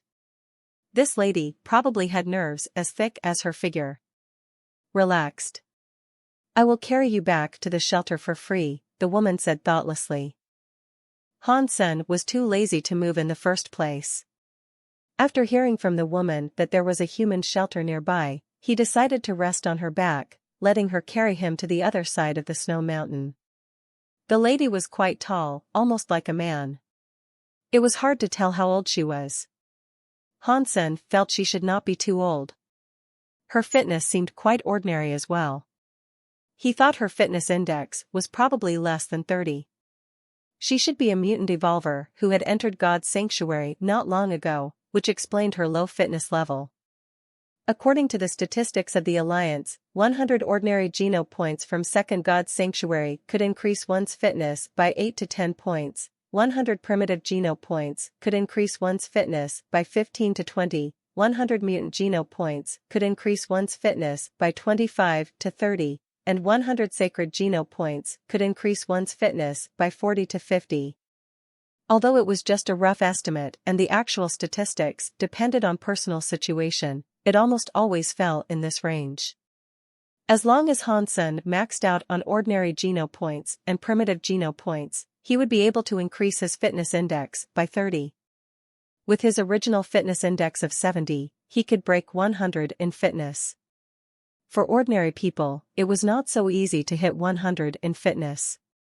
Even a sacred evolver started with a fitness level around 30. Even with ordinary, primitive, and mutant Geno points maxed out, a sacred evolver would not be able to reach 100 in fitness index, but must gain some sacred Geno points as well. It was even harder for the mutant evolvers. As for primitive evolvers, they were basically cannon fodder in second God's sanctuary. It was hard for them to kill even just an ordinary creature. Obviously, this woman did not have a prominent background. Relying on herself, she probably had as hard a time like Hansen did when he was first in steel armor shelter. Many people could not even reach 100 in their fitness index for their entire life, which was why they did not dare to go to third God's sanctuary and died of old age in the second. Even there were some people who would risk their life by going to third God's sanctuary without hitting 100 in fitness level. Most of them died from accidents. Only less than 1/1000 would survive. The reason that Hansen worked hard to lay his foundation in first God's sanctuary was not just to have a good time in second God's sanctuary. In third and fourth God's sanctuary, he would need even stronger fitness in order to just survive. To go far, he must first establish a profound foundation. With a shaky beginning, his road would only become more and more difficult. The woman was obviously a talker. She was very outgoing, chatting with Hansen while carrying him. By replying to her from time to time, Hansen soon learned a lot. The woman was named Guan Tong, 29 years of age. She came to second God's sanctuary 3 or 4 years ago. Fortunately, she had the good luck to end up in a middle-sized shelter which had about 10,000 people without encountering any risks. However, the family of Guan Tong was quite ordinary, so it was quite hard for herself to evolve with mutant Geno points maxed out. In second God's sanctuary, her life was even more difficult. Until now, she still had not reached 30 in her fitness index. The shelter she was staying at was named Starwheel Shelter, the owner of which was Li Xingluan. When hearing the admiring tone in Guan Tong's voice when talking about Li Xingluan, Hansen felt rather curious about Li Xingluan. After Guan Tong carried Hansen and traveled past 2 mountains, Hansen eventually saw Starwheel Shelter. What he saw surprised him completely. It was not because the shelter was marvelous. In fact, Starwheel Shelter was about the same as Hansen's goddess shelter, so it should also be the shelter of an aristocrat spirit originally. The reason Hansen was surprised was that surrounding area of Starwheel shelter was filled with creatures. Giant eagles were snapping at the shelter from the sky. Floods of beasts came toward the walls of the shelter. Dead bodies and blood turned the ground near the shelter into a graveyard.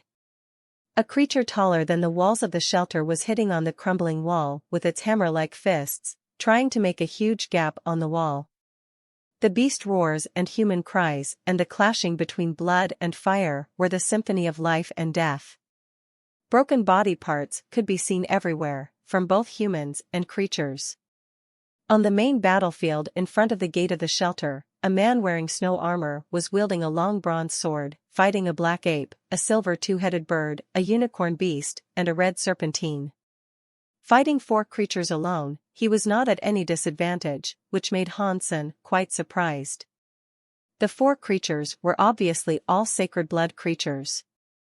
The man was able to fight all of them alone, blocking the main attacks of the creatures, which was why the shelter was still standing at this point. However, the current situation was not promising. There were so many creatures that they hit the Starwheel shelter like waves of the ocean. Among them, 2 other sacred blood creatures were blocked by 2 strong evolvers in the shelter. However, other creatures still caused a great damage to humans who were defending the shelter. Everyone knew that if they teleported back to the Alliance at this point, they could never come back here after the creatures occupied the shelter. At that time, they would never be able to teleport back to God's sanctuary again. That was the reason why everyone was still guarding the shelter with their lives. However, they still fell short compared to the fearless and endless creatures. There was no telling until when they could hold their posts. Behind the creatures, a young lady with silver hair and eyes, and a silver staff in her hand was standing on top of the head of a creature that looked like either a snake or dragon, watching everything happen coldly. Beside the young lady, groups of various creatures launched continuous and fierce attacks at the shelter as she wielded her staff. Either the death of creatures or humans could not change the looks of the young lady. Royal spirit. Seeing the young lady's look, Hansen exclaimed inwardly. He did not know whether his luck was good or bad.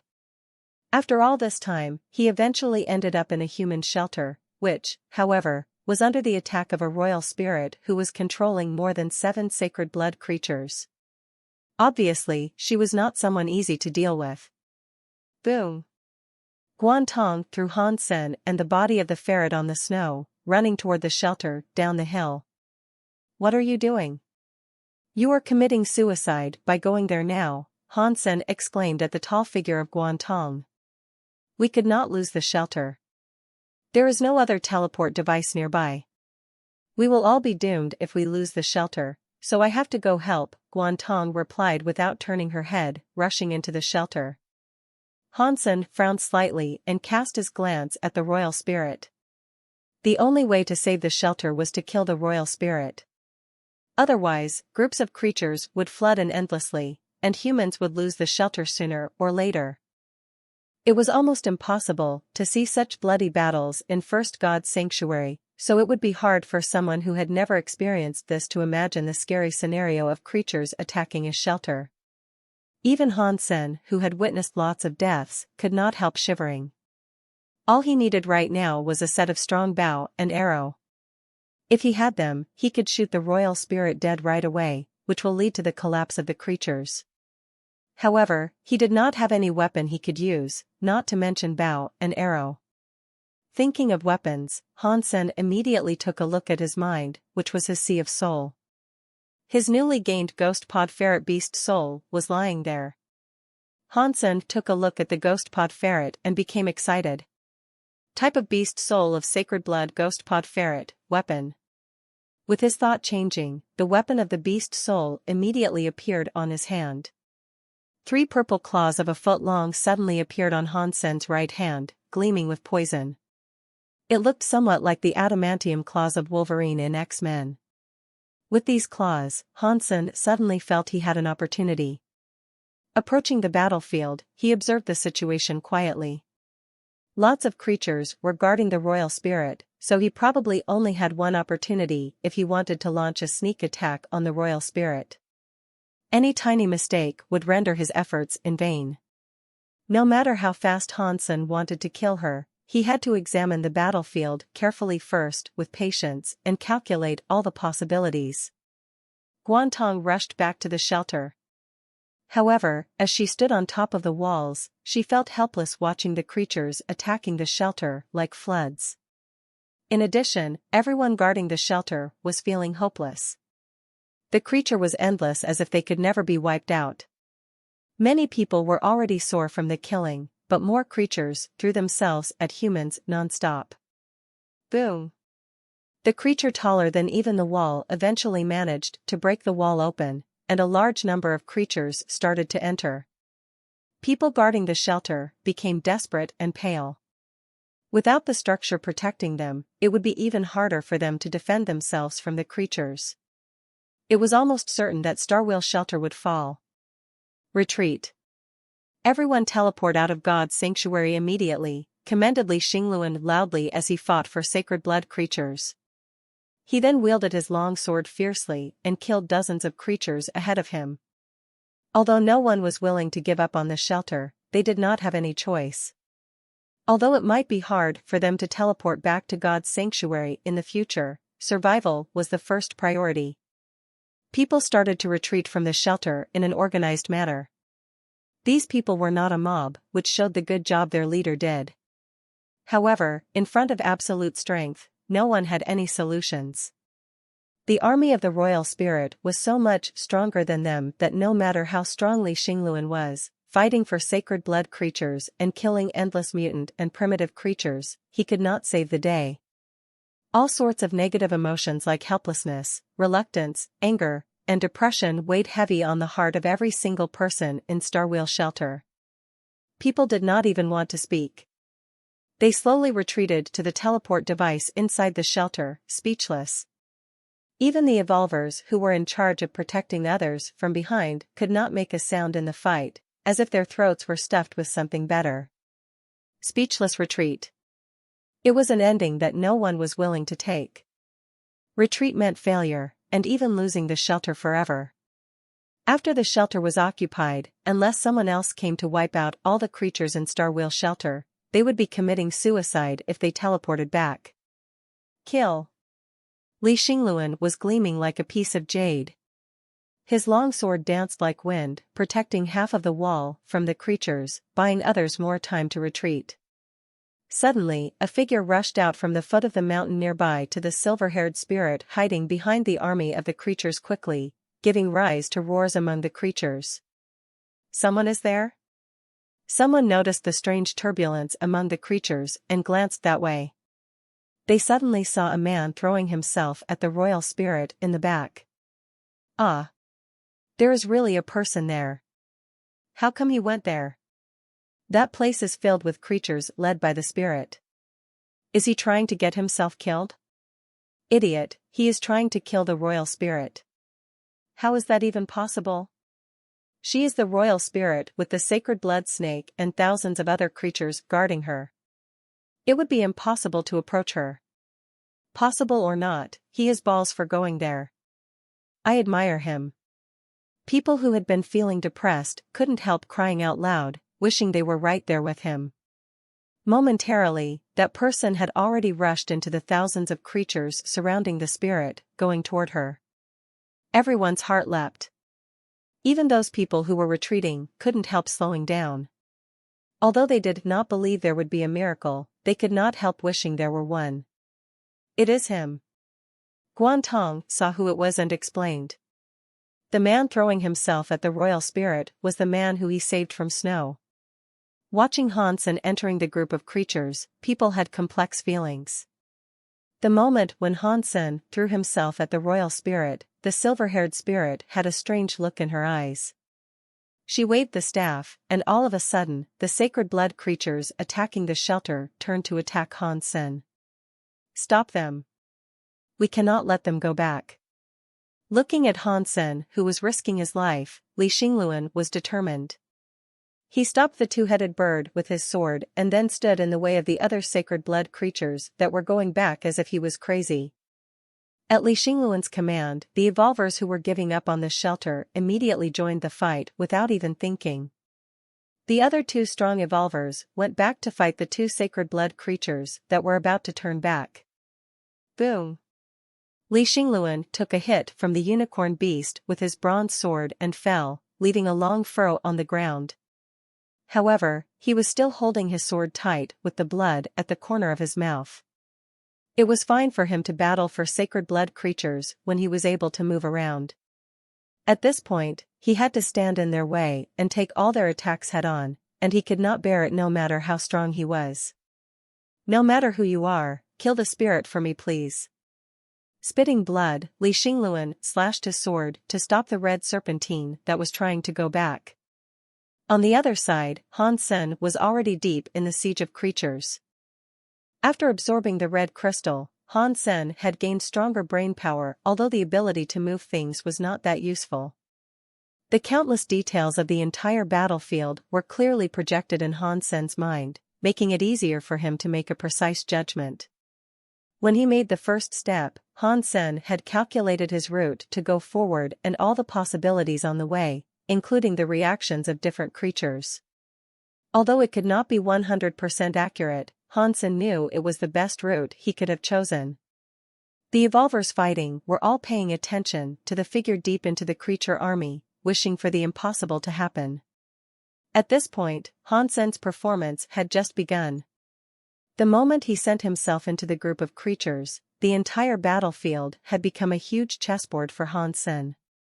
Every single creature, including the royal spirit herself, was pieces on the chessboard for Han Senator, and his end goal was to take out the piece represented by the royal spirit.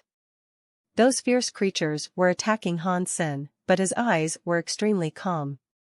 Moving his legs rapidly, he was going forward according to the route he had designed.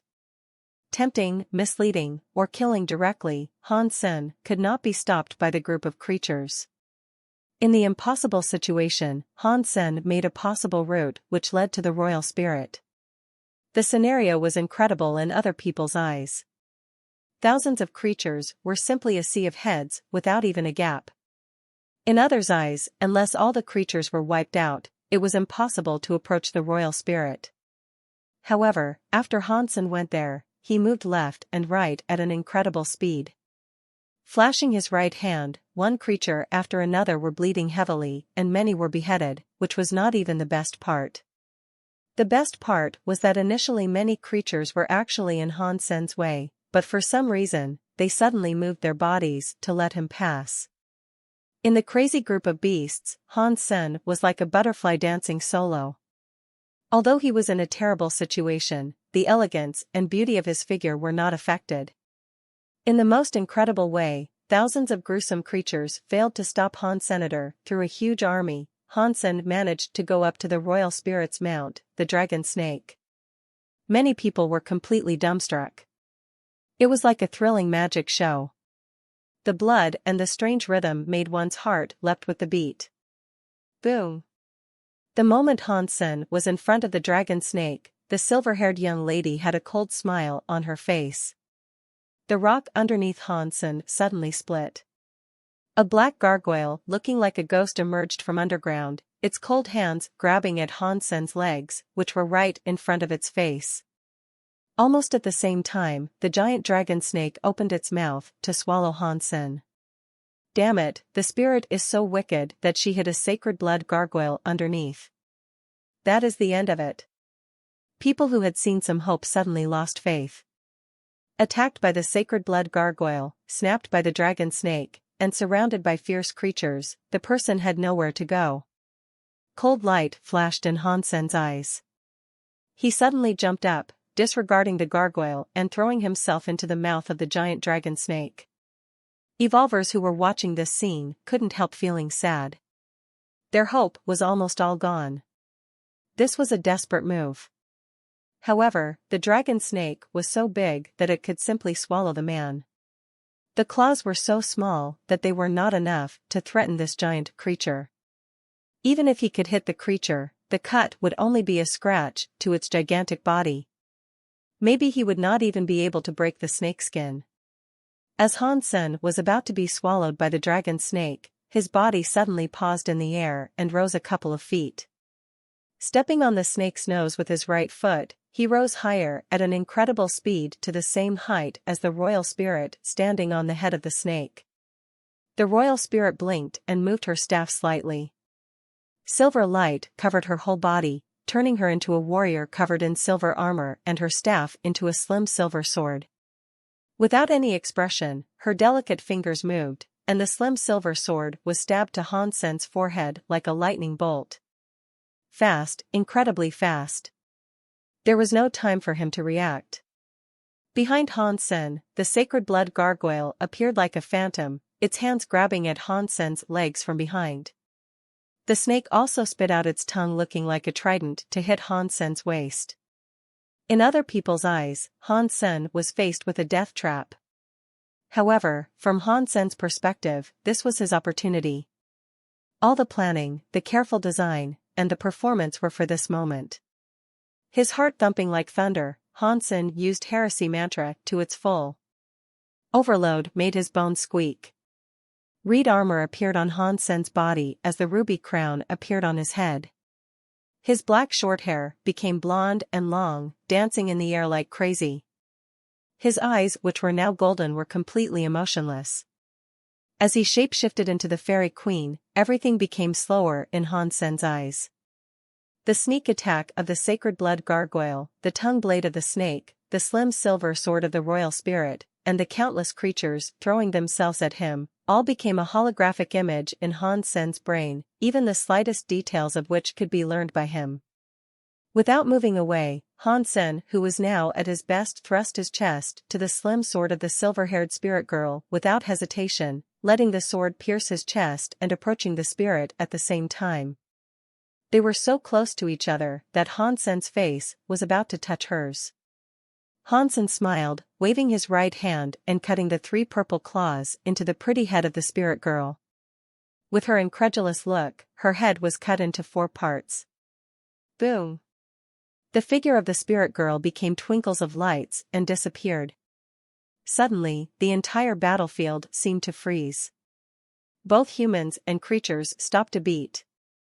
All eyes were on the gorgeous figure. The red armor and ruby crown were shining in the sun so bright that people could hardly look at them. The injury on Hansen's chest had stopped bleeding.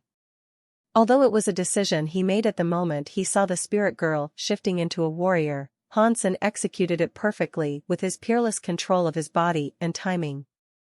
Although the slim silver sword pierced his body, Hansen managed to avoid all his inner organs. It stabbed him in the gap between his heart and lung. In addition, his heart was the toughest among all inner organs because of the heresy mantra.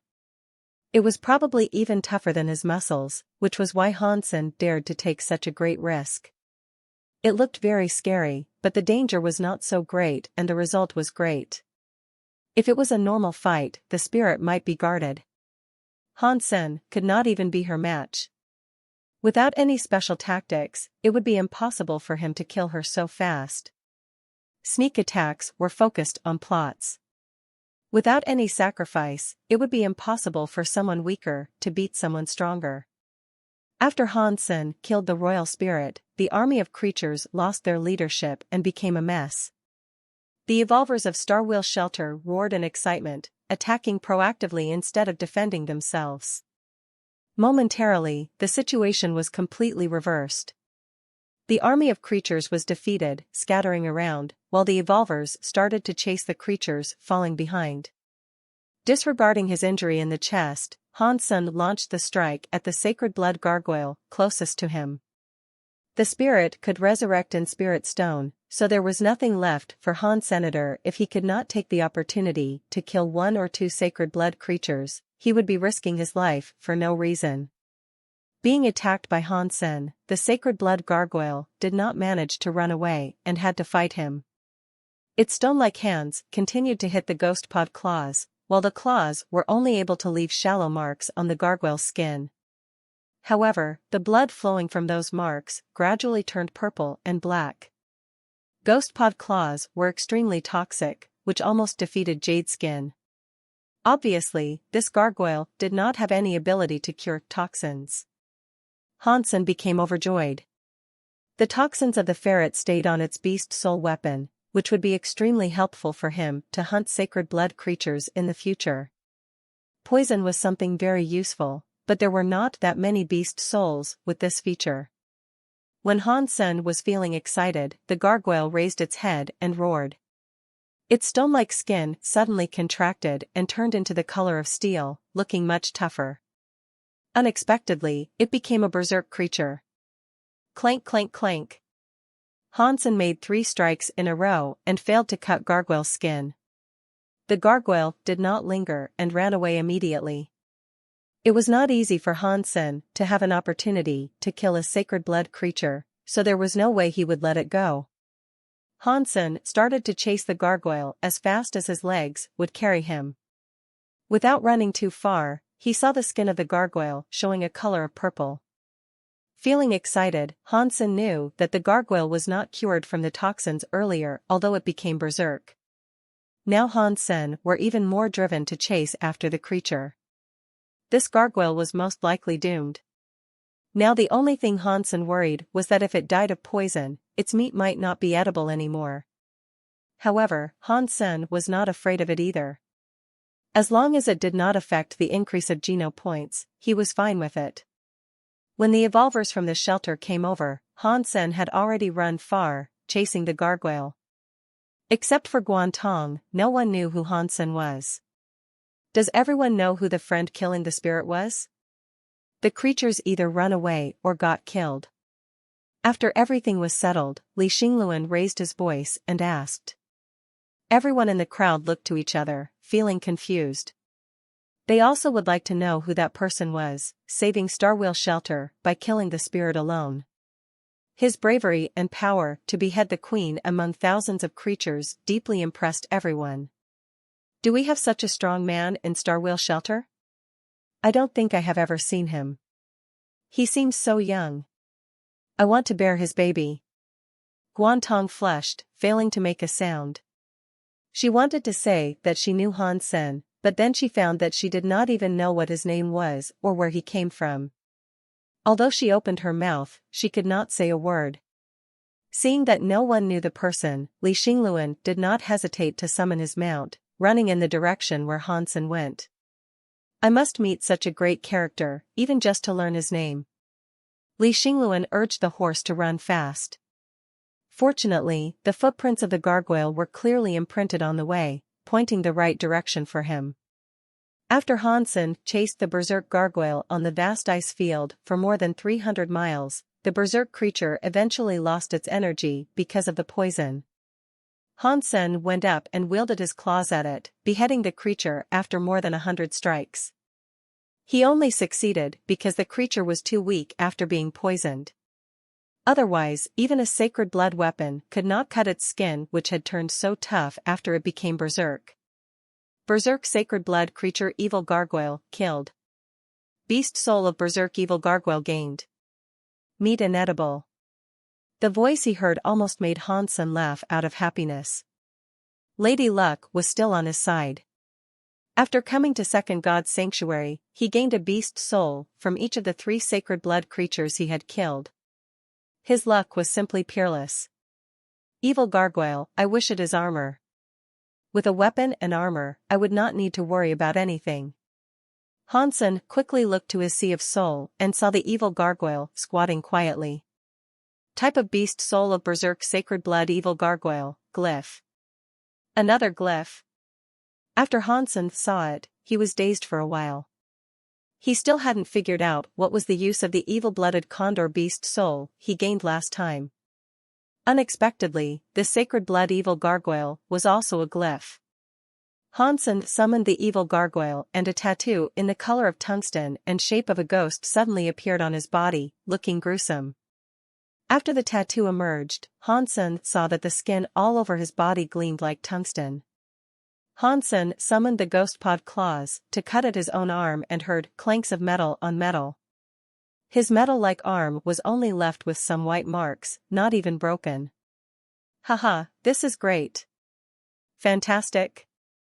After cutting a few times, Hansen saw the result was the same, which made him feel overjoyed. This berserk evil gargoyle glyph was much better than the evil-blooded condor glyph, the use of which was still unclear.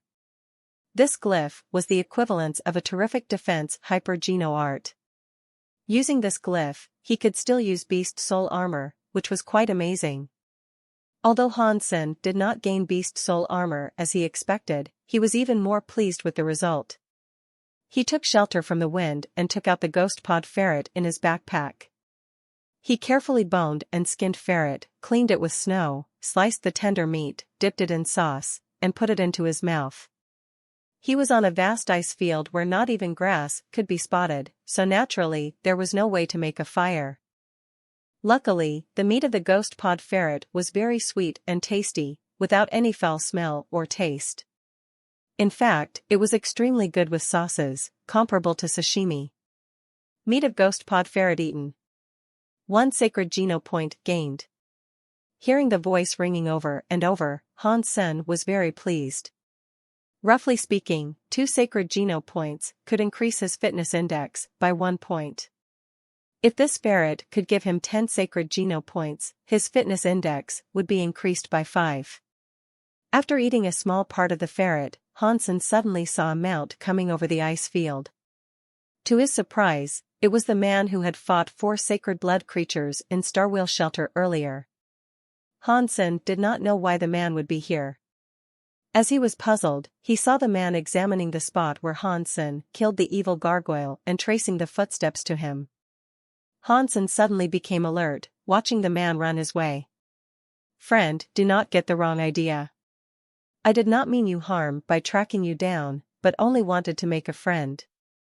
Seeing Hansen, Li Xingluan became happy and told Hansen why he was here. "If you just want to thank me, then it's not necessary," said Hansen.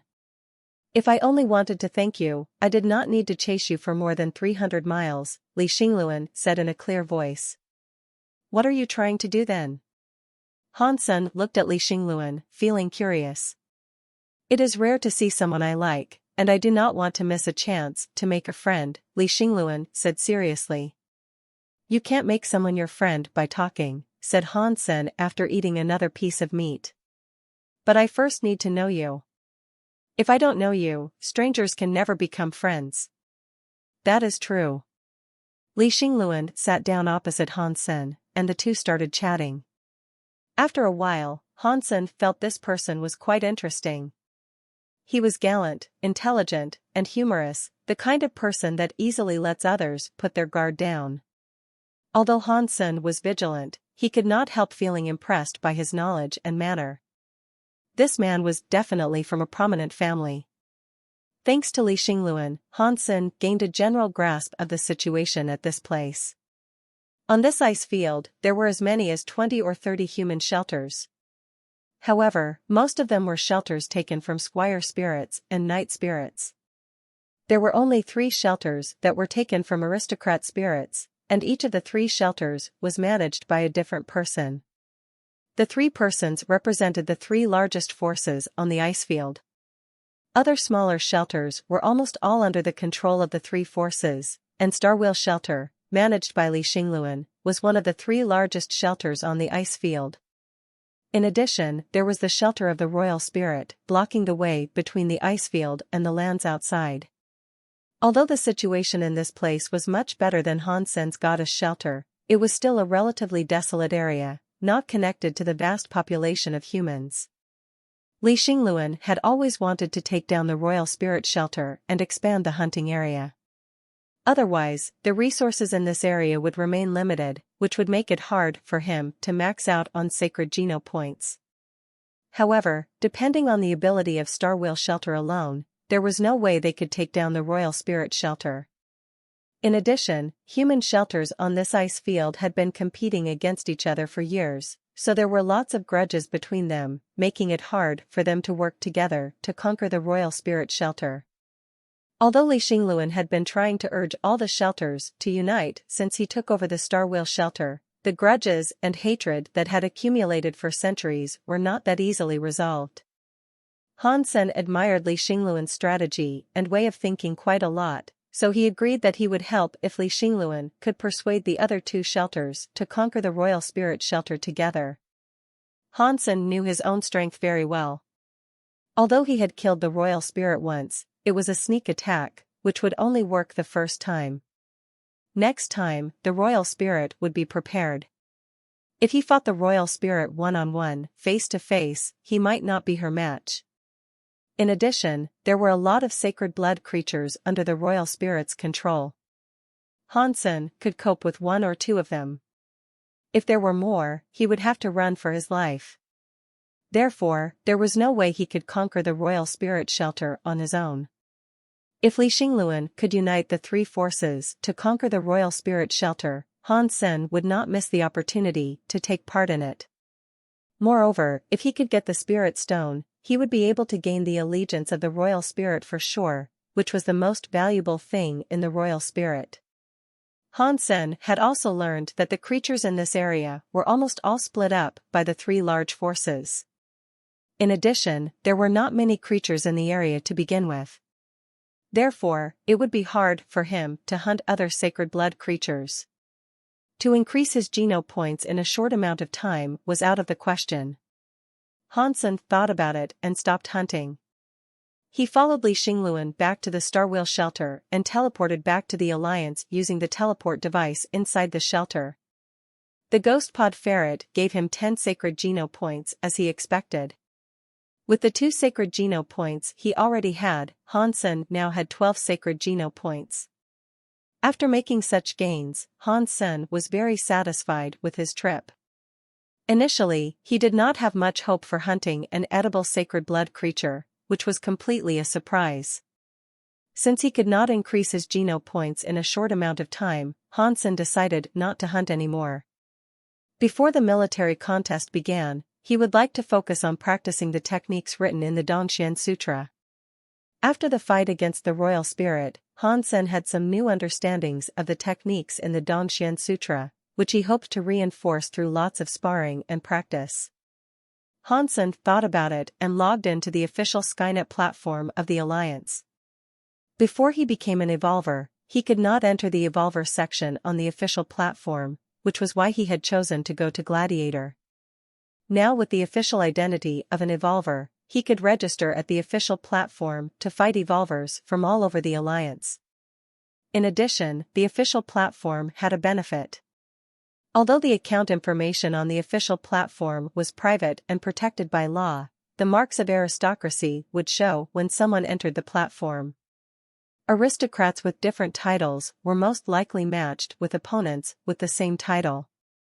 Han Sen was a sacred blood aristocrat, which would be marked next to his account on the official platform. This way, the majority of his opponents would be sacred blood aristocrats, same as him. And a small part of his opponents would be other people with good records. That meant it was easy for Han Sen to meet master players on this platform, which was why Han Sen gave up Gladiator and chose the official platform instead. When he registered, Han Sen thought about it and used the name of Dollar. However, after he entered the ID name, he saw it already existed. Han Sen then added some words and changed it into I am Dollar, which still could not be used. Han Sen tried a couple of times, but even $95.27 was registered as well. Feeling quite upset, Han Sen wrote Kill Dollar in his ID name, which was eventually usable. After entering the virtual platform, in front of Han Sen's chest there was a shiny purple badge in the shape of a shield, which represented the identity of sacred blood aristocrats. Anyone could tell he was a sacred blood aristocrat at first sight, so there were a lot of envious glances cast his way. Although at this day and age, there were much more sacred blood evolvers than there were before, the percentage of sacred blood evolvers was still low. Han Sen chose to be randomly matched and was soon matched with someone. Seeing there was a sacred blood badge on the chest of his opponent as well, Han Sen felt quite pleased. Wang Dongyun checked out his opponent and found the ID name was Kill Dollar. Wang Dongyun curled his lips and felt even more amused when seeing his record was 0 win and 0 loss. Kill Dollar? A newbie like you does not even deserve to be killed by Dollar. Wang Dongyun licked his lips, wondering how he could teach this newbie a lesson to show him he should be more careful with the ID name he used. Dollar was a celebrity, so you could fashion your name after him. But don't take yourself so seriously. Kill Dollar my ass. Wang Dongyun became a sacred blood evolver in recent years as well, so he knew the name of Dollar, who was so famous that it was hard for him not to know. Wang Dongyun was quite a fan of Dollar's, so he was even more upset when seeing this ID. After the fight began, Wang Dongyun did not hesitate to use the explosive punch that he was best at, ready to kill this arrogant newbie that dared to insult Dollar. However, when he threw half a punch, he suddenly saw his opponent throwing a fist at him as well. Although the strike was not that fast, Wang Dongyun had to retreat. Otherwise, before he could hit his opponent, he would be punished first. Taking back his fist sullenly, Wang Dongyun stepped back at the same time, preparing to kick the newbie's ass later. However, after this punch, Wang Dongyun was shocked to find that he never had another opportunity to make an attack. The strikes from his opponent never stopped, making him feel suffocated. It felt he had to dodge or block every punch from his opponent, and there was no opportunity for him to fight back. As he blocked and dodged, Wang Dongyun ended up on the edge of the battlefield without even noticing it. With nowhere to go, he was finished off. Wang Dongyun could not believe that he was not able to make a single punch facing a newbie. Unable to accept this kind of result, he challenged his opponent again quickly. His opponent clicked yes. Although Wang Dongyun was trying to take the initiative this time around, he quickly ended up in the same situation as the last time, unable to fight back at all. Wang Dongyun sent an invite again, while his opponent chose to reject him this time. Wang Dongyun insisted, but his opponent had already entered another fight, obviously with a new match. Wang Dongyun searched for the room of his opponent and chose to watch. He would like to see why that person was able to beat him and why in such a strange way. Neither the person's speed nor strength was that great. However, he was beaten completely, which made him feel reluctant to accept. Wang Dongyun checked Kill Dollar's opponent, who was named I Am Sword Master with more than 1,000 wins and 800 losses. That was way record. Since this person was a veteran on the platform, he was definitely not bad. The moment I Am Sword Master moved, Wang Dongyun knew he was right. This person's sword skills were fierce and fast. Judging by his moves, Wang Dongyun could tell that this person had put a lot of effort into practicing his sword skills. If Wang Dongyun was against this person, he could probably only choose to back off and defend himself under such sword skills. However, the choice of Kill Dollar made Wang Dongyun stare his eyes wide open. Kill Dollar did not go back at all, but went forward, punching at I Am Sword Master. The punch was neither fast nor fierce. In Wang Dongyun's eyes, I Am Sword Master could definitely cut Han Sen with his sword, but I Am Sword Master chose to retreat, dodging the punch from his opponent. Later on, Wang Dongyun felt like he was watching a playback of his own match. I Am Sword Master made the exact same choices as himself, suppressed by Kill Dollar until the last minute, unable to fight back. No way. No way in hell. Wang Dongyun almost jumped up and yelled. He could not understand why I Am Sword Master would choose to retreat in the beginning. Nor did he understand how I Am Sword Master lost in the end. From his perspective, there were so many opportunities to fight back. In addition, the punches of Kill Dollar were far from perfect. In fact, they were even quite flawed. If I Am Sword Master was able to take advantage of any of the flaws, he could have turned the situation around, which he failed to do. Maybe I Am Sword Master is too weak? Yes, it is definitely so. Wang Dongyun thought it must be the swordman's problem that he could not utilize any of the flaws. Although his sword skills were impressive, he must not be that intelligent. However, Wang Dongyun completely forgot that he acted exactly the same way. He did not feel he was too weak and did not take his loss too well. I Am Sword Master did not take his loss well either, sending another invite to Kill Dollar. He had the exact same thought as Wang Dongyun. However, Han Sen did not agree to fight him again. He was practicing the techniques in Dongxian Sutra, so it would make little sense for him to fight someone he had defeated already. What he needed was endless new challenges against opponents using various skills. After launching the sneak attack on the royal spirit, Han Sen had a deeper understanding of the techniques in Dongxian Sutra. The techniques did not need to be perfect. And there was no victory against overwhelming odds in its true sense. If one beat someone much stronger than oneself, one was merely using one's strength to tackle the stronger person's weakness. How to hit his opponent's weakness with his own strength was Han Sen's main focus at the point. It would be the best if he could be stronger than his opponent. If not, he had to show his strength against his opponent's weakness, making himself the stronger one, which was the correct way to go. What Han Sen was practicing currently was to use calculation to match his strength with his opponent's weakness. Even if his opponent was stronger than him overall, he could be partially stronger and consume his opponent's strength in order to win in the end. Wang Dongyun insisted on watching Han Sen's fights one after another. Soon, he discovered that the reason that I Am Sword Master lost was not because he was weak, but that Kill Dollar was too strong. In a dozen fights, Kill Dollar crushed his opponents in the exact same way, which was so strange that he was about to question destiny. Is he Dollar himself? Wang Dongyun suddenly thought of a question. After Wang Dongyun had thought of it, he could no longer hold it back. Wang Dongyun then recorded all the following fights by Kill Dollar. After Wang Dongyun watched several rounds, Kill Dollar suddenly left the virtual platform. Wang Dongyun then watched what he recorded repeatedly.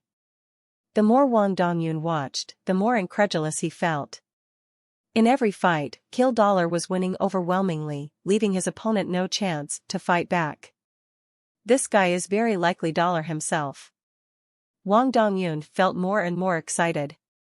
Although there were a lot of master fighters in Evolvers, he could not think of anyone else other than Dollar who would name himself that.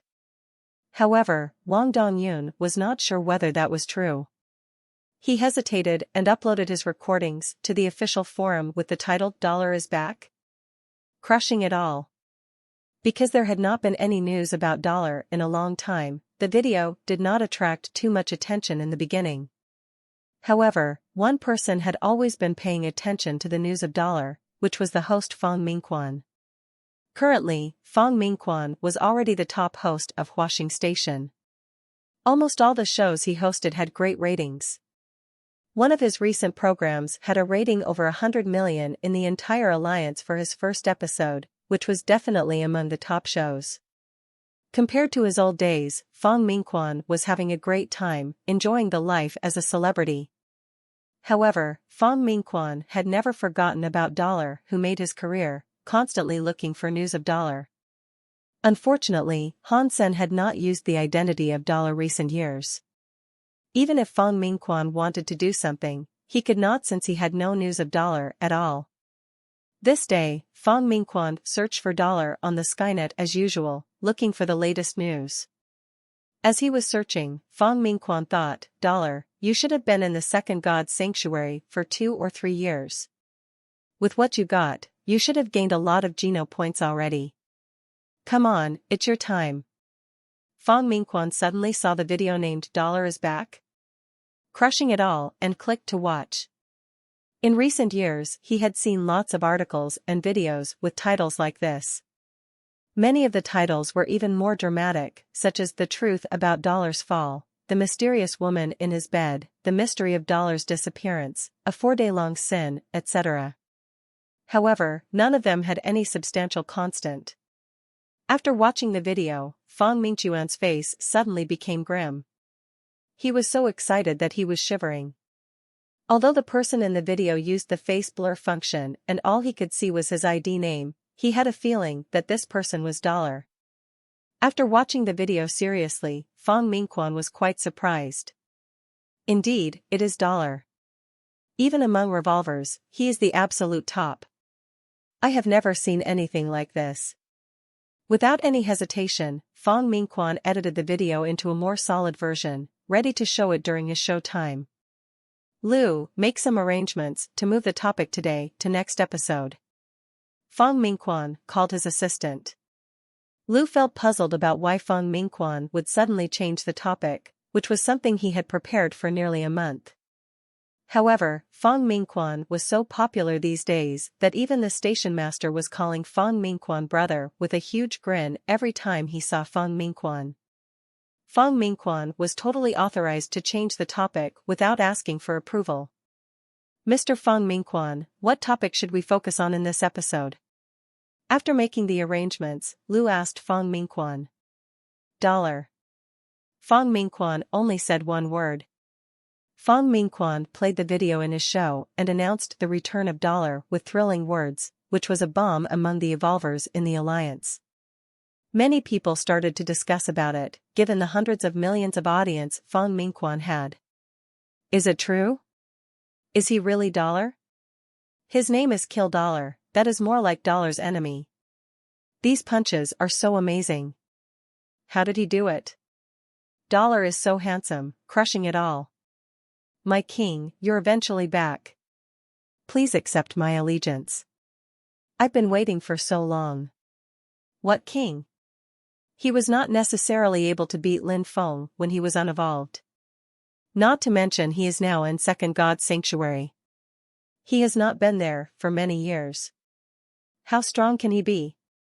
There are so many revolvers who could kill him. Fuck off.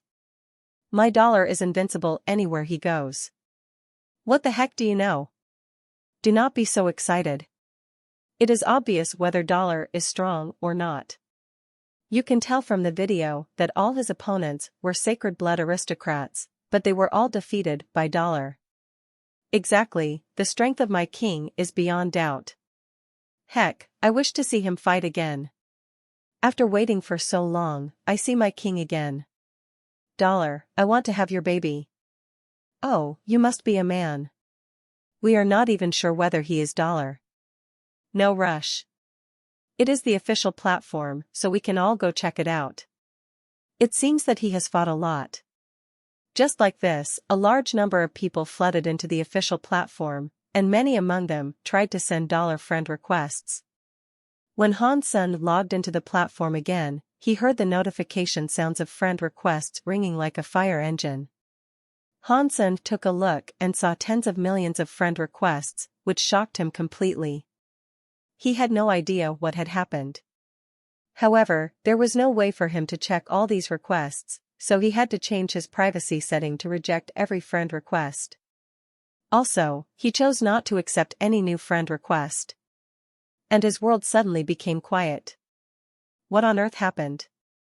Han Sen looked at the news on the Skynet and found out what had happened. He felt both surprised and amused.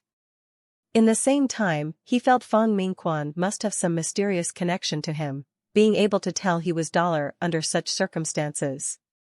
Han Sen did not mean to explain and chose a random match.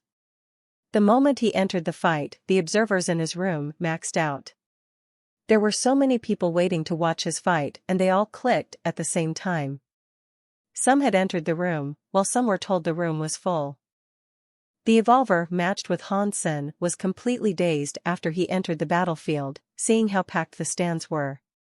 Wang Sun had no idea what had happened. Although he was a sacred blood evolver and was quite well known for that, he had never had such a treatment. The limit of the audience was several million, which was surprisingly filled up momentarily. What on earth has happened? Did someone find out about my porn collection and report me? No way, even so, there would not be so many bored people. As Wang Sun was puzzled, the countdown had stopped.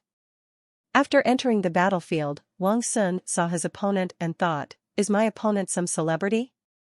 Is that why there are so many people watching? Thinking of that, Wang Sun quickly checked his opponent's record, which was only more than 20 fights, 100% wins. He must be a celebrity. This is my opportunity. If I beat him, won't I be famous as well? Wang Sun felt very excited. Without any hesitation, he seized his two broadswords and hit his opponent with all his strength. The broadswords were shaped like crescents, and his broadsword skills had a strong spinning force. It turned out to be the famous Moonblade, an evolver broadsword skill that was very hard to practice. Moonblade required the person who practiced the skills to have a special talent called ambidexterity, which sounded a bit odd. An ordinary person was either left-handed or right-handed. Even with training, one would naturally prefer one hand over the other. Very few people had no preference as a baby, maybe 1/10,000. Therefore, the rudimentary requirement to practice Moonblade was very high, and only a few people could practice it. However, Moonblade was very powerful. One person using two blades would be as powerful as two persons using blades at the same time. One could even fight two persons at the same time. In one-on-one fights, the person who practiced Moonblade would have the absolute advantage. With the same fitness and martial arts skills, almost no one could beat someone who had practiced Moonblade. Even the opponent was also using double blades, Moonblade would still be much better. Those who came to see Dollar did not expect Dollar to be randomly matched with someone who had practiced Moonblade. However, they soon understood. Dollar himself was a sacred blood aristocrat, so it was impossible for him to be matched with someone weak. Although Dollar was strong, all his opponents were aristocrats among evolvers with great skills. Do you think Dollar will win? There's no need to guess. Dollar will win. I don't think so. Moonblade is not that easy to cope with. In addition, Dollar had only entered Second God's Sanctuary for 2 to 3 years. I don't believe his Geno point count is too high. There were a lot of discussions among the audience, while Wang Sun had already attacked Han Sen with Moonblade. However, his opponent's reaction made Wang Sun pause. He had never met someone trying to attack him first when he was using Moonblade. In addition, his opponent was not using any weapon, attacking at him with bare hands. Heck, don't you dare to look down on me. Your brother will teach you how impressive Moonblade is. Wang Sun added force to the broadswords, trying to kill his opponent in one strike, which would make him really famous. However, before his broadsword fell on Han Sen's body, Han Sen moved sideways although Han Sen's hands were going forward. Han Sen's position was so strange that Wang Sun did not know how to react for the time being. This guy is weird. I will take it slow. Wang Sun thought, then took back his weapon and stepped back, trying to figure out what was happening. But he never had a second opportunity. Han Sen's fists flew at him non-stop in a manner similar to Sprocket's sword. The attacks were so tightly arranged that Wang Sun had to protect himself first, without any chance or time to fight back. Boom! Wang Sun failed to make a single strike until the end when he was finished off by Han Sen. Feeling regretted and upset, Wang Sun presented himself for not insisting during his first attack. Otherwise, he would not have ended up like that. Haha. Dollar indeed. Incredible skills. That looked exactly like the video. This is a random match, so there was no way to cheat. My king is so strong. Such incredible fight. Only Dollar could achieve that. The king is after all a king. Who dares to say that he has fallen? Dollar did not pay any attention to the audience and chose to be randomly matched again.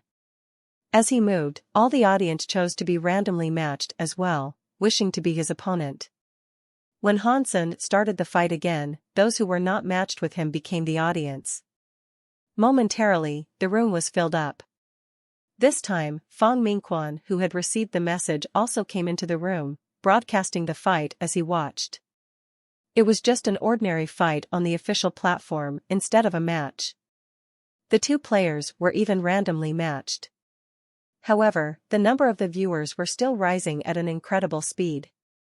The online viewers had hit 10 million in just a few seconds and was growing still. It seemed that it would take no time for the number to hit 100 million. Eventually, I see Dollar. You did not get into the room either? Yes, there are too many people trying. Ha ha, when we were in First God's Sanctuary, Dollar was our faith. Now we are all evolvers, God is still peerless. I really enjoy watch him beating others. Kill Dollar, what an ironic name. Dollar is probably the only person who could kill himself. Look at Dollar's opponent. Well. What a bimbo. She must have had the surgery. Oh my. They are huge. Damn it, those globes. Opposite Hansen, a tall woman came out. Besides her long legs, her ample breasts were almost out of this world. At first glance, anyone would be attracted to look at her girls. It would take people a while to notice that her other features were pretty as well. Hansen looked at his opponent and was also immediately attracted by her nice racks. Being a man of cast iron will, he only took a glance before he looked at her profile. Her ID name was Wish I Did Not Understand. Same as Wang Sun, Wish I Did Not Understand was startled. She had no idea about the news of Dollar, so she was not prepared for such a large audience at all. However, none of those chosen to be matched with Hansen was weak. After slight surprise, Wish I Did Not Understand became calm and positioned to defend herself, waiting for attacks from her opponent. It seemed that she was not nervous at all. Audience of the fight and viewers of Feng Mingchuan's show were all surprised by the performance of the large-breasted beauty. Faced with such a situation, it was not easy to stay calm and be herself. Enclosed like a box, this is iron wall boxing of Taisha Wang. Feng Mingquan recognized the woman's skills and explained in excitement. I believe we are all familiar with Taisha Wang, who is a senator and demigod. Iron wall boxing is known as the best self-defense boxing skills in the world. We will have a great show today.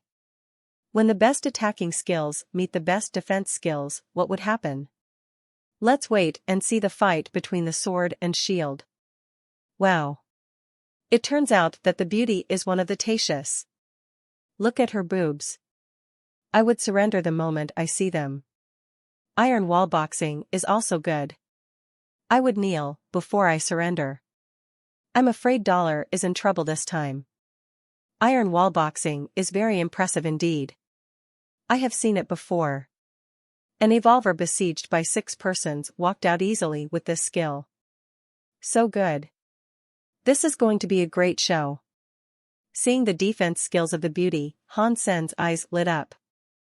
After fighting 36 opponents, he had never encountered someone who was good at defense, which intrigued him very much. Without hesitation, Hansen threw a punch at her. There was no such thing as perfect defense in the world.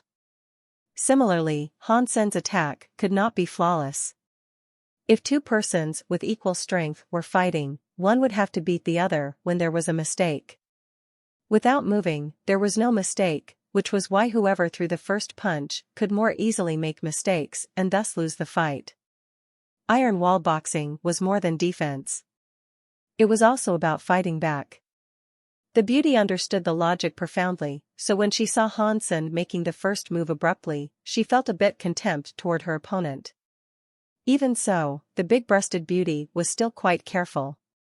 Since the biggest mistake in defense was carelessness, she would not make such stupid mistakes.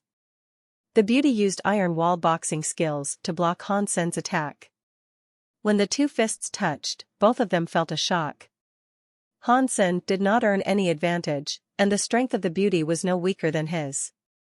Hansen did not plan to beat her with strength anyways. Her goal was to practice the techniques written in Dongxian Sutra.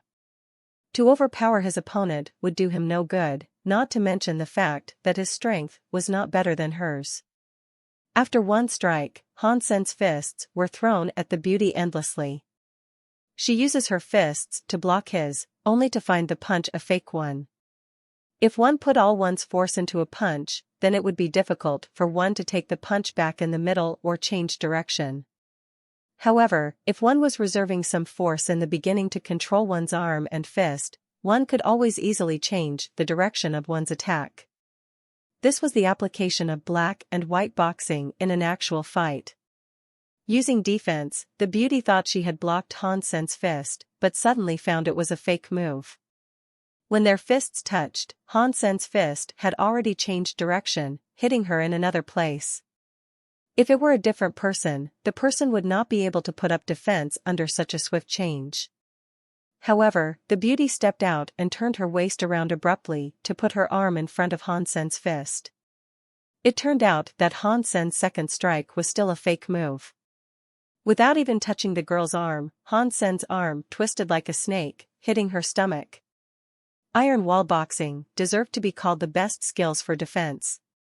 The beauty elbowed Hansen harshly on the fist. However, Hansen's punch was still a fake move, after which he quickly changed direction again. The ever-changing situation was dazzling to watch. Damn it. Dollar is so good at making fake moves. I could never tell that he was not putting any force into it. I thought he used all his force in the 3 punches. If I were her, I would have died a long time ago. Great offense and great defense. Dollar is in trouble. Excellent, iron wall boxing of Taisho. The defense is simply flawless. Great to watch. However, the fact was not as simple as people saw. The beauty was extremely pissed off at this point, feeling her opponent was looking down on her. Her opponent obviously knew that she was good at defense, so he used several fake moves in a row to toy with her, believing that she only knew how to defend herself without fighting back. If just now, the beauty did not pay any mind to his attacks and punched him, he would probably have died by now. However, Hansen made fake moves consecutively, which fooled her indeed, making her very mad. My family's iron wall boxing is more than just defense. The beauty felt angry, staring at Hansen's fist closely, ready to finish him off with one punch when he made another fake move. However, what happened next was so insulting that she was about to cry. Hansen made 18 fake moves consecutively, while the beauty was never sure whether it was actually a fake move, which was why she never fought back. Like this, the beauty was fooled by Hansen 18 times before she eventually decided to make a move. When Hansen hit her again, she fought back without any hesitation. Boom! Her face was suddenly full of helplessness, anger, and most of all, frustration. Her eyes were full of tears, which were about to fall. She held back 18 times and was fooled 18 times. When she finally decided to fight back, it turned out that her opponent's strike was a real move. His strike with all his force was naturally faster and fiercer than her reaction. Before her arm was out, she was hit by Hansen already. Even the audience couldn't help blaming Hansen for being so cruel. How could you bully a beauty with boobs like these? However, Hansen did not think of all that. All he wanted to do was to break the defense of iron wall boxing. The defense was so perfect that it was impossible to be tackled head-on. He had to trick his opponent into fighting back using the skills of black and white boxing in order to break her defense. If she was tough enough, staying on the defense side always, then Hansen would make mistakes sooner or later as the proactive party. After all, making moves was riskier than making no move. When making a move in a prolonged fight, one would always risk making mistakes. If she kept her original strategy, she would have a bigger chance at winning. Once she made a mistake, it was almost impossible for her to maintain the perfect defense. Very soon, the beauty was finished off by Hansen. In a room, a pretty girl came out of a holographic device, her eyes red with tears. In the end, she couldn't hold it back, and her tears fell on her fair cheeks. Hansen won every fight he was in for a dozen times. Because many fans were trying to match with him, the better half of his opponents were his fans, among whom a girl even asked for his signature, blushing. This is a virtual platform. There is no way I am able to do that. Hansen had to log out of the official platform. If he kept going like this, it would not help him at all. The news about Dollar appearing again was spread very fast. Many people were debating whether Kill Dollar was really Dollar himself. And more people were waiting for Dollar on the official platform. Hansen did not use the platform again. People were checking to see whether he was online 24/7. There was no way to fight normally. Currently, what he needed was tough fight instead of fanfare. Lying on the bed and resting, Hansen decided to use the military virtual camp the next day instead of the official platform. He could not fall asleep right away, so he dialed Ji Yanran's number. After a while, Ji Yanran picked up. "Are you still busy with work so late?" Hansen asked. "No, I was on the official platform," said Ji Yanran excitedly. Dollar appeared again with 40+ wings and no loss. "So impressive. I was just watching him fighting, so good." "You also went to see Dollar? Are you his fan as well?" Hansen was dazed, not knowing Ji Yanran was so interested in Dollar. "Yes, I am his fan. Who wouldn't like such a hero? He used to save those kids and fight the golden-horned Shura, so manly." Ji Yanran's face was filled with worship. There were almost hearts in her eyes. "Hey, your boyfriend is still here." "This is inappropriate," Hansen curled his lips and said. "Huh, why are you jealous? Idol is different from boyfriend. I only need to worship my idol from afar. If I got too close to him, I would definitely be disappointed. However, my boyfriend is my dearest person in the world, for whom I would give up everything," she said with a smile. "I'm not that happy to hear this. Can't you worship your boyfriend?" "Your boyfriend is also awesome," Hansen said reluctantly. "That is different. In my mind, you are the best. However, Dollar is a national hero. I just can't compare the two of you," Ji Yanran said. "Then I'll let you watch your national hero. This ordinary good guy, will go to sleep." Hansen pretended to be hanging up. "My dear, don't be like this. If you don't like it, I will not watch him anymore." "What de God? He's definitely a loser, compared to my genius. $100 can't even compare to your big toe. Forgive me my genius," Ji Yanran said flirtatiously. Tempted by her looks, Hansen was enamored. He was not really mad anyways. He was not so bored that he would be jealous of himself. Lying on the bed and chatting with his girlfriend, Hansen gradually fell asleep after a long time. When he woke up, the comlink was still on. Ji Yanran was the same way, falling asleep during the call, and she was not up yet. Not wanting to bother her, Hansen turned his comlink off. After brushing his teeth, he went to eat something and got ready for his virtual camp fight. However, his comlink suddenly started to ring. Hansen thought it was Ji Yanran and answered it casually. However, in the holographic image that popped out, Huangfu Pingqing appeared. "Huangfu Pingqing, how come you have the time today?" Hansen said casually. They were quite familiar with each other, so he did not bother to go through the greetings. "Do you know that Dollar has appeared again?" Huangfu Pingqing said directly. "I believe every evolver knows that," Hansen said helplessly, spreading his hands. He did not expect the attention he attracted by using an ID name related to Dollar. "You really think that person is Dollar?" Huangfu Pingqing said. "I think so," replied Hansen. "Why?" Huangfu Pingqing asked, puzzled. "Instinct," Hansen said casually, thinking, that person is me, so of course I know. Huangfu Pingqing thought about it and said, "I also feel it is probably true. However, Dollar is making such a huge progress. I wonder which shelter he's at. If you don't know, I would know even less." "Right, why do you look for him? Does Son of Heaven still want to go after him?" Hansen asked, pretending to be casual. "Although my cousin hates Dollar, he is not so bored.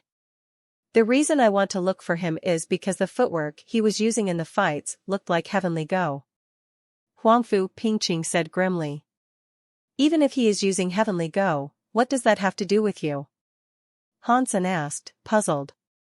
"Currently, in the Alliance there should be only 2 persons who practice Heavenly Go. One is my grandmother, and the other is the student of my grandmother. Even I did not manage to learn Heavenly Go. If he was really using that, Ares Martial Hall must investigate into that." Hearing Huangfu Pingqing out, Hansen felt puzzled. And then he looked at her and asked, "Is the student of your grandmother that queen from Queen Restaurant?" "How do you know that?" Huang Fu Pingqing looked at Han Sen, surprised, her breasts moving up and down dramatically. Huang Fu Pingqing's are the best. Although that girl has huge breasts, their shape was not as perky and perfect as Huang Fu Pingqing's. Han Sen couldn't help thinking. I've met Queen on Gladiator before and learned some kiting skills from her. It helped me a lot, but I don't know if that's the heavenly go you mentioned, Han Sen said. Is that true? Huang Fu Pingqing was shocked, asking Han Sen to show her the skills he learned hastily. Han Sen only demonstrated what he learned from Queen and did not expose any part of the technique in Dongxian Sutra. Huang Fu Pingqing was even more surprised. After she watched Han Sen's demonstration, she looked at Han Sen with a strange look and said, Queen is a very proud person. Except for my grandparents, she did not care for anybody. Even I was ignored by her constantly. She would not even look at ordinary people. The fact that she would teach you heavenly go is simply incredulous, although she did not teach you a lot. Tell me, why is that? Han Sen told Queen the story in details. The reason he was explaining was to let people know that he learned the footwork from Queen, in case anyone recognized the footwork. Huang Fu Pingqing was surprised hearing the story. So that's what has happened. You are indeed a genius for making her treat you differently. Unfortunately, I have only learned a little bit, Han Sen licked his lips and said. A little bit is quite nice already. Without the talent, one could not learn anything. Heavenly Go is definitely one of the top 10 hyper-geno arts, even better than Super Diamond Body. Not everyone has the chance to learn, Huang Fu Pingqing said admiringly. Why didn't your grandmother teach you? Han Sen asked her. My grandmother said that my character and talents were not right for Heavenly Go. If I force it, I would probably get myself killed, which is why she did not teach me. In fact, I'm not the only one. No one in my family was taught Heavenly Go. Queen is her only student, Huang Fu Pingqing said helplessly. So, I really envy you for having such talent. That's right. If one does not learn the kiting skills well, one would get oneself killed even faster, Han Sen agreed with her. The kiting skills that focused on calculation could easily be manipulated by the opponent if the user had poor abilities, which would cause the user to be killed. For example, when Han Sen was against Queen, if he were to use the kiting skills, he would lose even faster, which was because Queen had better skills in calculation and designing. She was even able to turn Han Sen's calculation against himself. Before he gained better abilities at calculation, Han Sen would rather stand still than use kiting skills in front of Queen if they were fighting for their lives. Maybe you could. Oh, I have to go. Talk to you later. It seemed that Huang Fu Pingqing suddenly thought of something. She muttered some words out of order before she hung up. Han Sen shrugged helplessly, not knowing what had happened to Huang Fu Pingqing. He had never seen her so disorganized before. Ready to go to the military camp, Han Sen suddenly heard a crack in his sea of soul. The blood snail, which had gone through transformation of several months, eventually broke out of the cocoon. Han Sen was suddenly overjoyed. Initially, he thought all the beast souls would finish the upgrade within 1 month. However, all beast souls had different paces. It took several months for the blood snail to finish its upgrade. The upgraded blood snail had different looks from before. It used to have a jade shell and red meat, looking like a snail shell floating on a red cloud. Currently, the entire blood snail had turned red, its shell looking like red crystal. The beast soul seemed to be on fire from afar. Type of beast soul of Berserk Super Blood Snail, pet armor. The introduction to the blood snail did not change much. There was only an extra word, Berserk. Han Sen thought about it and went into a training field. He then summoned the Golden Rockworm King and equipped it with the super pet armor. The red armor turned the Golden Rockworm King into a red tank with a ferocious and fierce look. Han Sen used 30% of his force to hit the pet. Although the Golden Rockworm King backed off a little bit, the pet armor was still intact. Hansen almost jumped with joy, hitting the golden rockworm king again with 60% of his force, and the pet was still fine. Hansen increased his force gradually, but the golden rockworm king equipped with super pet armor was never injured, like a cockroach that could never be killed. In the end, Hansen hit the golden rockworm king with all his strength, while he was only able to blow the pet away.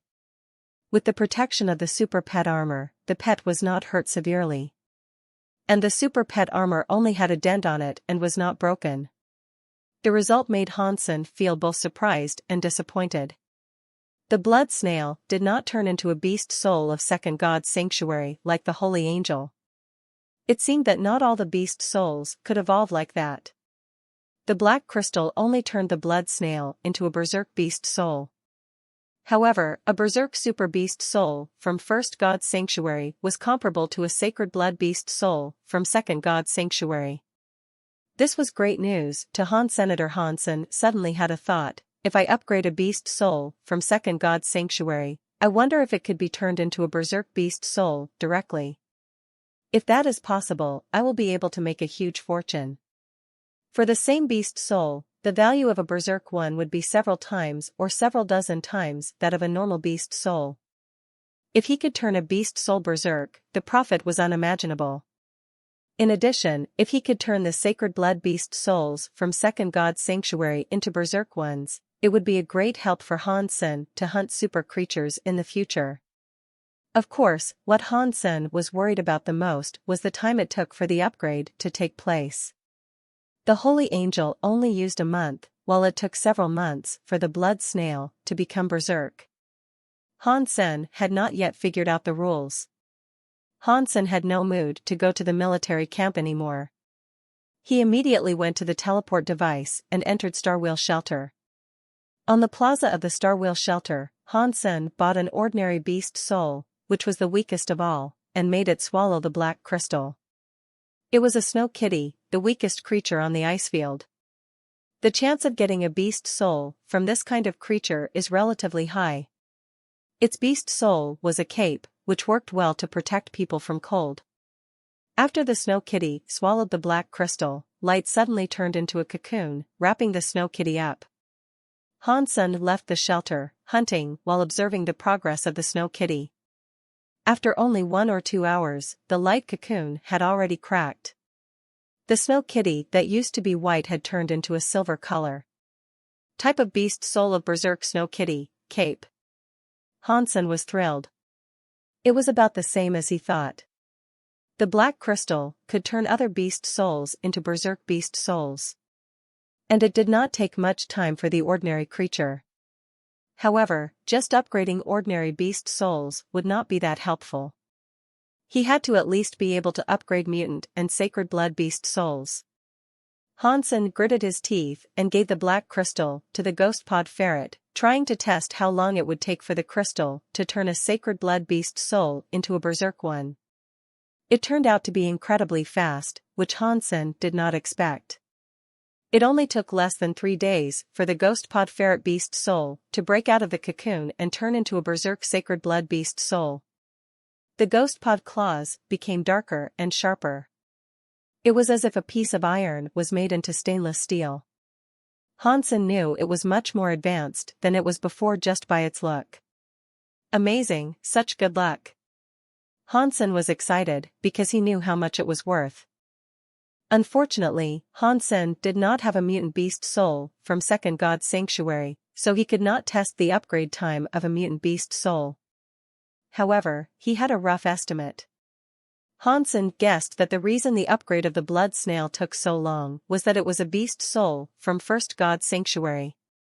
Beast souls from first god's sanctuary did not have the feature of berserk, but the black crystal added the berserk feature to the blood snail, which probably called for a bigger change to the beast soul itself. Hansen thought that was why it took so long. The reason that the upgrade of the holy angel was faster was probably that she had the feature of to be involved to begin with. Of course, this was only Hansen's own guess. He would have to make further experiments to test if that was true. Hansen hesitated and then fed the black crystal to the sacred blood beast soul evil-blooded condor. The berserk gargoyle did not show any desire toward the black crystal, similar to the holy angel and blood snail, which had already used the black crystal. Han-sen was looking for suitable prey on the ice field, but to no avail. In recent days, he had not even run into a mutant creature and had only gained some primitive geno points. Li Xingluan was right. The resources on the ice field were not enough to support so many humans to cultivate. In comparison, the mountains around Goddess Shelter had quite a lot of advanced creatures that acted alone. However, the terrain of the mountainous region was not suitable for large-scale hunting because of the potential dangers. If they did not want to risk their lives in the mountains, they had to take down the royal shelter in order to communicate with outside. Otherwise, they had to stay at the spot and rely on the limited resources. Han-sen decided to check out the royal shelter, getting ready for conquering it in the future. After marching for 2 days toward the royal shelter, the evil-blooded condor had already become a berserk beast soul. However, Han-sen still did not know what the glyph should be used for. It was not that easy to tell, like the glyph of the gargoyle. Because Han-sen had no other beast souls, he fed the black crystal to the golden growler. He did not have time to make money using the black crystal recently anyways. Running on the ice field, Han-sen was using Treading Cloud on his way. Without 7 twists, he had to settle with Treading Cloud. Luckily, the effect of Treading Cloud was much better than Han-sen had thought. It enhanced his speed and was also quite easy to learn. Han-sen was pleased that it was much better than Sparticle he used. Indeed, the Chens are great at footwork. I wish I could get my hands on 7 twists someday, Han-sen said to himself. A few hundred miles from the royal shelter, Han-sen saw the silver-haired spirit riding the dragon snake on the ice field, followed by groups of creatures. Han-sen had no idea where she was going. Seeing the sacred blood creatures among the groups, Han-sen immediately decided against a sneak attack. Last time, there was Starwheel Shelter as his backup, which he now did not have. If he went there alone, he would most definitely get himself killed. However, on a different note, since the silver-haired spirit had left the shelter, could he take the opportunity to steal her spirit stone from her shelter? Although there were definitely sacred blood creatures guarding the shelter, this was an opportunity nonetheless. Even if the chance was slim, it would not hurt to check it out. After Han-sen arrived at the royal shelter, he was surprised by what he saw. Although he had read about the description of royal shelters, it was simply overwhelming seeing it with his own eyes. It was not even like a castle. It was a huge metropolitan. At first glance, he could not even see the borders. In the sky, huge creatures were flying, and groups of strange birds were hovering. A large number of creatures were going across the shelter, many of which were sacred blood creatures. Even on the lawn in front of the royal shelter, humongous creatures were feeding. Initially, Han-sen imagined that he might be able to sneak into the royal shelter, but with a glance, he knew that he could never sneak inside, and he would have no idea where the spirit stone was even if he did. A stone the size of a fist in a large metropolitan was harder to find than anything else. Unless he had the power to take down the spirit shelter the hard way, it was almost impossible for him to touch the spirit stone. If I could take down such a huge shelter, I would be so rich just by collecting taxes. It would be no worse than a large city. I would not even be able to count the money I could earn. Han-sen became more and more excited. If he could conquer the royal shelter, he would be dominating this region. In addition, he would also have a royal spirit servant. This place was such a treasure. The only thing bothering him was that he did not have the power to take down the place alone. This is not okay. I have to think of a way to urge the other 3 shelters to unite together. It would be good if I earn the allegiance of the royal spirit first. As for this royal shelter, the humans will have to give it to me when I am strong enough. Han-sen thought to himself. He did not dare to hunt in this area. Once noticed by the creatures of the shelter, it would be hard for him even to run away. Han-sen had to go back following the way where he came from. Luckily, Han-sen had hunted a lot of small creatures these days, which gave him quite a few primitive geno points. Now he had 63 primitive geno points and 100 ordinary geno points already.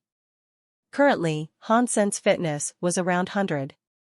After he used Heresy Mantra and Overload, his strength and speed could easily break 100. Such fitness and Yin-Yang Blast would be enough to beat that tiger of blue blood, right?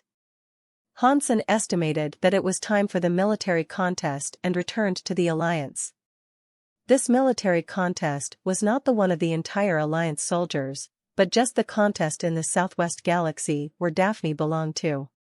All units in Southwest Galaxy would send contestants.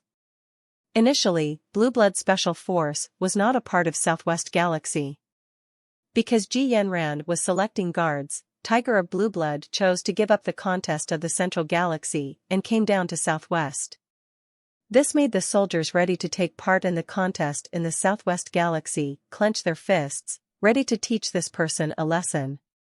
Blue Blood Special Force was always the best of the best, which got on the nerves of the soldiers of other forces naturally.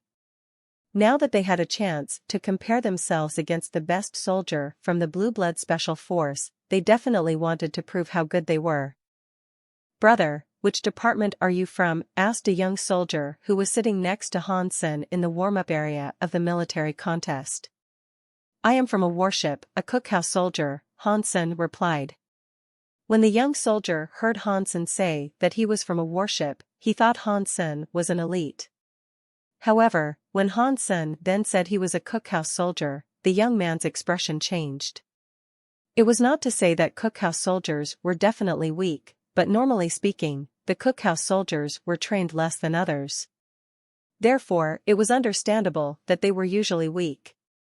"Ha ha, your warship must be good, sending cookhouse soldiers to take part in the contest," the young soldier joked casually, meaning nothing malicious. "All the other departments are quite busy, and we are the only ones who have time. That's why they sent me," Hansen said with a smile. "Actually, we are only here to be onlookers. We are all counting on Jingyuza here. I hope that he can beat the Tiger of Blue Blood Special Force and make Southwest Galaxy proud," said the young soldier. Jingyuza? Hansen thought about it, and it seemed he had heard of this name. Jingyuza appeared to be one of the other two candidates competing for the position of Ji Yanran's guard. After chatting with the young soldier for a while, the warm-up zone suddenly became quiet. Hansen followed everyone's gazes to a huge man who walked over in large steps. Even looking at him made people want to run away. "Tiger of Blue Blood, Tai-E," whispered the soldiers from the Southwest Galaxy. Glancing at the soldiers in the warm-up zone with his black eyes, Tai-E eventually gazed at a 40-year-old veteran and asked seriously, "You are Jingyuza?"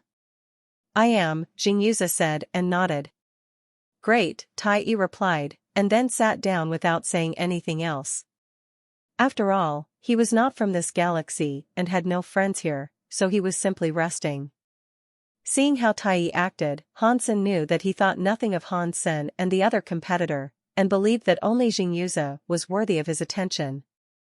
Hansen did not care much. After all, everything was about strength in the end. It would not benefit him if Jingyuza or Tai-E gave him more credit. Very soon, the contest began. The contestants walked in a group into the venue, seeing a sea of soldiers and officers who were the audience. It was quite magnificent to watch. The Southwest Galaxy included two main galaxies, Zhigili Galaxy and Nansangxuan Galaxy, and 16 smaller galaxies. Only Zhigili Galaxy and Nansangxuan Galaxy had a large number of habitable planets. Only one or two of the 16 smaller galaxies had military bases. Other planets were either uninhabitable or used for mining only. Among the military zones, the Southwest Galaxy was smaller than average. Even so, it had hundreds of millions of troops. Those who were able to come to the contest were just a small part of the representatives, but it was already quite astonishing to see. The reason that humans had begun to dominate the universe was their numbers in addition to their intelligence. After all, this was not a private fight. So the contest included many events in addition to duels. The first event was a test of strength. A strength tester was placed on the venue, looking like a giant drum. The contestants could hit the drum using whatever method they chose. And then the screen on the drum would show the score of the last hit. The higher the score, the better. Although no one would be eliminated because of a bad score, one's final score was the sum of the scores of all events.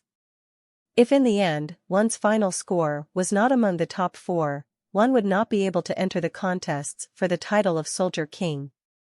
Shortly, in the thunder-like cheers of the soldiers, the first round of the strength test began. The soldier who was called first came up to the stage to strike the drum. Since all the contestants were elites from their respective units, they were all evolvers with fitness over 100. After watching for a while, Hansen noticed that the score was ordinarily between 100 and 105, and there were not any outstanding performances. Although it was a galaxy-wide contest, there was an age limit on the contestants. And some special forces were not allowed in the contest. Very soon, it was Taiyi's turn. The eyes of all the contestants were focused on him. Even the audience stopped cheering, waiting to see Taiyi's performance quietly. Under all the attention, Taiyi was not nervous at all. He simply walked up to the drum and hit it without any additional moves. Boom! A loud sound made people's ears hurt. The number on the screen of the drum changed quickly and ended up on the number 113.7584. Everyone couldn't help gasping. This kind of strength was nerve-wracking among evolvers. A Sacred Blood evolver only had a fitness index around 30 to begin with in Second God's Sanctuary. With ordinary, primitive, and mutant geno points maxed out, a Sacred Blood evolver could only reach around 90. In order to have a fitness index of 110, one would have to gain at least 40 to 50 Sacred Geno points. The expressions of all the contestants changed. Jing Yuza looked grim. This kind of strength was a huge pressure on all of them. From Hansen's perspective, this should not be the best Taiyi could do. If he used everything he had, he should be able to make the score a bit higher. It seems that Taiyi is even stronger than I thought.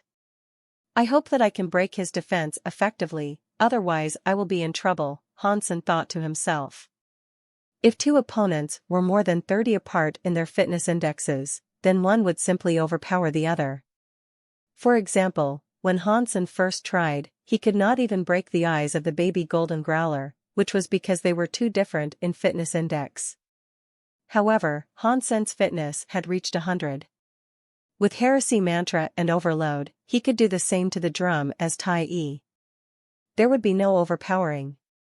Hansen's main concern was still the super diamond body of Taiyi. After all, it was one of the top 10 hyper-geno arts.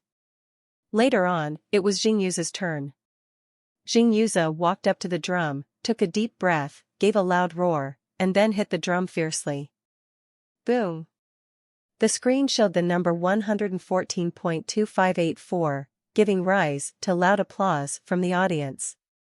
This number was even better than Taiyi's, which boosted the morale of the soldiers in the Southwest Galaxy.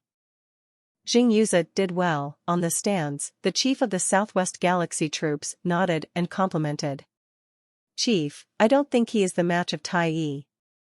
Jing Yuza had the all he got in his strike, while Taiyi was still conserving his strength, said the secretary. The chief did not mind it. How much resource did Blue Blood Special Force put into their tiger? And how much resource did Jing Yuza have? The fact that he has such performance is enough to prove his excellence. However, we would have no chance to get in touch with the JIS, whispered the secretary. We did not have a big chance to begin with. The chief thought about it and then asked, how are the other two persons? Major Wang Gang was also an elite from his department, but he is not as good as Jing Yuza. As for the person recommended by Ji Yanran herself, I have looked him up as well. The secretary looked through his files on his comlink and said, Ji Yanran and Hansen are schoolmates and a couple. Hansen does not have much of a background. Ji Yanran must have pulled some strings for him to go to Daphne. He had been in Second God's Sanctuary less than a year. Being a sacred blood evolver, he had a great foundation. However, according to his registration, he is currently located in a remote small shelter. There are only 2,000 to 3,000 people there, so it should be impossible for him to gain Geno points efficiently. I think that Ji Yanran originally wanted for Han Sen to be her guard, and only failed because of the pressure from the upper level. So, among the candidates, Han Sen should be the least competent, the secretary summarized. The chief nodded. Unfortunately, he does not have much to offer. If he does, would be a good option for him to stay around one of the JIS. As they were speaking, it was Han Sen's turn. Brother, no need to be nervous. Just do your best, the young soldier that had a conversation with Han Sen encouraged him. Okay, Han Sen replied and marched toward the strength tester. In front of the drum, Han Sen took a deep breath, his heart thumping and his bones squeaking. His punch traveled through the air and hit on the drum. Boom! With a loud noise that hurts people's ears, the number on the screen quickly changed and froze at 111.1111.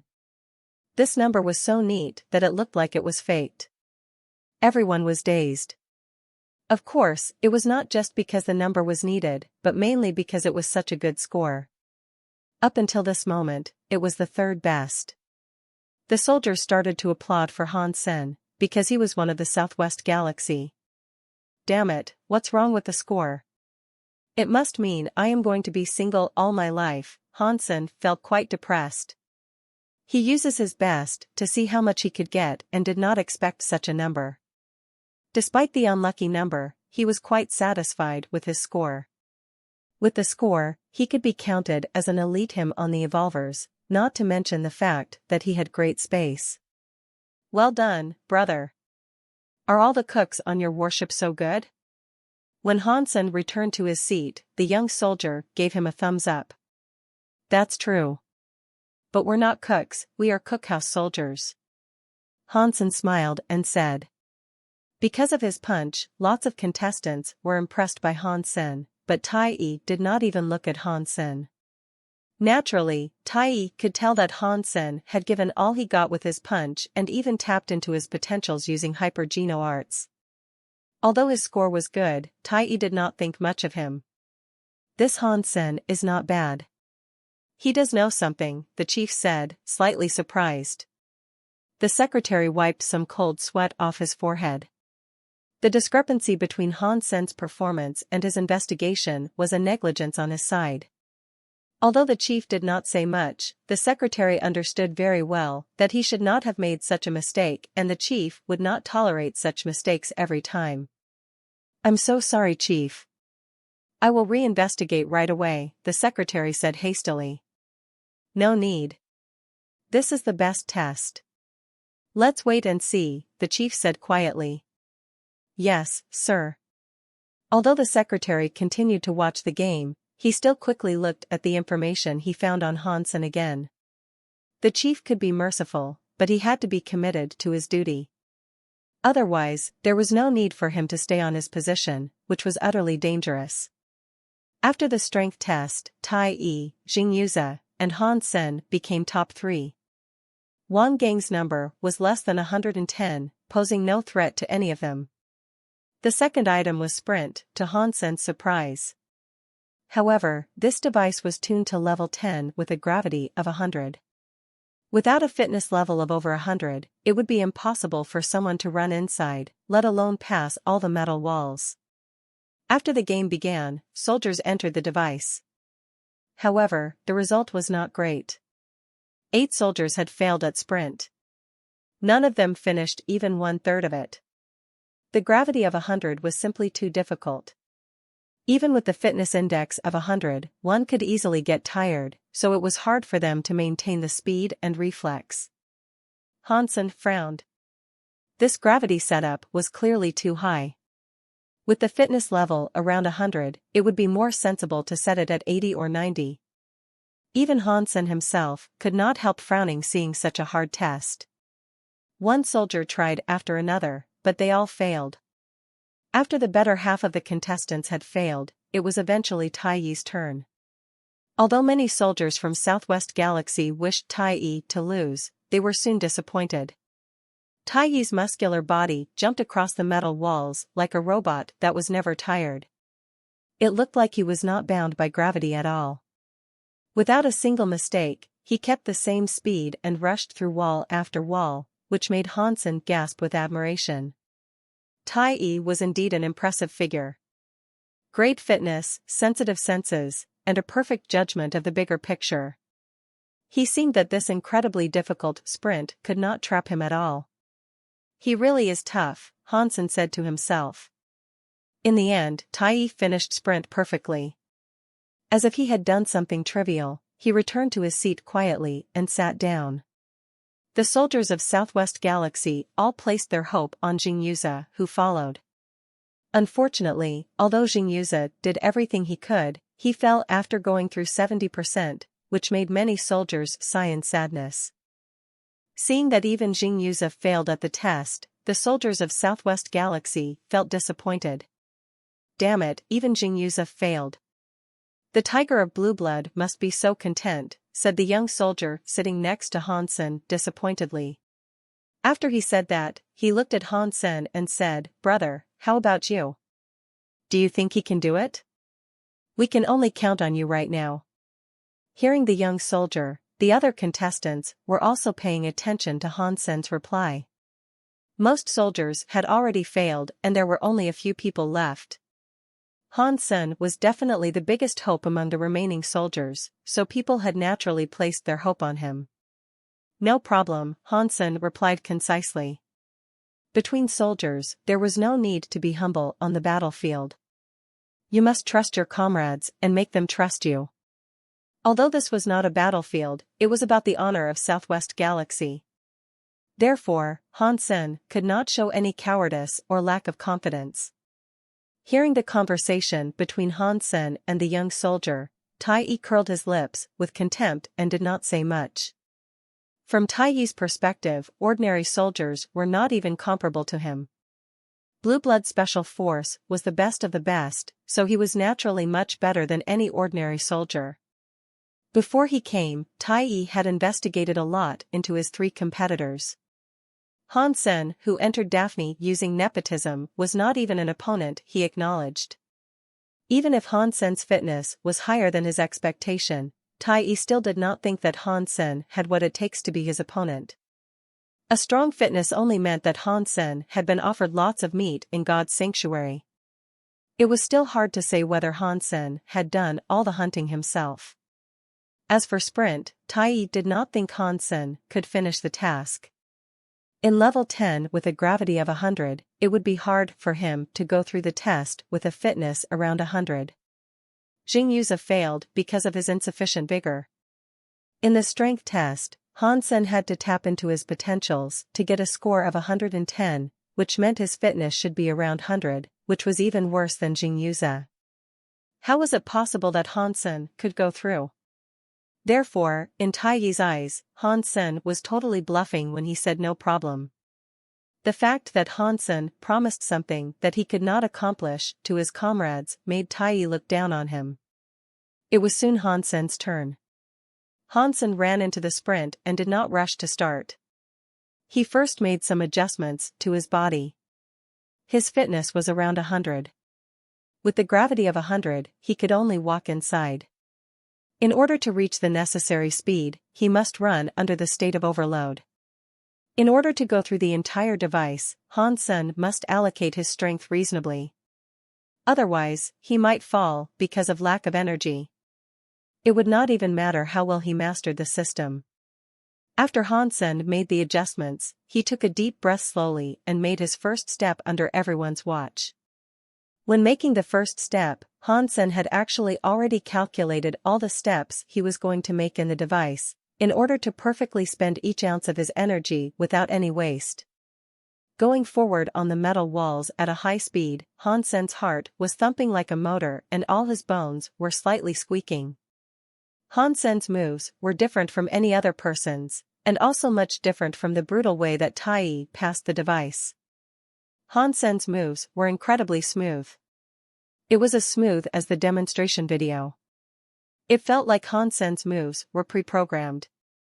Each of his moves, and even looks, was so reasonable that it was incredulous. Very good. After watching for a while, the chief couldn't help nodding. At Han Sen's age, it was incredible that he had such great and accurate control of his body. Many surpasser officers were watching the game even felt surprised. It was even hard for them to control their bodies like this. It was probably even beyond humans' limit. The level of control was more like it was conducted by AI. Each bone and muscle were moving in the most efficient way possible. The perfection made people feel their scalp was prickling. The secretary felt the same, covered in cold sweat. Mistake, a huge mistake. The investigation and analysis he conducted about Han Sen were so far from the truth. It was as if he had investigated into a different person instead of Han Sen. Although ordinary soldiers could not understand as much as the officers, they felt very excited and thrilled watching Han Sen's smooth moves. Tai frowned slightly. Even he was surprised by Han Sen's performance. The ability to control the body so delicately was something even he could not achieve. However, Tai did not think that Han Sen could go through the task by using incredible control. After all, Han Sen did not have enough strength to begin with, and techniques were not everything. For example, if someone only had $1, no matter how he saved and allocate the money, he could not buy food for a month using $1. Reasonable allocation could maximize the use of strength, but he first needed to have enough strength to be allocated. After going through half, Han Sen was covered in sweat as if he jumped out of water. Even his hair was stuck to his scalp. With abnormal flush on his skin, rising body temperature, and squeaking bones, he felt like he was going to collapse any second. All the soldiers and officers watching Han Sen couldn't help cheering for him. Under the state of overload, he still had half of the device to go through. They were afraid he could not last that long. Naturally, Han Sen did not think the same. Although the consumption of his energy under the gravity of 100 was even higher than he thought, as long as he wanted to do it, he could still finish. In terms of enhancing one's stamina, there were not many hyper-geno arts that could be compared to jade skin in the world. In the past, when young Monli was trying to test his stamina, she was shocked by him. Sweating like a pig, Han Sen's eyes were calm and focused. Still following his pace, Han Sen used jade skin quietly. And the coolness filled his body, making his heated body feel better. However, he was still incredibly sore all over. Although Han Sen looked like he was about to use up all his strength, for some reason, people felt reassured looking at his expression. People couldn't help but think he was trustworthy and he could last until the end as long as he wished to. It was the special charisma of a soldier. And it could not be described with words. It was nothing but trust. Only someone with charisma could be a general. A soldier that could not make his comrades trust him could only be a good soldier at best, instead of a general. Obviously, Han Sen was equipped with this charisma. It was just he had not got a chance to use it properly. Sweating heavily and burning his muscles, Han Sen felt he was a beast on fire, squandering his wild nature and rushing toward the end. Many soldiers clenched their fists at some point and stared at Han Sen, as if they were in the device with him. When Han Sen finally reached the end, everyone felt relieved and incredibly good. Applause sounded like thunder. Chief, Cookhouse Soldier Han Sen has finished the test, waiting for your instruction. Han Sen saluted to the officer judging the test. As he moved his arm, sweat fell, reflecting sunlight and the vital energy of youth. At ease. Well done, you could go back to your seat, the officer said with a smile. Seeing Han Sen going back, the chief said, very good. Very good indeed. This is more like a soldier from Southwest Galaxy. The secretary who understood the chief very well had very different understanding of this short comment. According to what the secretary knew about the chief, if he said good, then it was a great compliment already. If he said very good, it meant the chief appreciated the person a lot. Now that the chief said very good twice, with a strong tone, he must feel so excited inwardly. The secretary rarely heard the chief say something twice, and yet he did. Brother, well done. You really made it. When Hansen returned to his seat, the young soldier patted Hansen excitedly. Piece of cake. Hansen licked his lips and sat down on his seat. Currently, Hansen was sore all over.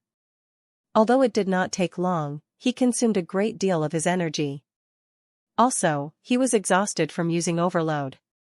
Luckily, he had jade skin, otherwise his body might collapse. Hansen was so fatigued that he wished he could simply lie on the floor and sleep. However, there were other items that he needed to finish, so he could not gain enough rest. Luckily, all the remaining items did not have much to do with body strength. Shooting, warframe operation, disassembling and reassembling the combat machines were the main parts of the military contest. In interstellar wars, science and technology were still the priority. Unless someone could reach the level of surpasser, a soldier could not beat a warframe, let alone large weapons. What Hansen had learned from school was put into use here. He ended up with a high score on each item, definitely a well-rounded soldier. Although Tai was great, Hansen was not worse than him. In many items, they were each either the first or the second. The two were on quite the same level. All the soldiers felt it was great to watch. As a cookhouse soldier from Southwest Galaxy, Hansen was able to perform as a close match to the Tiger of Blue Blood Special Force, which earned a great honor for the Southwest Galaxy and left a great impression on the soldiers. Although Jingyuza did well in the following items as well, he could not be compared with Hansen or Tai. When the total score was calculated, Hansen was the first place, beating Tai by 0.2, making all the soldiers of Southwest Galaxy cheer. Tai did not ignore Hansen like before, but he still did not think Hansen was a worthy opponent. Although Hansen did well, his advantage was mainly in the technical items. It did not mean that Hansen had better fighting skills than Tai. However, the final combat was a one-on-one combat, which would call for real strength, of which Tai was very confident. Hansen did not say anything but tried to recover as much as possible, waiting for the combat for the title of Soldier King. Only the top 4 contestants with the highest scores could participate in the combat. In addition to Hansen and Tai, Jingyuza and some soldier from an army came to the combat. Wang Gang did not make it to the top floor. The 4 of them were split into 2 groups. The winners of the groups would enter the finals to compete for the championship, while the losers would compete for the 3rd place. The grouping was decided by a draw. Luckily, Hansen and Tai were in the same group, which meant the finals came earlier. It was a great news to Hansen. He had not fully recovered yet. If he consumed some of his energy in another fight before he met Tai, it would be even harder. If I could finish the 3rd phase longevity in Heresy Mantra, I should be able to resolve the issue of the lack of energy. However, the 3rd phase is so hard that I am still unable to complete it after so long. Hansen thought to himself helplessly. However, it was useless to think too much. He had to think of a way to beat Tai. Southwest Soldier King. Although Hansen was not that interested in the title, he must beat Tai. The position of the guard could not be given to anyone but himself. Jingyuza's fight began first, which gave Hansen more time to rest. After fighting another soldier for more than half an hour, Jingyuza won. If Hansen could beat Tai, he would battle Jingyuza for the title of Southwest Soldier King. It was Hansen's turn. Hansen moved around and felt the sore was relieved a lot. He had been using jade skin for the past half an hour, relieving his fatigue. It seemed that the effect was quite good. Tai walked up, standing opposite Hansen. Hansen was tall himself, while Tai was a foot taller than him, bringing lots of pressure. However, Hansen did not feel much. He had seen creatures as tall as skyscrapers, and he was never scared, not to mention Tai was only a foot taller. When the whistle was blown, Hansen stepped out and punched at Taiyi's chest. However, Taiyi stood still, looking at Hansen with contempt. His body turned gold like the Buddha. It was as if he had become a statue. It turned out that Taiyi was trying to use Super Diamond Body to take Hansen's punch and did not mean to block it at all, which made many soldiers of Southwest Galaxy hiss, pissed by the arrogance of Taiyi. However, Taiyi was not just being arrogant. The reason he was showing such confidence was not because he looked down on his opponent. For Taiyi, it was less important to beat Han Senator. His main goal was to earn the approval of Ji Yanran and the JIS. Otherwise, even if he had become a guard of Ji Yanran's, he would not receive too much attention. Therefore, Taiyi needed to show his strongest side. Even if he could not make Ji Yanran satisfy, he would need to get the approval from the JIS at least. Seeing Taiyi was trying to block his punch with Super Diamond Body, Hansen was not mad at all, but happy instead. If there was an idiot standing, still taking your punch, what was there to be mad about? Hansen added more force into his punch and hit Taiyi's chest. The horrendous punches ripped off Taiyi's combat suit, exposing his significant muscles, gleaming like metal. Boom boom boom. The clash between the fist and muscle made muffled sounds like metal, making the audience feel shocked. After a series of attacks, Hansen took back his fists and stepped back. His jade-like fists were already swollen and red, blood even flowed from some spots. However, Taiyi did not even move. His muscles were not even red. Standing on the stage like an ancient god, he looked invincible. So scary. How come he was not affected by the punches at all? Of course he was not affected. It was Super Diamond Body that ranks top 10 among all Hyper-Geno arts. I heard that even if someone had just gained initial success, he could not be hurt by anyone with a fitness level under 120. Damn it. That's awesome. If I knew it, I would have practiced it as well. Ha ha, forget it. The difficulty to get that Hyper-Geno art notwithstanding, even if you have it, it would be impossible for you to gain initial success without 5 or 6 decades of practice unless you are especially talented. Would you take that bet? How old is Taiyi? He must only be 30-something? How come he have practiced for so long? That's why we call him an elite and genius. Ordinary people could not be compared against him. Only someone with a fitness level above 120 could hurt him, so doesn't it mean that Hansen had no chance at all?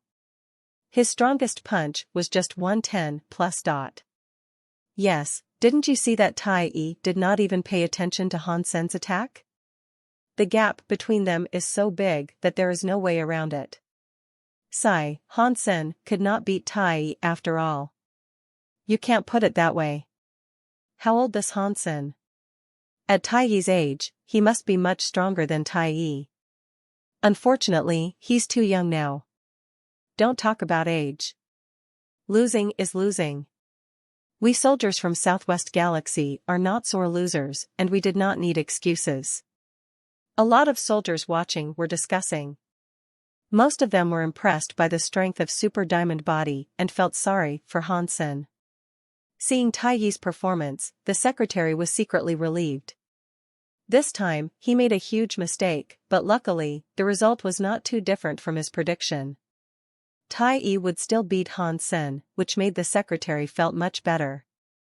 If Taiyi was defeated by Hansen, then his investigation would become a huge joke. Even if the chief did not scold him, the secretary would feel bad himself. What was more important was that this might cost him the trust of the chief. If he could not even do a brief analysis right, would the chief trust him with more important matters in the future? For a secretary, it was dangerous to lose the trust of his supervisor. You seem to be relieved? The chief suddenly turned back and looked at the secretary. No. The secretary was surprised and answered hurriedly. Do you think Hansen will lose? The chief asked again. The secretary muttered, not sure how to answer. It is not your fault to be mistaken in the investigation. After all, you did not see Hansen in person. However, if you still failed to make the correct judgments after he saw him, then it could only mean that you still have much to learn, the chief said casually. Chief, you're saying that Hansen will win? The secretary suddenly became pale, but the chief did not say much more, gazing at the two soldiers on the stage deeply. Did you finish? Seeing Hansen stepping back, Tai said coldly. Yes. Hansen swung his arms to relieve the prickling of his bones. Having hit Tai's a dozen times, his bones were about to be cracked. Super Diamond Body was indeed quite frightening. Do you want to go alone? Tai asked. No, I'm good. Hansen shook his head and said. Then it is my turn, Tai said and raised his fist, ready to hit Hansen. I don't think you should make that move, Hansen said sullenly.